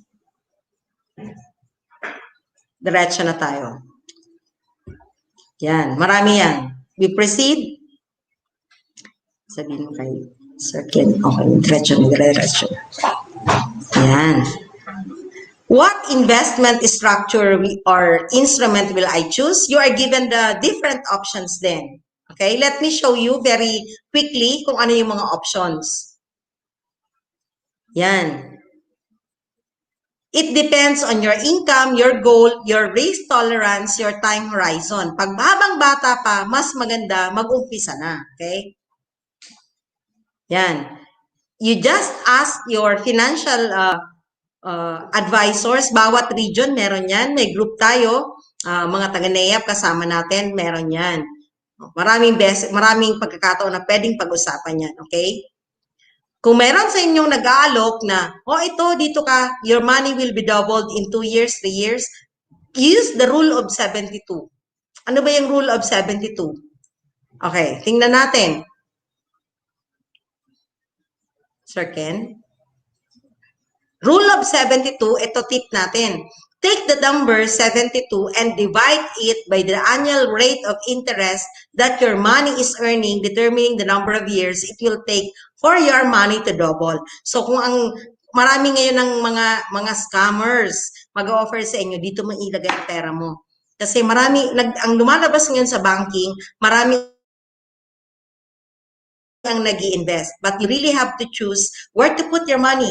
So divide 72 by interest rate and makikita mo doon kung how many years it will take for your money to double. Okay? Yan. This is an example of how your money will grow in stock market. You start early and your money will earn more. Okay? Sige. Nung nag-start kami, nung 2014, ito yung nangyari. Yung mga gadgets, alam natin, yan ay nagde-depreciate. Yung stocks ay lumalaki. If you know Alfonso Gonzalez, the one who won in the Battle of the Brains in 1993, 92, yung pera niya, 300,000, ay lately, ay million na siya. Naniwala lang siya na mag-earn ang pera niya. Okay. Ngayon, ang hindi ko naisip noong 2014, I have to prioritize and invest in my health. So, hindi ko pinansin ang mag-ipon para sa aking health until nangyari yung aking stroke last year. Karamihan sa atin, hindi natin iniisip ang ating health unless or until one day nakaranas tayo ng isang napakalaking challenge. Nung na-stroke ako, nung araw na na-stroke ako, papunta sa ospital, sabi ko sa nanay ko, kausapin niyo lang ako para wag akong makatulog. But on my way to the hospital, I was already starting to repent. Sabi ko, Lord, if this will be the last day of my life, ang gusto ko lang mangyari ay sana ipatawarin mo na ako sa lahat ng mga kasalanan ko. I am preparing myself to face the judgment day. The following day, nung magising ako, I appreciated life. At sabi ko, Lord, meron ka pa yatang vision talaga para sa akin. So, ang next naman na inaral ko, nung malaman ko na half-body paralyzed ako, inaral ko na tanggapin yung nangyari sa akin. And the possibility that I may not be able to work anymore. And my worry started with, well, I have no savings, I have no investments. But all I need to do is accept what was given to me. Then the next days, sabi ko, wow, gumagaling, nagagalaw po ang mga iba't ibang parte ng katawan ko. Ang gusto ko naman malaman kung yung cognition ko ay yun pa rin, para malaman ko kung makakabalik pa ako sa trabaho. Sabi ko, pag hindi na ako pinabalik ni Lord sa trabaho, ano ang pwede kong gawin? So, pwede na akong magplantita o pwede akong magganito, magganyan. And I keep track of my developments weekly by looking at what I can do during masses. Pag Sunday, nung pangalawang linggo na nagmisa ako ay naka-wheelchair, pangatlo ay naka-wheelchair pa din. Pang-apat na linggo ay sabi ko, I can already raise my 2 arms, praying the Our Father. Tapos nung sabi ko, dapat next Sunday, kaya ko nang tumayo, kaya ko nang lumuhod. So, I keep track of my developments at meron akong goal every week. And with God's grace, in 1.5 months, ay nakabalik ako sa trabaho. And that is, of course, with the help of the support group that I have in Calabarzon. Yung mga teachers dito sa amin, mga kasama ko sa buong region. So, these are the 10 habits of financially happy people. We need, dati ang nilalagay ko sa slides, just prioritize the health. Pero ngayon, I need to invest in my health. Okay? So, our roadmap in financial literacy must lead us from financial planning to being financially free. Yung wala ka ng utang, And who would not want to be financially independent? Yung tipong pagdating ng araw ay hindi ko na problemahin kung saan yung pang-aral ng anak ko, saan yung aking retirement, and so on. Everybody wants to be financially independent. And we can do that. Okay, we can do that if we are going to look at the following basic steps.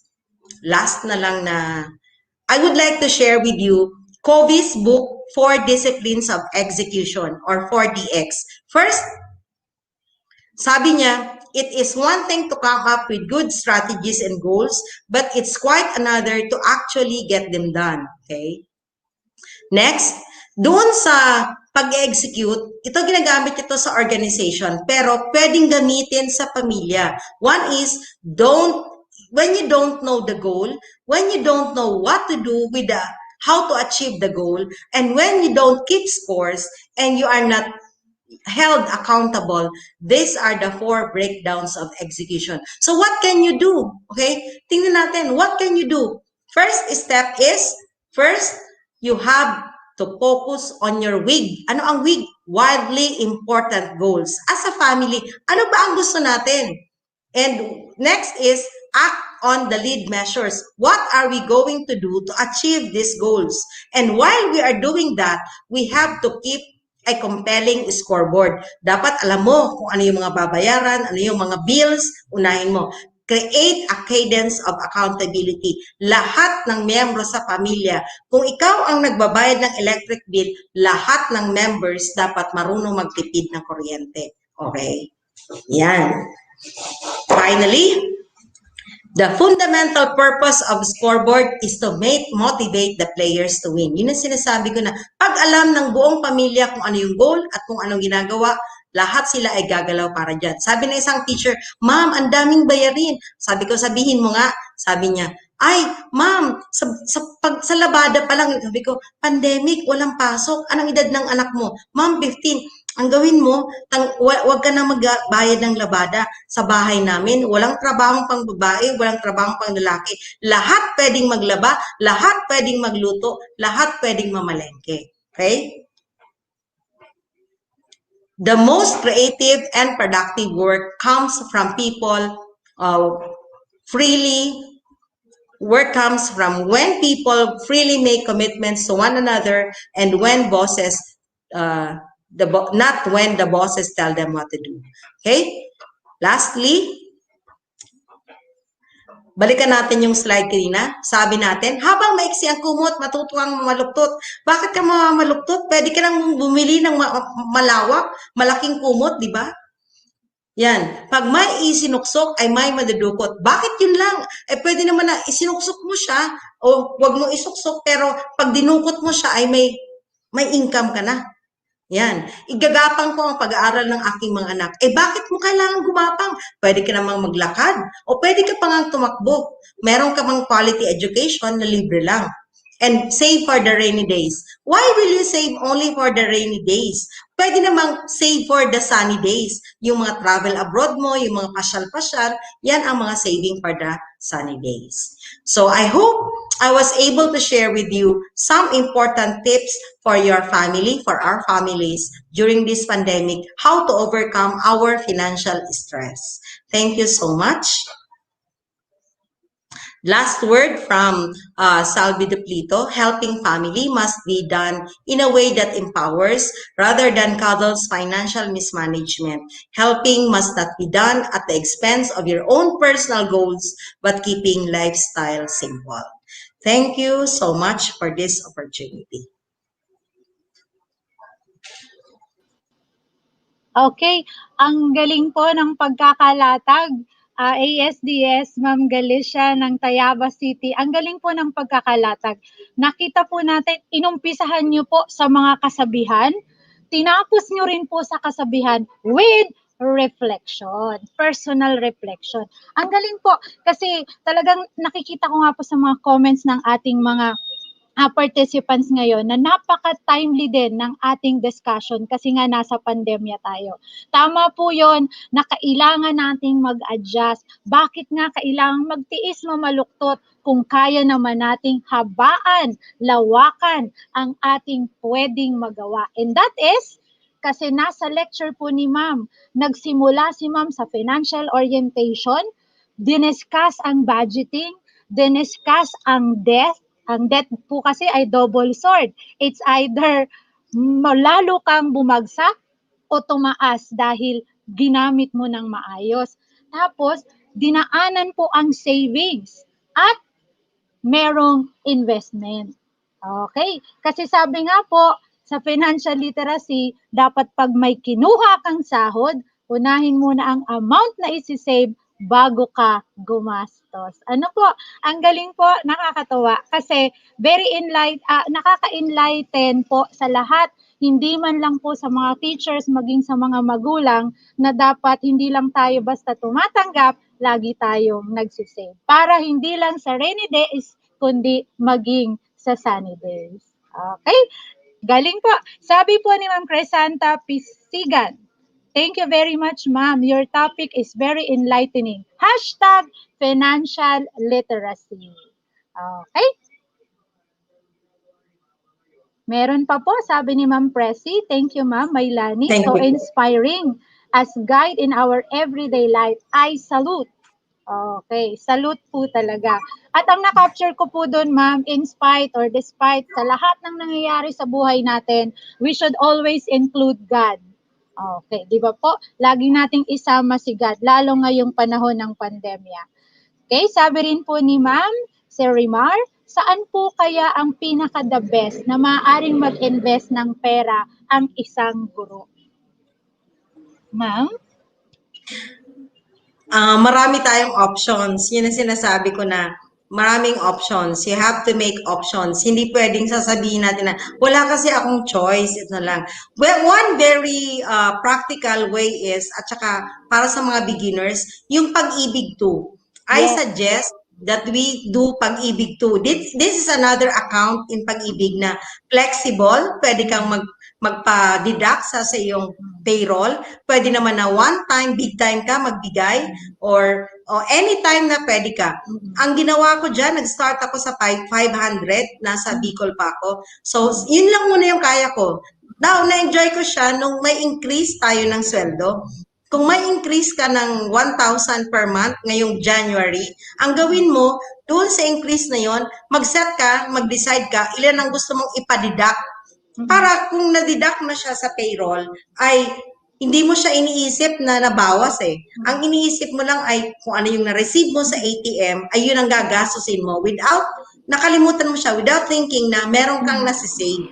So, halimbawa 1,000 ang increase mo, isave mo ang kalahati. Ang ramdam mo rin pa rin naman na meron kang increase, di ba? 500, pero meron ka nang naitabi. That is only one option. There are so many options. Tingnan nyo na lang po, nandyan lang sila sa tabi-tabi. I agree ma'am, kasi me too, nag-MP2 rin po ako. Kasi mataas po ang porsyento ng MP2, yung annual, 7%. Parang 7 to 8%. I agree Nag-start po. po yan sa 4.3. Mataas na po siya ngayon. Despite pandemic, tumaas po ang ating rate of interest. But I also invested in the education of my children. Noon po meron sa GSIS. At unang-una, we invest in ourselves. Do not be stagnant. So, mag-aral tayo ulit. Yeah. Correct. Precisely. Tama po yun, ma'am. Sabi po ni Ma'am May, ma'am, maraming salamat daw po sa pag-share ng iyong karanasan at mga tips.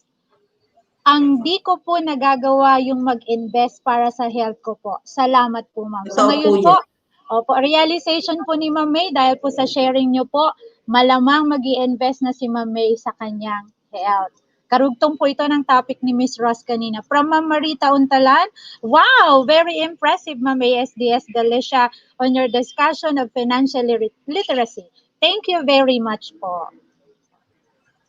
Sir Dindo, inspiring. We need to develop the habit of saving and we need to prioritize the needs over wants para para may ipon at magagastos pag nagkaroon ng hindi inaasahang pagkakataon ng pagkakagastusan para iwas tayo sa utang. Okay, galing ng takeaway din ni Sir Dindo.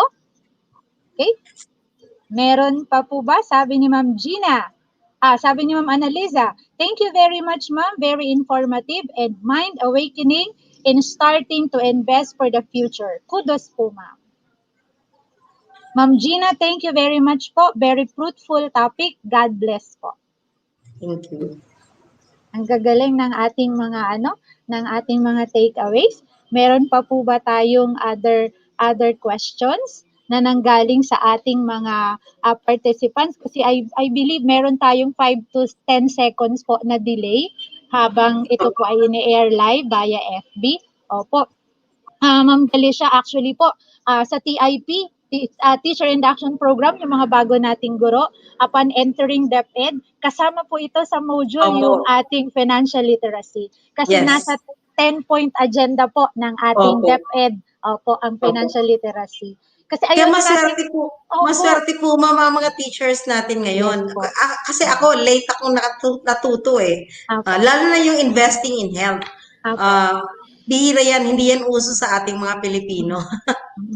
Opo. Pero pag emergency na, yan, kahit magkano, ay utang, masave lang yung buhay. Opo, So, correct. you don't have to wait for your emergency before you think about your health. Nangyari Opo, sa akin. investing. Opo. Kaya kasama po talaga sa ating induction program yon. We Yeah. even invited po yung sa pag-ibig para i-introduce ang MP2 dito sa Dasmariñas po. Okay? So, meron pa po ba tayong mga katanungan? I believe wala na po. So, at this point po, we would like to call again our Chief HRDD, no other than Dr. Luz Osmeña. Good morning, Ma'am Luz. Hey, good morning, Ma'am Maylani. Actually, talagang nakikinig ako, no? Ako rin po ay may savings din sa Pag-ibig 2. So, at least alam ko may ganun pala, no? Kasi nung nagpa-deduct ako many years back, hindi ko alam na may ganyan pala. Hindi ko nga alam kung ano na nangyayari doon, no? Siguro pagdating ng araw, doon ko lang aalamin, no? Actually, 5 years lang yan, di po ba, Ma'am Maylani? Opo, Ma'am. So, after 5 years, bahala na kung anong mangyayari doon, no? Okay. Pero maganda dyan, Ma'am, tax-free po kasi siya. Unlike all others. Na-update mo ba siya? Opo. Pag hindi pa siya, Ma'am, nagpa 5 years, you can contact your Pag-ibig branch. Habang hindi pa siya nagpa 5 years, actually, pwede pa siyang dagdagan. Kasi pwede naman over the counter. Ang maganda po dito na incentive sa atin, it's tax-free. Unlike your deposits in bank, may tax po siya. Actually, salary deduction kaya hindi ko alam. Yeah, maganda yun, Ma'am. Maganda yun. Hindi mo lang napapansin. Yeah. Okay? Talagang yung sinasabi niyo po, yung mga cards, mga credit cards, talagang iniiwasan ko yan. Wala po talaga ako niyan. Kahit anong mangyari kami, minsan nagtatanong sila, meron ka bang Citibank card, BDO card? Sabi ko, wala po talaga. Kasi ayoko talagang financial literacy, ano? So, talaga naman, sana ang mga teachers natin ma-adapt din yan, no? Sabi nga, kung mamaluktot kung ano ang haba at liit or size ng kumot. Ganun lamang po yun. Okay, so, we will now hand in to you your certificate of recognition from our regional director. So ito po, Ma'am Maylani, no? So this certificate is awarded to Maylani L. Galicia, OIC ASDS Tayaba City, in grateful acknowledgement of her expertise as resource person during the 2020 DEPED Calabarzon GAD Convention with the theme Generation Equality, Embracing Challenges in the New Normal, conducted by the Department of Education, Region 4A Calabarzon, through the Human Resource Development Division on December 3 to 4, 2020, via Facebook and YouTube Live, given this 4th day of December 2020 through Facebook and YouTube Live. Signed, Regional Director, Wilfredo E. Cabral. So once again, thank you very much, Ma'am Melanie. Thank you din See po. you Thank you po again. sa lahat. Good day po. Okay. Thank you. Thank you, Ma'am Thank you. Bane. Apo. Thank you, Dr. Luz Osmeña. Thank you, ASDS Galicia. Maraming salamat po at dahil po sa inyong discussion, tayo po ay makakatawid lalo sa pandemyang dinaranas natin ngayon. Sabi nga po, wala sa halaga ang ating isisave, kundi dapat consistent lang tayo. Mula sa 500 si ma'am sa MP2, tumaas ang kanyang sahod, dinagdagan. So, ganun po tayo. Kasi sabi nga po, pagka daw po lumalaki ang botones, lumalaki rin ang uhales. Pero sana, meron tayong means of control. Again, ma'am, thank you Thank you very po. much po. Thank you din po. Marami po. Apo. Ayan. So, ang dami uli nating takeaways na may kinalaman sa financial literacy. At dahil nga doon, tayo po ay matutulungang makatawid at makapag-save para sa ating hinaharap or sa future. Sabi nga, do not just invest para sa ating mga sarili, mag-invest din tayo para sa ating future at lalo na sa ating health. Okay, now, we are down to the 5th resource speaker. At talaga namang wala tayong itulak kabigin. At pare-pareho pong talagang napakagagaling ng ating resource speakers po ngayong araw na to mula kahapon hanggang ngayon. Now, to introduce our resource speaker for today, he is an award-winning journalist, a columnist for the Allure section of the Philippine Star. His column entitled New Beginnings, which comes out every Friday. It deals with everything bright and beautiful, anything inspirational. Because of his column, he was honored by the Catholic Mass Media Awards as the Best Opinion Columnist for 2 consecutive years in November 2006 and October 2007. He has been training students and professional in his pro bono Sunday writing class in Gulod, Cabuyao, Laguna since 2007. He loves his mother dearly. Our facilitator for today, resource speaker for today is no other than Sir Boom D. Tenorio Jr. Good morning po, Sir Boom, to discuss searching for silver lining in the midst of pandemic. Ganda ng topic ni Sir. Nakaka-Miss Universe. Hi, Sir Boom. Good morning, Miss Vanessa. I hope you can hear me. Yes po, loud and clear. Loud and clear. Thank you very much. If I lag from time to time, please bear with me because I'm also here. I'm right now in Sonia's garden. I'm attending a 3-day masterclass on bed and breakfast, how to put up some business. And just to correlate with the earlier topic, yeah, which is financial literacy, I think my discussion will focus now on emotional literacy because we have to remember that they are counterparts. Financial literacy will always be effective if there is also emotional literacy. And my topic for today is about searching for a silver lining in the time of the pandemic. How do you search for something positive when everything or when most of the people you know in your vicinity turn positive with COVID? Ayun lang. You know what I mean? But then again, we have to have a positive attitude at this time, at this most unprecedented time. So, thanks to Miss Nadine Gaton who gave me some pointers of what to talk about here. So, if you find it very unorthodox or very not wala akong sequence, you can just ask me questions. You can just throw me questions through Miss Vanessa. How was life for me before the pandemic? Oh, it was bright and beautiful. I thank God for a job that, my job in the Philippine Star that allows me to travel from this and that part of the world. Before the pandemic, I was in February, I was in Germany. I attended a trade fair. I covered the trade fair. And when I came home, I was asked by my office to do a self-quarantine for 7 days. But we have to remember that February, though we know about the virus, hindi pa ganyan kaasak yung virus. I was asked to do it, so I and after 7 days, that's it, boom. March, just like all of you, I was already working from home. And life took a 360-degree turn, and it was never, ever the same.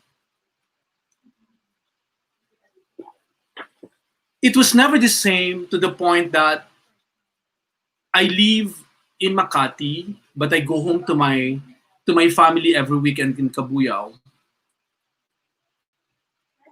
Sometime on March 14, I came home, but I did not go inside our house. I was just in the car. I asked my mom to go to the terrace of our house and just wave at me. It was painful because, as Miss Vanessa mentioned, I love my mother very dearly. And for me, just to wave at my mother, not even, I was not able to kiss her or hug her, even my nieces and nephews. My family is my life. And at the time of the pandemic, your family is your sentinel. Your family is your fort, your fortification, your strength, your stronghold. The virus took that away from me. The virus took away from me the opportunity to celebrate every weekend with my family. I've been working in Manila for 25 years. I've been far away from home for far too long. And on March 14, I just waved hi to my mom from the car and I left. Why? Why did I do that? Because I thought that my thinking was I was already infected with the virus because I live in Metro Manila and maraming may kaso na sa Metro Manila at that time. My mother is 75 years old at the time. She just turned 76 and she's immunocompromised. I told myself, I am not going to jeopardize the lives of my family. So I went back to Makati, to my house in Makati. And you have to remember, for somebody who loves his family so much and not being able to see them for 51 days, I quarantined myself in Makati for 51 days. We all instantaneously became transnational family. Transnational meaning we communicated through phone. We communicated through messenger. Thank God for social media. We communicated through Viber, and then Zoom.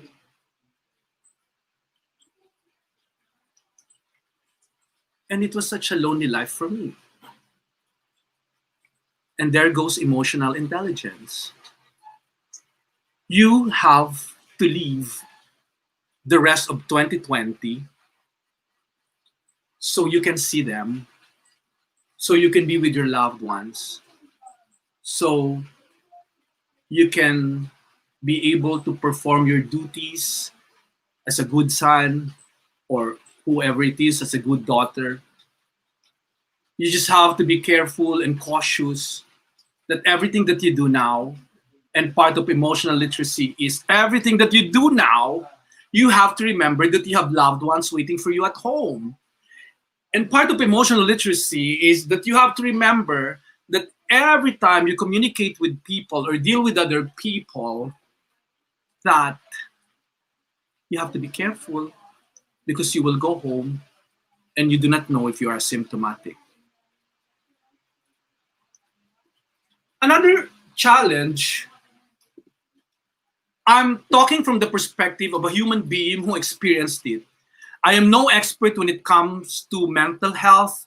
I am no psychiatrist. I am no psychologist. Every time I will relay with you now, everything that I will share with you now is based on experience. I experienced to have friends who I just spoke to a month ago, and then also suddenly heard that he and or she was in the hospital in the ICU, and when I woke up the following morning, he was already gone, or she was already gone. I have 17 friends who died because of the virus. That's why I'm praning. I have I have I have friends whose parents died. And to this day, they become part of the statistics. How sad. How sad. How very, very sad. So, physical death is one thing, and emotional death is another. When we talk about emotional death in the time of the pandemic, we talk about relationships that were severed, relationships that were canceled, junked, put in the back burner, dissipated in thin air, relationships that you lost, relationships that will never ever come back. Personal experience, I lost a relationship in the time of the pandemic. How cruel. One relationship that you held very close to your heart, one relationship that you celebrated with you for the last 2 years and 3 months, and also suddenly it just went kaput because of betrayal. And you realize that there are relationships in the time of the pandemic that you have to let go of. You cut it in the bud because you agree, you have an agreement with yourself that you do not deserve to get hurt anymore. And you have an agreement with yourself that you will move on from then on, suffer the consequences, suffer the pain. You go to the whole gamut of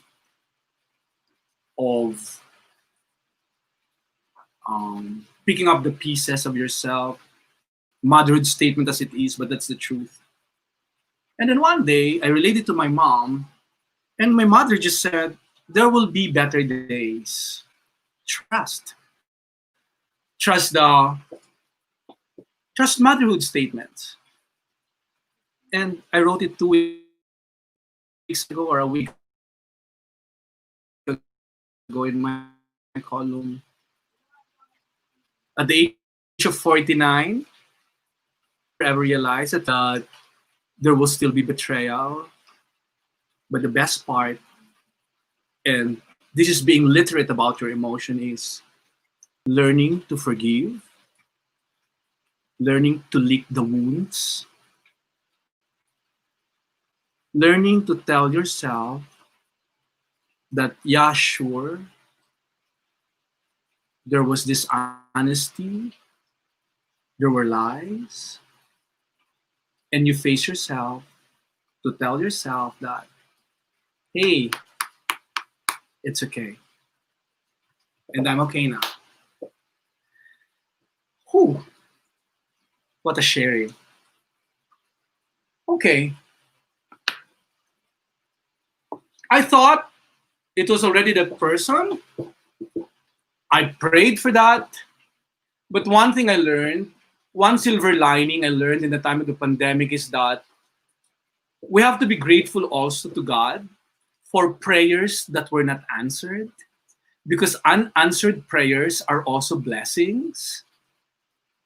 And I say it with utmost sincerity. I say it from the bottom of my heart because I've moved on. And the process of moving on is that and moving on entails processes.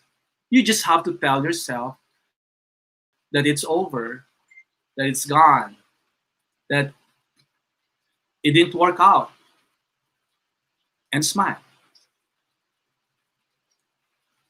You just have to do one little thing each day, like open your eyes, wake up, get up from bed, wash your face.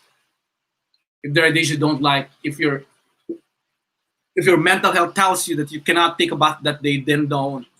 But at least wash your face. And from then on, you will get to turn on the shower, and the next thing you knew, you're taking a bath and you're okay. It's not as easy as reciting ABC or singing Do Re Mi, but moving on takes process. And it took me 2 months. Too quick, as they say, but my mother said, there will be better days. And I got my better days.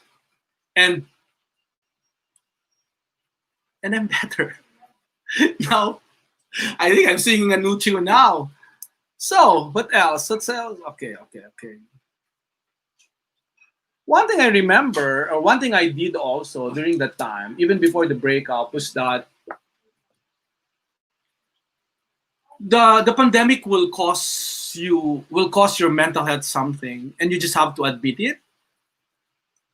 And admitting is different from also from asking for help. You just have to have friends. We're not yet safe. The vaccine is on its way. It's in Britain now.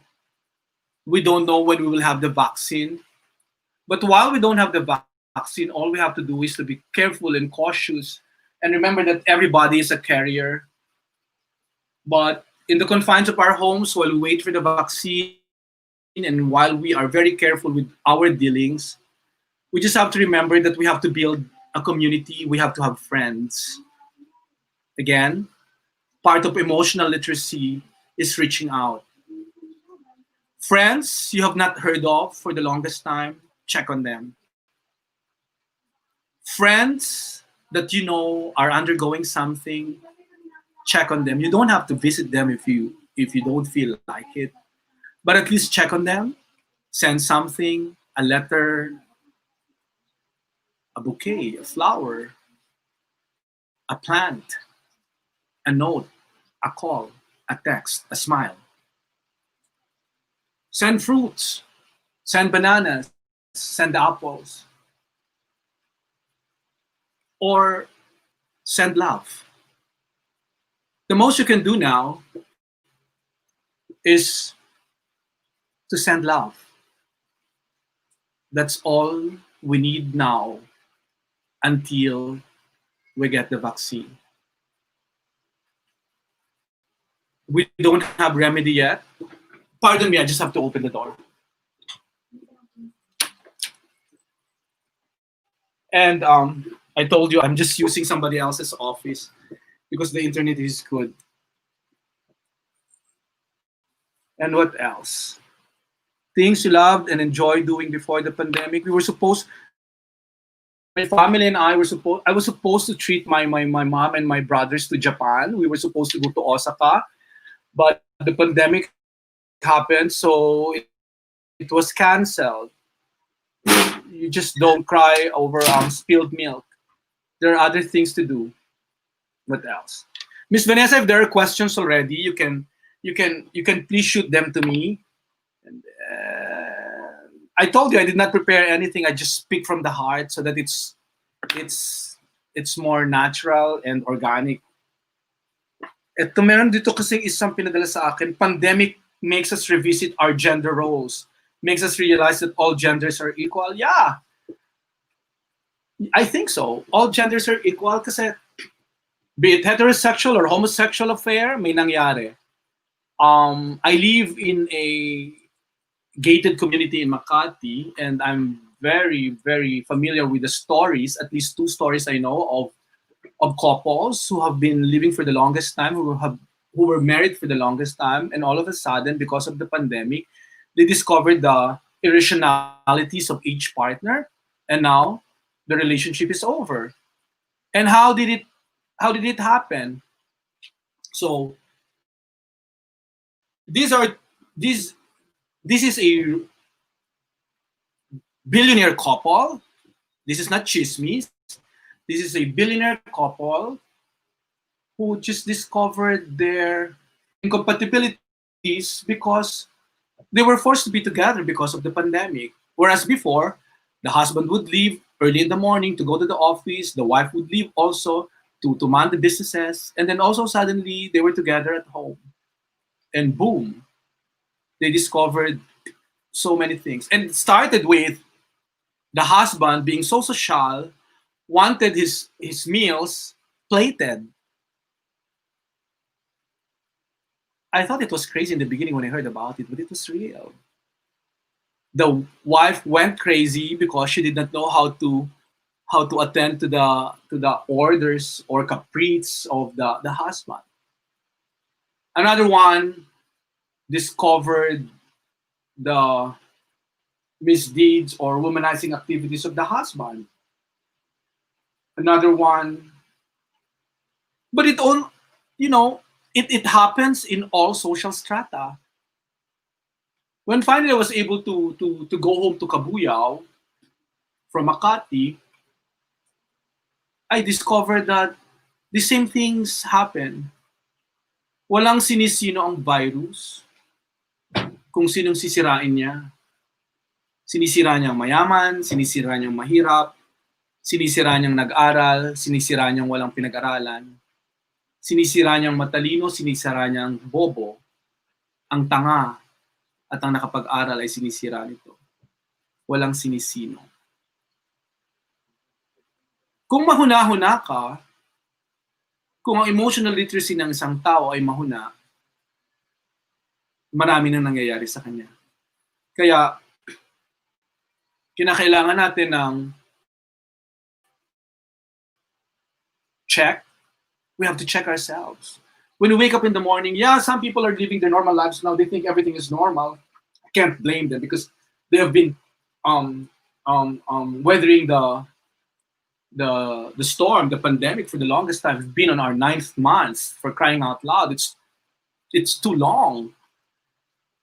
And it will really affect your mental health. The first thing that you have to do in the morning to check your emotional literacy is to ask yourself, are you still okay? May pang-amoy ka pa ba? May panlasa ka pa ba? But the physical manifestation of it, you also have to ask yourself, okay ka pa ba sa loob mo?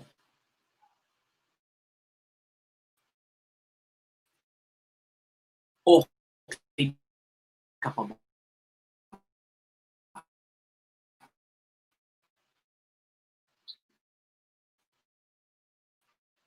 Okay ka pa? Good. Kung di na okay, call for help. Bagay na mahirap gawin ng tao, natutunan ko. People are afraid to say please. When in every dealing that we do in our lives, we have to say please. Makikiusap lang tayo. Sabi ng tatay ko, ang tao marunong makiusap, walang hindi nakukuha sa buhay. And people always forget to say thank you. The gratitude of the heart should be more exposed now in the time of the pandemic. Aanihin mo ang napakarami mong yaman kung wala kang utang na loob. Aanin mo napakarami mong yaman kung yung puso mo naman ay hindi marunong tumanaw. Do you have questions? Miss Vanessa, are there questions? So far po, Sir Boom ay wala po naman. Pero napakarami pong insights ngayon na nakikita natin. Pero ito po meron. Sir, how can you effectively manage your emotional stress, especially this time of situation? Thank you. Emotional stress, managing emotional stress. Me personally, how I manage my emotional stress, I just talk to my mom. My mom is my hero. Please forgive me, I'm a little bit hungry. If you're hungry, please eat in your own in your respective houses. I'm just eating some cantaloupe.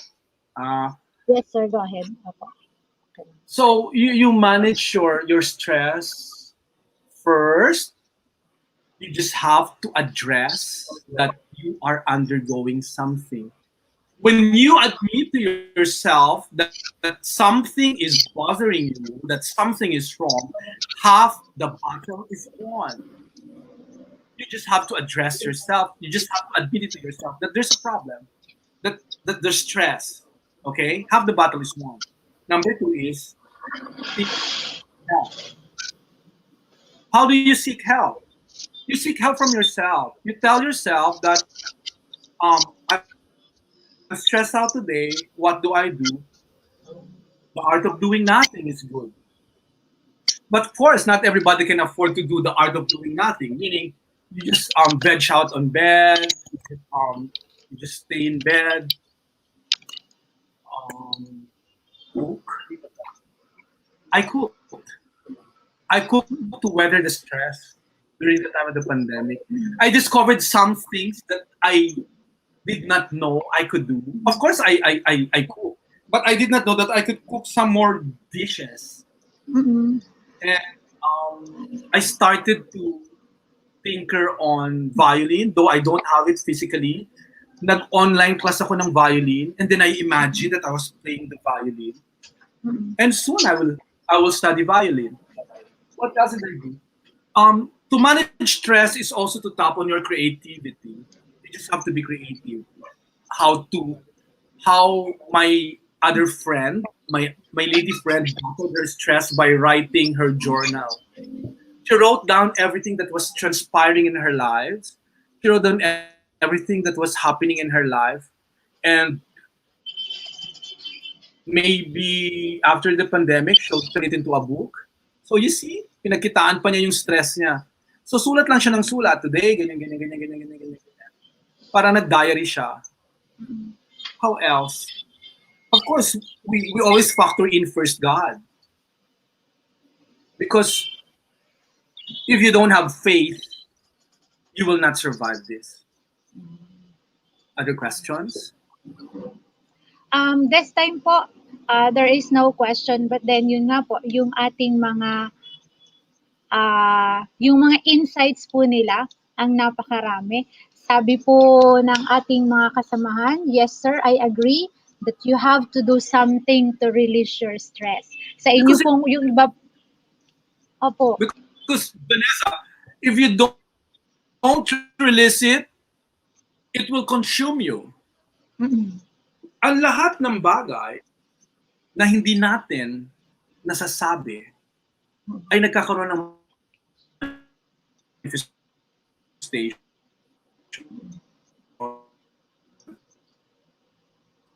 Medyo humihina lang ang internet connectivity ni Sir Boom. Ito, I remember this, no? He told me, I had a cough before.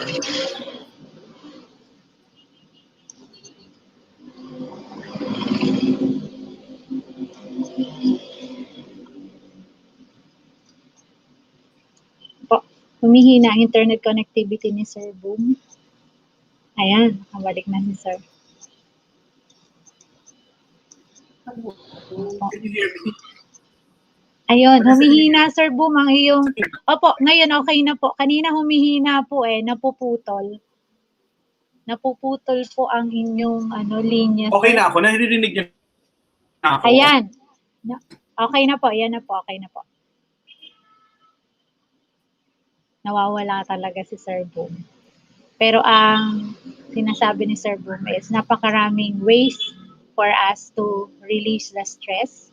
Pwede kang maging plantita, pwede kang magluto, mag-play ng violin. Sabi ni Ma'am Marita Untalan, this time of pandemic, there are a lot of things we miss physically. But despite all of this, we can manage our emotion by reflecting deeply. Tama po yan. Marami tayong iba't ibang coping mechanism na ginagawa or ina-apply. And some of which is yung mga sinabi ni Sir. Rebellion Sayer, sabi niya, watching from GPES Toy District. Good morning po, Sir Boom. Thank you po for giving us ideas on how to cope up with emotional disturbances during this time of pandemic. Thank you for speaking from the heart, and God bless po. Opo, ramdam natin ang emosyon kanina ni Sir Boom. Ano po, kapag ka nakakarinig tayo ng ganon, parang nandun tayo sa sitwasyon. At malamang yung iba doon teary-eyed kung binabalikan ko po yung mga yung mga insights nila. Good AM, sir. How physical and emotional death affect our personality nowadays?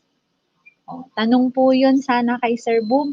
Nalaglag po yata si Sir Boom, humina ang internet connectivity. But while we are waiting for Sir, hanapin po natin basahin natin ang iba't ibang mga insights. Sabi ni Esteban Lupe Tamayo, managing your emotional stress is simply having a heart-to-heart talk to the closest person to you, your mother. Laugh and cry with her. Iba po yung feeling after. Totoo po yun. Habang nandyan ang ating mga magulang, we really need to maximize the time.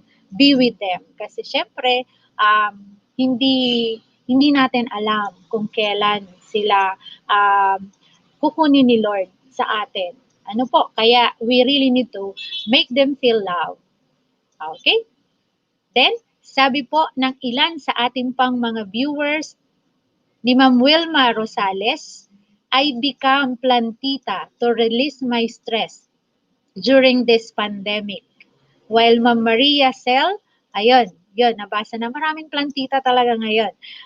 Sabi ni Ma'am Maria Cel Buenafe Gonzales, isang bagay lamang po ang natutunan ang kaligayahan mo ay di nakadepende sa ibang tao. Tama po. Minsan po tayo sa sarili natin, hanapin natin kung ano ang magpapaligaya sa atin. At may nakita akong comment kanina doon, avoid negative people. Sabi nung ilan sa ating mga kasamahan. Ang galing po ng ating mga topics ngayon, talaga pong nagko-coincide at talagang very much related. Olivia Rivera, dapat maging positibo sa buhay at pagyamanin ang espiritualidad. Tama po, lalo ngayong panahon ng pandemya, we should really reflect. Opo, lagi pag tayo ay nai-stress, wala tayong makausap, kausapin natin si God. Tahimik, pero kumbaga heart-to-heart talk with our Creator. Kasi talagang sa panahon ngayon, mahirap na yung ating mga problema ay sinasarili lang po natin. Mercedita Mercado, I spent my time during pandemic was attending free webinars. Opo, marami pong mga guro ang gano'n ang ginagawa noong panahon ng pandemic. Talaga pong na-maximize nila ang oras. Ang dami ng mga certificates na talagang inatenan nilang mga webinars. At very good po kung sa ngayon po ay na-apply po natin lahat yon. CJ Nieva, learn to walk away from people and things that triggers your peace. Precisely. Approve. I agree. Sabi ni Ma'am Albesa, this pandemic helps me discover myself to become plantita and I enjoy that I am doing with my plants collection. Tama po at hindi lang po yun yung iba hindi lang sa pansarili nila, ginawa pa rin po nila itong pinagkakakitaan nila sa ngayon. Yung iba naman nagte-trade sila. Okay? Hindi lang po nakakatulong sa kapaligiran, maging sa ating mga sarili dahil stress reliever natin. Juliet Matawaran, palakasin ang pananalig sa Diyos, pagmamahal na nagmumula sa pamilya at kaibigan, at pagkakaroon ng mga tamang tao sa paligid mo. Sa panahong ito ay malaking tulong para malabanan ang stress. From the Division of Antipolo, San Jose National High School. Okay, agree po. Then, sabi ni Ma'am Mercy Camilon Velasco, sabi niya po, I make myself busy, like being a plantita and talk to my friends and laugh. Okay. Marami, nakikita natin kung itatara natin, ang dami-dami ngayong mga ways to release stress, prevent stress, at laging kasama doon yung pagiging plantito or plantita. Odette Henova, thank you, Sir Boom. One of the best pieces of advice I ever got. Okay, ang daming sinabi kanina nga ni Sir Boom. Sayang nga lang at nalaglag si Sir Boom. Loreline Mignon, sharing your life experiences. Nakaka-touch po. You are a man of success and a man of faith. Feel na feel ko yung sinabi mo na umuwi ka kay nanay kung malungkot ka or mahina. Salute po. Okay, tama. Kasi si nanay ang nakasama natin sa matagal na panahon nung nasa tiyan pa lang tayo. Kaya kung ano ang nararamdaman natin, talagang nararamdaman din niya ng ating mga magulang. Juby C. Moreno, God is the best person who can help us, especially in this pandemic. Enjoying God is the best way to enjoy life. Sa napaka-busy nating schedule, minsan nakakalimutan talaga natin na tumawag talaga sa Panginoon. Pero ngayon ng panahon ng pandemic, yun yung positibong nangyari, yung mapalapit tayo sa pamilya at sa Diyos. Inan Esteron Hernandez, be positive always and do the right things without doubts. Huwag isipin ang magiging reaction ng iba kung alam mong ginagawa mo o natin ang tama. Okay. Maganda po yung mga sinishare natin, lalo na yung self-reflection. Lalo pagkagabi, pagkatapos ng napakahaba nating trabaho, hihiga tayo, tapos habang nagpapahinga tayo, magsi-self-reflect tayo. Even sa mga teachers, ginagawa natin yan pagkatapos ng lesson natin. We have this, the so-called self-reflection. Yung reflection na yan ang nakakatulong para makilala natin lalo ang ating sarili. Para kung may nagawa tayong mali, pwede nating ma-improve at hindi na natin gawin muli sa susunod. Ma'am Miles Belen, thank you so much for the insights. To make us stress-free, try to do something that make you happy. Plan, exercise, watch movie, laugh and pray, embrace the new normal. Ang dami namang mga ways to release the stress. Si Ma'am Miles.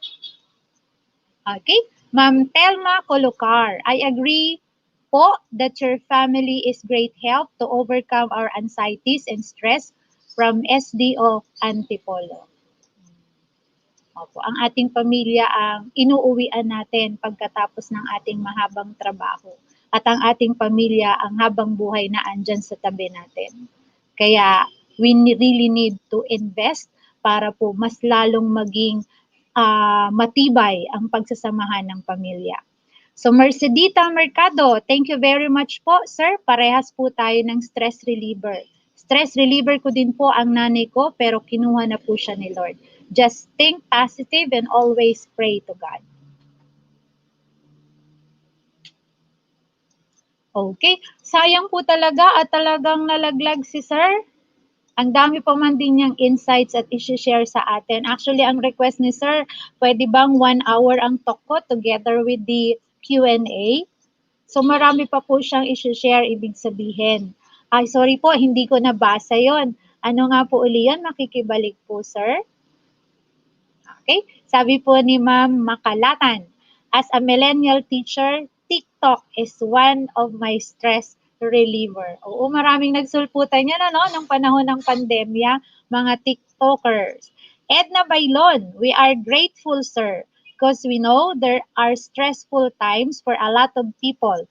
But we're so blessed during this quarantine period because there are many things to do to cope up stress. Okay. Lalo na kanina, yung shinare kanina ni Miss Ross, yung ating mga breathing exercise, yung ating 478. Christine, Ma'am Christine, thank you po for this virtual God webinar. I learned many information about financial management. Thank you so much po sa inyong lahat na speakers. God bless more po. Keep safe always po. Ma'am Gonzalez, prayer is the best remedy for anxiety and depression. I lost my mom due to cancer this pandemic. Pero my faith gave me strength to overcome dead sadness. Ma'am Merlinda Clemente, thank you, Sir Boom, for sharing your experience and expertise in how to manage and overcome our stress and anxiety. God bless po.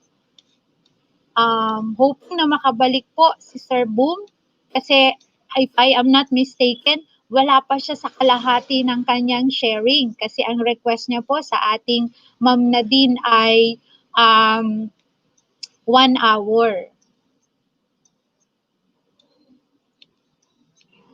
Okay. I believe si Sir po ay gumagawa ng paraan para makabalik po sa atin. As per requested, mag-synthesize tayo. Thank you, Sir Boom, for sharing your experience and expertise on how to manage and overcome our stress and anxiety. God bless po. Tingnan niyo po yung takbo ng ating discussion sa ngayon. Talaga pong masasabi natin na ang ating day 2 ng ating GAD convention ay talagang para sa pamilya, yung family during pandemic. Ito po ay pinumpisahan ng ating Popcom director kanina. Nakita natin yung dami talaga, yung pagtaas ng figure ng teenage pregnancy, nakakaalarma. At ito po ay sinundan ng ating ARD, Ruth Fuentes, at pinakita naman po doon kung papaano natin hahanapin ang ating sarili, sa pamilya, sa trabaho, maging po sa ibang tao sa paligid natin. So, dito nakikita natin, kung pag-aaralan natin, babalikan natin yung ating araling panlipunan. Ikaw bilang tao, papaano ka bilang tao, magiging miyembro ng pamilya, yung maliit na unit sa ating lipunan, tapos papaano tayo makikirelate sa ibang tao. Pero syempre, we need to prepare ourselves. Maraming preparation, kasama nga dito yung ginagawa natin, yung moral, spiritual, kasama na rin dito yung financial. Kung titingnan natin, lahat ng topics ay talagang related sa bawat isa. Kasi kapag ang financial ay isa sa talagang kulang at problema natin, papasok na doon ang napakaraming issues sa lipunan. Kaya yung ginagawa ng DepEd na financial literacy ay ito po ay tulong o paraan para po ang bawat isa sa ating lipunan ay kumbaga makaiwas sa tinatawag nating mayat-mayang pangungutang. Kasi ito yung usualing problema, ba't nag-aaway ang mag-asawa? Kasi hindi na nga po hindi na minsan sumasapat ang pera para matugunan ang pangangailangan ng bawat isa.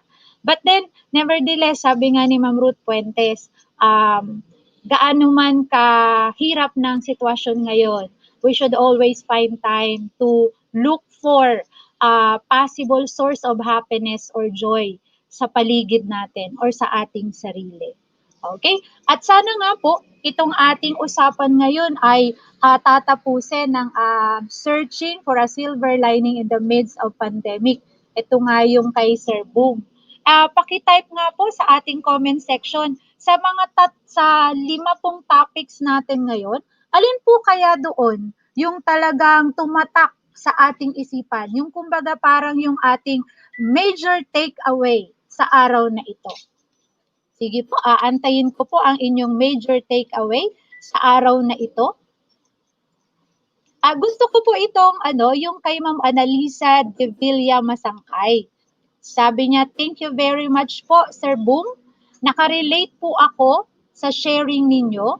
Palakasin ang ating pananampalataya at pagtitiwala sa Diyos. Every morning, naging routine na ang pakikinig ng Mass via FB Live. Thanking and asking for protection, asking for protection and guidance, hoping na matapos na rin ang pandemic na nagiging sanhi ng ating stress. Think positive always, find activity that will help you release your, ayan na si Sir, release your stress since malapit ang Christmas. Ginamit ko ang stress reliever, ang solar Christmas lights. Ayun. Sir, na-miss kita. Nalaglag kayo bigla kanina. Marami na po kaming napag-usapan. Sorry. Sir. It's okay po. Sabi ko nga po sa ating mga participants ay marami pa kayong i-share. Okay, so what did I miss? Sorry about that. I lagged for quite a while because the internet in the office of Sonia's Garden, it was the connection was intermittent. So I went to another office. I had to walk several minutes just to get here. So please bear with me, but I hope whatever I shared with you, I always believe, Vanessa, that the more personal you get, the more takeaway people have from what you are always saying.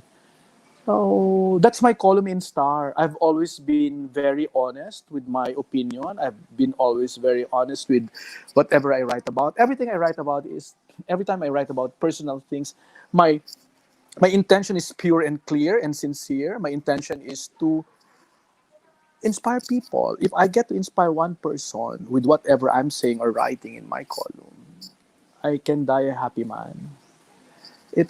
Can you still hear me? Nako, nawala na naman yata ako. Yes po. I can hear you, sir, loud You, and clear. okay. So, are there questions that I need to answer? Like, Actually po, so far, wala naman po. Puro lang po siya insights na talagang appreciation po sa inyong sharing. And mostly, nakaka-relate po daw sila sa inyong mga sharings. And they are very thankful. thank you very much for appreciating my thoughts, because appreciation is one way of combating the virus. Appreciation, if we get to appreciate things around us, if we get to appreciate things that are said to us or things that we hear, then we're on the right track. We're on the right track of fighting the whatever this pandemic is all about. Basta importante lamang tatandaan natin lagi. Lagi ko lang tinatandaan sa sarili ko. Sa panahon ng pandemyang ito, do not be difficult. Huwag na tayong deprensyoso. Hindi na tayo pwedeng magpa-abla-abla pa. Don't be difficult. Let's not be, there are so many people who are difficult in this world. People who are very hard to please, people who have this 101 or 102% expectation of other people's regard towards them. Hey, you're not the only person living in this world. We have to be man for others. We have to mind other people around us. We just don't have to mind ourselves. I mean, I don't mean it physically minding them, but at least check on them. If people are difficult, people don't tend to appreciate so many things. And thank you for appreciating everything that I said or something that I mentioned. If we're difficult, it tells something about us. If we're haughty, if we're kala mo kung sino, it's not about the world. It's about you. We would say something about ourselves every time we become difficult, every time we become very hard to please. I don't believe in that. I just believe on kindness. I believe that people should be happy and kind, especially in this time, in this most unprecedented time. I just have to be kind and happy. Otherwise, we will not survive this. We just have to survive this until the virus comes. I mean, until the anti the medicine comes. Otherwise, we're not doing it for the right reason. Can you still hear me, Vanessa? I'm always asking because I don't know if the internet here in the office, in the other office, is good. Loud and clear pa ako, Vanessa. Loud and clear, sir. Boom. Okay. So what else? What are the other reactions of people so that I may reflect also on them, if you don't mind?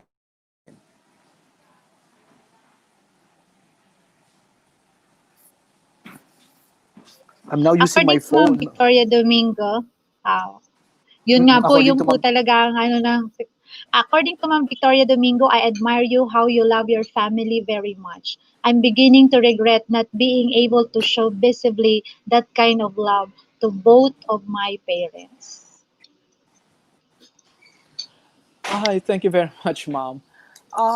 Kasi kapag nagmahal tayo ng pamilya, nagmamahal din tayo ng Diyos. Kapag minahal natin ang pamilya natin, hindi ko alam, no, kung kanino ko nakuha ito. Hindi ko alam kung sa religion teacher ko ng grade school, na hinahanap ko rin kung totoo siya o hindi. But I always remember, Miss Vanessa, na yung isang kautusan lang sa 10 utos ng Diyos, isa lamang ang may pangako ang Diyos na sinasabi. But you can also verify this if this is true.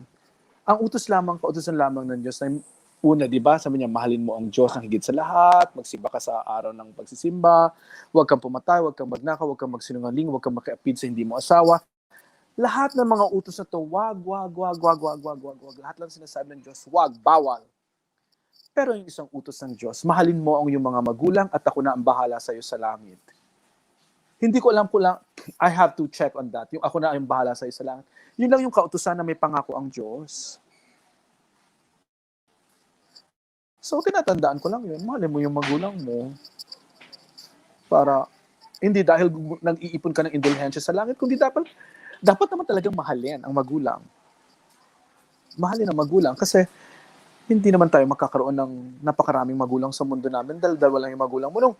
Nung namatay yung tatay ko noong 2010, January 18, 2010, my father died in my arms. When my father was having his when nung naghihingalo na yung tatay ko sa ICU sa isang ospital sa Santa Rosa. Sabi ko, gusto ko nang spare yung nanay ko at mga kapatid ko kasi naghihingalo na. I don't want them to see how my father would expire. So I asked them lovingly if sa labas na lang sila because only one person, only one member of the family could stay with the dying person in the ICU.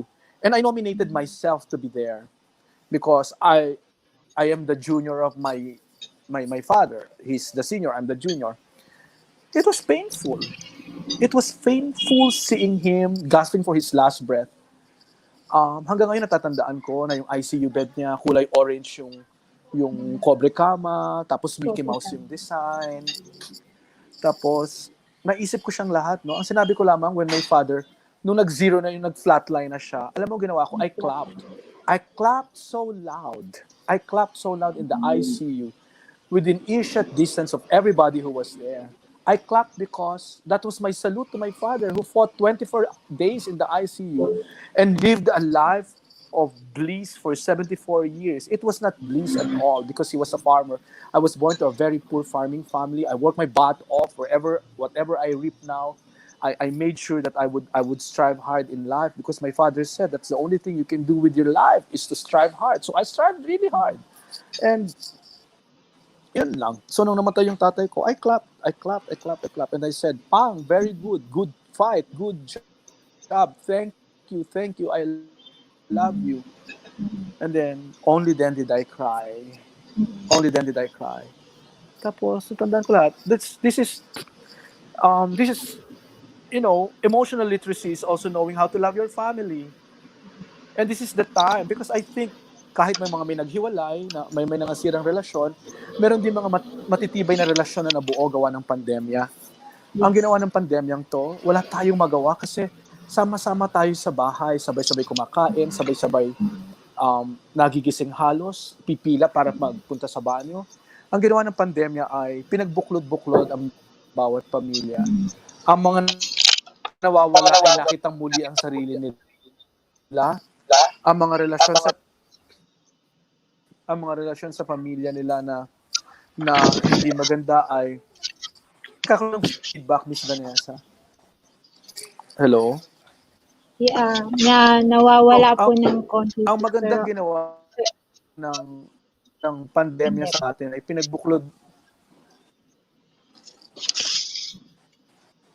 Do you think my next step is in the middle of the street just to be able to finish this? Nawala na naman. Can you hear me? Medyo nawawala po ang pero naririnig naman po ay Maria. So, yun lang. Parang, now, can you hear me? Yes po. Okay. Yes po. So, ang sabi ko nga kanina, ang magandang ginawa ng pandemya ay pinagbuklod-buklod ang pamilya. Lumalaban ang bawat pamilya, ang bawat bahay lumalaban. Lalo na nung panahon na talagang ECQ tayo. Ngayon, siguro dapat tuloy pa rin tayong lumaban kasi nababaliwala natin minsan na baka meron pa naman talaga. Hanggat nadadagan araw-araw, meron pa tayong kalaban na hindi natin nakikita. Ang kalabang hindi nakikita ay kita natin naman na kagandahan sa loob ng pamilya natin. Kasi sa loob ng pamilya, doon nabuo ang maraming bagay. Ang hindi nag-uusap na magkakapatid ay nag-uusap na. Ang mga pamangkin na hindi nababantayan noon ay nababantayan na. Ang tatay na hindi napagsisilbihan ay napagsisilbihan na. Ang nanay na hindi masyado napakitaan ng pagmamahal ay napakitaan na ng pagmamahal. Kung pagkatapos ng pandemya ay hindi umusbong ang isang magandang pamilya, walang nagawang maganda ang pandemya. Pero hindi naman ako naniniwalang walang nagawang magandang pandemya sa pamilya. Naniniwala pa rin ako na umusbong ang mga relasyon sa loob ng sa bawat magkapatid, magpinsan, magnanay, magtatay. Ang sabi ko nga kanina, ang pagmamahal sa pamilya, para nakita mo na rin ang larawan ng Diyos. O para nakita mo na rin ng Diyos ang personal kapag nagmahal ka ng pamilya. Yun lamang po. Ano pa pong tanong ninyo dito? Merong mga tanong dito sa chat.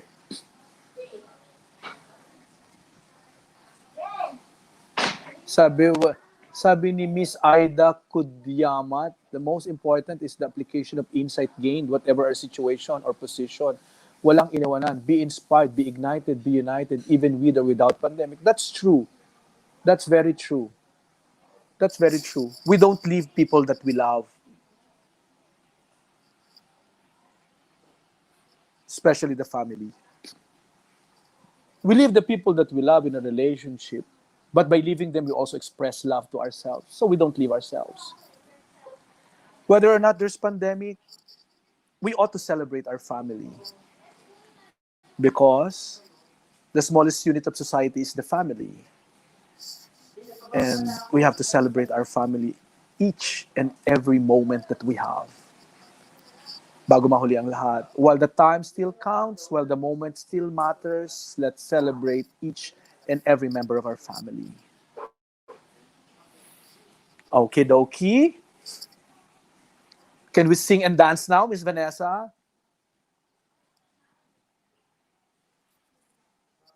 Oh my God, I think I lost them again.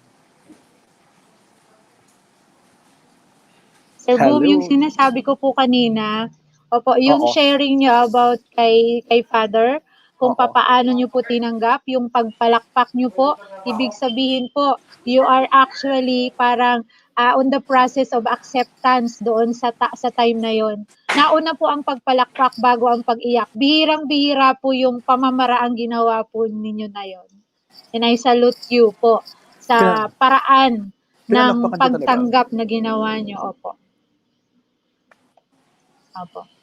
Sir Because Boom, my personally, father, when Opo. I was, personally what? Go ahead po, go ahead po, go ahead As you po. were saying, Miss Vanessa, Opo.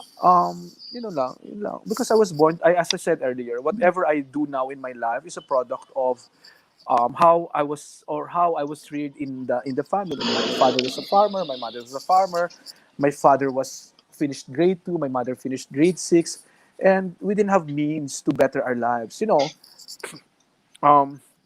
Minsan kinakailangan lang talaga natin mag-ambisyon, kinakailangan lang nating mangarap. Kapag namatay na mga pangarap natin, namatay na rin ang kaluluwa nating lahat. Kapag namatay na ang kaluluwa nating lahat, nabubuhay na lamang tayo, para lang tayong shell, yung katawan natin. Wala na. Walang pag-asa. Pero sabi ko sa sarili ko noon, ayokong lumaking mahirap. Kasi mahirap na kami eh. Pumapasok ko. In fact, as you mentioned earlier, nanalo ako sa Catholic Mass Media noong 2006. Ang opinion column ko na pinanalo ko doon, ang title niya ay Chinelas. Chinelas kasi umuwi ako ng bahay namin na nabote yung paa ko. I was in grade 1, umuwi ako na ulan, naglalakad ka lang papunta sa Gulod Elementary School.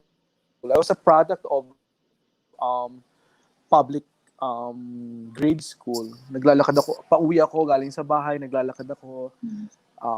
Butas-butas na yung chinelas ko. Pag uwi ko ng bahay, dumudugo na yung paa ko kasi nabote ako. I stepped on a shard glass. I sinabi ko sa nanay ko na kung baka pwede naman bumili ng bagong tsinelas. Sabi na nanay ko, paano tayo bibili ng tsinelas? Hindi nga tayo makabili ng ulam, hindi nga tayo makabili ng notebook yun, hindi nga tayo makabili ng ganito yun. Ang damit namin ay hand-me-down, tattered. I take pride. You know what? I even wrote a column why I am very thankful I was born poor. I always thank God for the fact that I was born poor because I was so hungry about life that I want to be filled and full.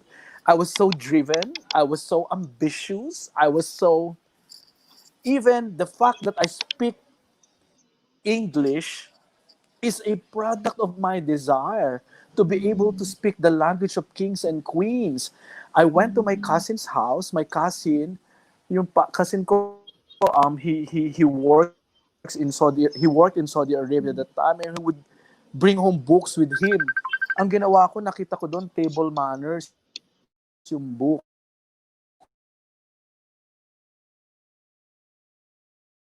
So, Opo. you hear me pa? Yes Am I po. lost again? Opo. Sir Boom, talaga pong ang ganda ng mga Hello? sharings po natin. Yes po. Naririnig po. Ang ganda po ng mga sharings natin. Even po ang ating mga kasamahang Okay. sa FB Live ay talagang relate na relate. Sir Boom, any ano po, parang to capsulize everything po? Yung ng ating sharings po. Okay. As I mentioned earlier, this is also the time to be emotionally intelligent. Mm-mm. If it's not proper to go out, don't go out. We have people we love at home who are waiting for us at home. We don't want to transfer to them the virus. We need to be loving of our family. Nagmamahal tayo ng pamilya natin kasi naging tao tayo gawa ng pamilya natin. Kapag hindi na tayo marunong magmahal ng pamilya natin, nawawala na ang kaluluwa natin. Pero bakit naman mawawala ang kaluluwa sa isang taong patuloy na nagmamahal? Makapagmamahal lamang tayo ng iba kapag ang pagmamahal ay na nanggagaling sa loob ng pamilya natin. Maraming salamat sa inyong lahat sa pakikinig. Hindi ko kayo nakita lahat, hindi ko nabasa yung messages. I don't know if I'm making sense at all. I don't know if I'm imparting with you anything. I just speak from the heart, as I said. I speak from the heart because when you speak from the heart, you will never go wrong. So, thank you very much. Let's have kindness and happiness in our hearts. And when we have kindness and happiness, platitude as it may sound, motherhood statement as it may sound, we will never go wrong with love, kindness, and happiness. Thank you very much, Ms. Vanessa. Thank you po, Sir Boom. Talaga pong totoo po yung sinabi. Lagi natin ilagay sa sentro ng ating buhay ang ating Panginoon. Dahil po talaga kung ang ating ginagawa ay laging galing sa puso, sabi nga ni Sir, hindi tayo magkakamali with the guidance of our Creator. Okay, ang galing po ng topic natin. Nag-umpisa tayo sa topic about population. Ngayon po ay tinapos natin sa topic na may kinalaman sa emotional literacy. At pag pinagsama-sama po iyon, mabubuo natin ng maayos ang ating pamilya, ang pundasyon ng isang lipunan. Sir Boom, maraming salamat. At this point po, we would like to call again the Chief HRDD to award the Certificate of Recognition. Ma'am Luz? Hello, good morning once again, Ma'am Bane. Good morning, Sir Boom. Wow, what a very Good morning, Ma'am Luz. delivery of your topic. I can relate Thank to you, no? Because I once had a dear old mother whom really I love so much. Okay, so Sir Boom, thank you very much. Now Thank we you. will give to you the certificate of recognition. Now, as I read the text, this certificate is awarded to Boom D. Tenorio Jr., columnist, Philippine Star, in grateful acknowledgement of his expertise as resource person during the 2020 DEPED Calabarzon GAD Convention with the theme Generation Equality Embracing Challenges in the New Normal, conducted by the Department of Education, Region 4A Calabarzon, through the Human Resource Development Division on December 3 to 4, 2020 via Facebook and YouTube Live, given this 4th day of December 2020 through Facebook and YouTube Live. Signed, our Regional Director, Wilfredo Thank E. you. Cabral. Once again, thank you very much, Sir Boom. Thank you. See you Thank you. again. Thank you very much. Thank you. Okay, Thank bye-bye. you. See you again. Thank you po, Bye. Sir Bye-bye, Boom. Bye. Thank Bye-bye you, Miss po. Vanessa. Thank you, Take Miss care po. Nadine. Thank you po. Thank you, Ma'am. Bye-bye. Bye-bye. Bye-bye po. Thank you very much po. Ayan. Thank you very much po, Sir Boom. Kahit po nagkaroon tayo ng problema sa internet connectivity, na ipagpatuloy pa rin po natin at kami po ay nagpapasalamat sa napakaraming mga messages po na natanggap natin via FB Live. Sabi po ni Ma'am May Minor Arcibal, para po sa akin ay lahat po ng topics, lahat po ng mga resource speakers ay magagaling magpaliwanag, sadyang mapapatutok ka. Lahat tutok sa isip, tatak sa isip ang bawat isa. Di nakakaantok at makaka-relate ang lahat. Maraming salamat po sa lahat ng speakers at Ma'am Vanessa. Thank you po. Maraming salamat din po. Galing nyo din po. Kasi sigla po ng lahat. Kasi sigla po ng lahat. Ayan. So, ang atin pong 5 topics para sa ating session 2, the family during pandemic, ay natapos po natin ng maaliwalas. Maraming salamat po sa inyong lahat. Ma'am Nadine?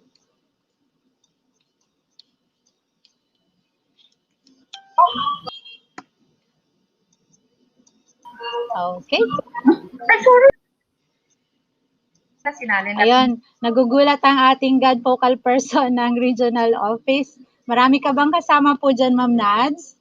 Hindi, ako lang. Pero nagpapasalamat talaga ako kay Sir Boom kasi talagang na he's busy today. Pero talagang he really gave time for this activity kaya nagpapasalamat ako. Kasi si Sir Boom yung teacher namin sa aming Sunday writing class. Thank you. Sige po, out na po ako. Okay na po ako, Ma'am Nalen. Salamat po. Hi, Ma'am Bane. We survived. Yes po, and congratulations to all. Siguro po gusto ko lang din mag-share about sa talk ni Sir Boom. What really struck me the most is yung word na emotional death. And I really want to reflect if I have felt that, if I have felt emotional death during pandemic. So maganda rin po sigurong pabaon yon sa mga participants natin na tanungin din natin minsan yung sarili kasi minsan masyado tayong nag-care for others pero hindi natin nabibigyan pansin yung sarili natin. So have we felt that? Have we felt emotional death? And if we have felt that, ano yung itsura niya at ano yung na-feel natin nung naranasan natin yun? So, Ma'am Bane, thank you so much po for hosting our program for today. And to award you with a certificate, may I call on our Chief in HRDD, the Regional Office of DEPED CALABARZON.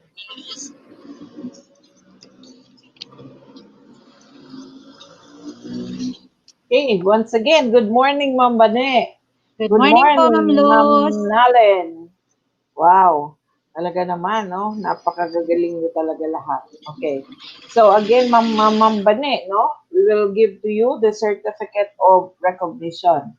So as I read the text, this certificate is awarded to Vanessa R. Barcarce in grateful acknowledgement of her expertise as moderator during the 2020 DepEd Calabarzon GAD Convention with the theme Generation Equality Embracing Challenges in the New Normal, conducted by the Department of Education, Region 4A Calabarzon, through the Human Resource Development Division on December 3 to 4, 2020 via Facebook and YouTube Live. Now, given this third day of December through Facebook and YouTube Live. Thank you very much, Ma'am Bane. Thank you po, See you ma'am. again. Thank you. Thank you, Miss Nalen. Thank Okay, you. the certificate much, shall be signed by our Regional Director, Wilfredo E. Cabral. Thank you Ma'am again. Luz.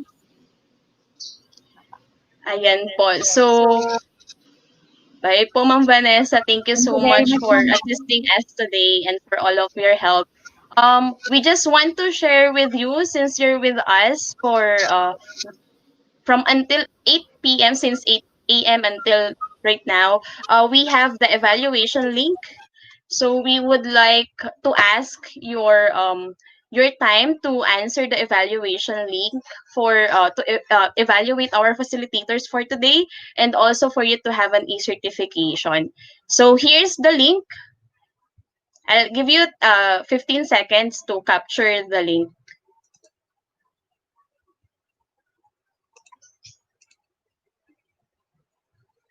Okay na po. So before we end, ibabalik po uli natin si Ma'am Luz for the vote of thanks. Alam ko po maraming gustong pasalamatan si Ma'am Luz. So Ma'am Luz, take it away po. Okay, thank you again. Actually, I really enjoyed the session. I was not able to finish the session yesterday dahil po sa napakadami natin concerns na na-attendan, inatindan kahapon.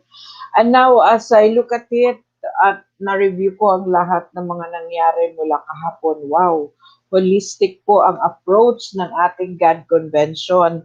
Holistic development of our God advocates. Sabi ko nga, mentally, emotionally, physically, and spiritually. So, thank you very much. Now, syempre, marami ako talagang papasalamatan sa oras na ito, no?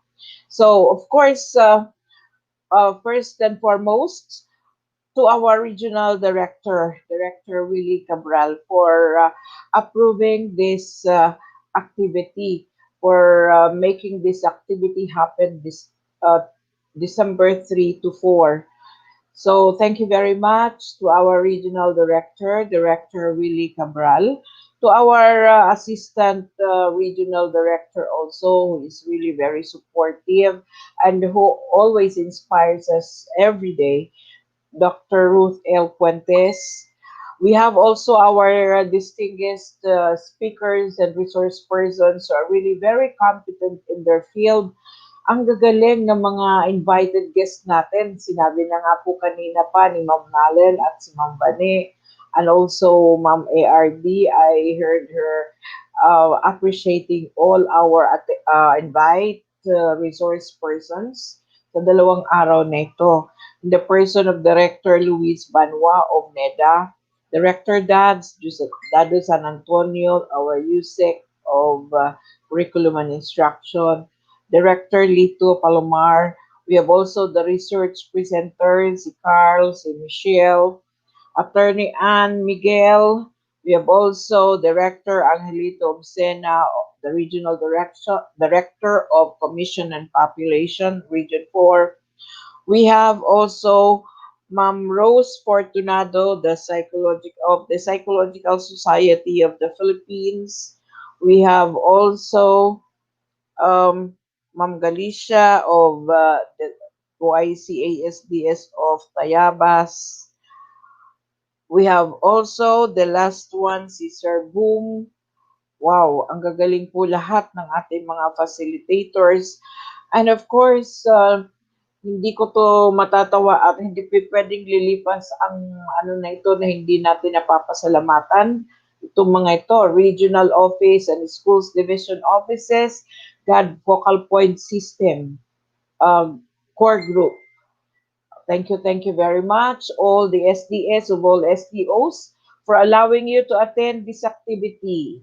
Thank you very much also to our HR SEPs who helped in facilitating this convention. Maraming salamat sa inyong lahat. Our HRDD team, of course, thank you very much. The ICT headed by Sir Ray Valenzuela. Maraming salamat. Our God focal person, I salute her passion in all God activities, no less than Ma'am Nadine Gaton. Wow! Talaga naman, very workaholic si Ma'am. Talaga po. I salute you, Ma'am, of being that. And of course, we have also Ma'am Gisela Olpina. Our, sabi ko nga, godmother, no? Hindi naman mother kasi kami dalawa ay almost magka-sister kami.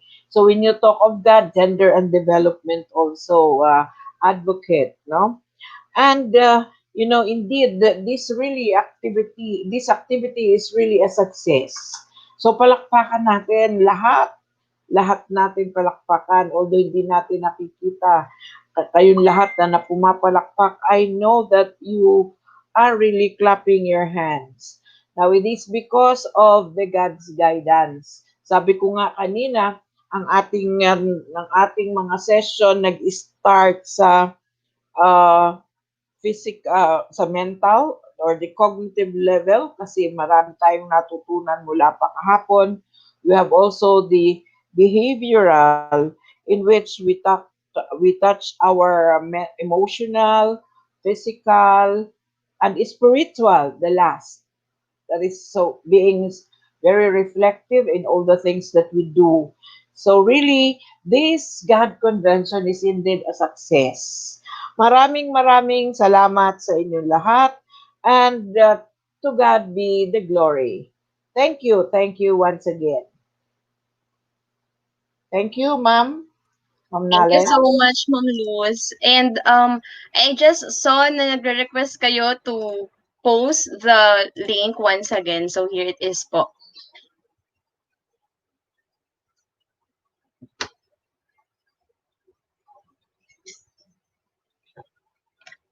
Okay, so to end our program, let's close it with a prayer.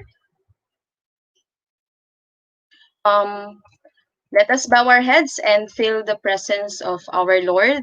Heavenly Father, as we come to the end of our time together, we thank you for what has been accomplished here today. May the matters discussed serves as a catalyst to move us forward and cause us to advance and see growth in all of our lives. May we leave here recognizing you are the God of all wisdom and you are willing to lead us forward. This we pray in the name of the Lord Jesus. Amen. Thank you so much and have a wonderful day po and eat your lunch.